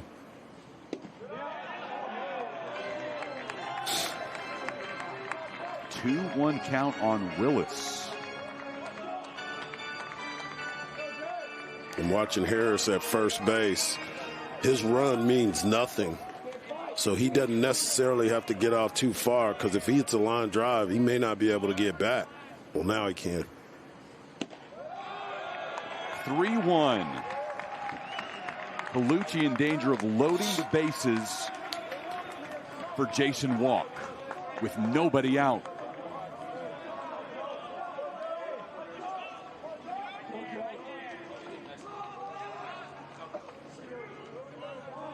Colucci to Willis, again showing bunt, this time able to lay it down. It'll move both runners over, and here comes the game winner. Braden Horton slides in safely after the ball gets away at first. The Sooners win the Round Rock Classic Championship. Time of game 4 hours, 18 minutes. Fundamental baseball, as we talk about, you get down there, you get the bunt down. Those types of situations are what it's all about. We talked about the previous at-bat where he couldn't get the bunt down. Now you do get it down. Hanson comes over, but he got rushed because of the speed by Willis. The Sooners ripping shirts off in the outfield. Even yesterday in the cold, they take it if it means a championship. What a matchup. What a great game. Both teams are these types of teams that we were talking about. What the expectations are coming into the season. You want to gauge yourself against certain teams. Now you look at it, Virginia, tough weekend for Virginia if you start to look at it. But all in all, what a great weekend for the Oklahoma Sooners. Back-to-back wins over the number 2 ranked Oregon State Beavers. Number 7 ranked Oregon State Beavers. Number 2 Virginia. And before that, a win over Minnesota. 3-0 on the weekend. OU takes it in 12. Think about some of the plays that we've seen this weekend, even to start the game. All kinds of things that we're all excited. 1-0. Lansing rotates the ball.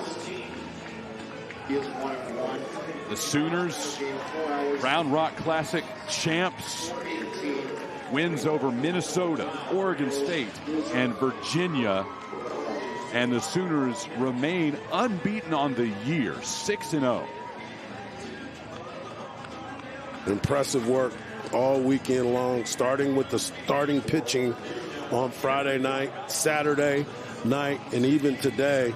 Once they got everybody excited about this team, and they just scrap. You talked about it earlier about how do you just keep going out there ready for battle.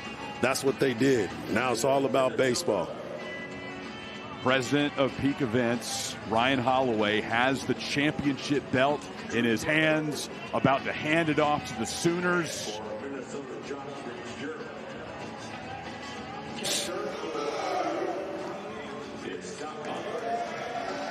There you go. Champions of the Round Rock Classic. the Oklahoma Sooners. Got to take that thing out of the case, guys. There we go. Let's see it live and in person. We don't need the picture of this morning. We need it right now. Well, it's going to be hard to see it when they have it all the way down on the ground.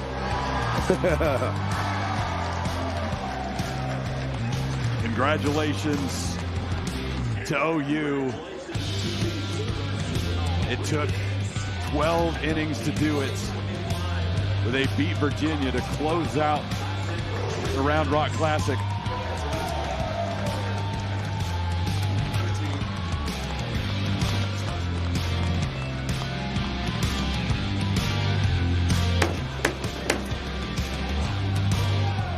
Round Rock Classic MVP. My choice, Harji. Kyle Branch. Kyle Branch had a great weekend, did an unbelievable job. Congratulations to Kyle Branch and the Oklahoma Sooners. What a weekend. I've been very impressed. He's somebody I'm definitely going to be following. Branch, Iva Arquette, Godbout, and Arroyo as you check out the all-tournament team on the video board here at Dell Diamond. It went away. I've got it in front of me, though. Teal, Berkland, and Fitzgerald in the outfield. Then it's Mudler at catcher. The no-doubter Witherspoon. Tyson is the all-tournament team pitcher. Relief pitcher is Segura, and Carmichael earns the DH all-tournament team nod. Interesting. And there you go. There's the tournament MVP mini belt. Can't wear that, but it's going to look good in his room. Get to check it out in his trophy case. Oh, yeah. Show it to his friends on campus. Good stuff. Good stuff. Congratulations again to Kyle Branch, the entire Oklahoma Sooner Ball Club. Champions here at Dell Diamond. Dealt with a lot of bad weather. Got a beautiful Sunday and a fantastic finish to the Classic. Yeah, we were blessed to see some great plays, some great teams, some exciting things that have happened all weekend. But the most important thing, at the end, the Oklahoma Sooners come out with the victory for a perfect weekend in Round Rock. For our team behind the scenes, especially those who braved the elements behind the cameras all weekend long, they had a rough Friday and Saturday, to be sure, and it's their hard work giving you these pictures. That's why we can show you these fantastic highlights. Thank you to everybody and our crew in the control room. Scott, our director, producer, fantastic work all weekend. And Mike Hart, always such a great time being at ball games with you and describing them for the people. Fantastic finish. Oklahoma, the Round Rock Classic champions in 2025. We'll talk to you next week on D1 Baseball from Frisco and Vegas.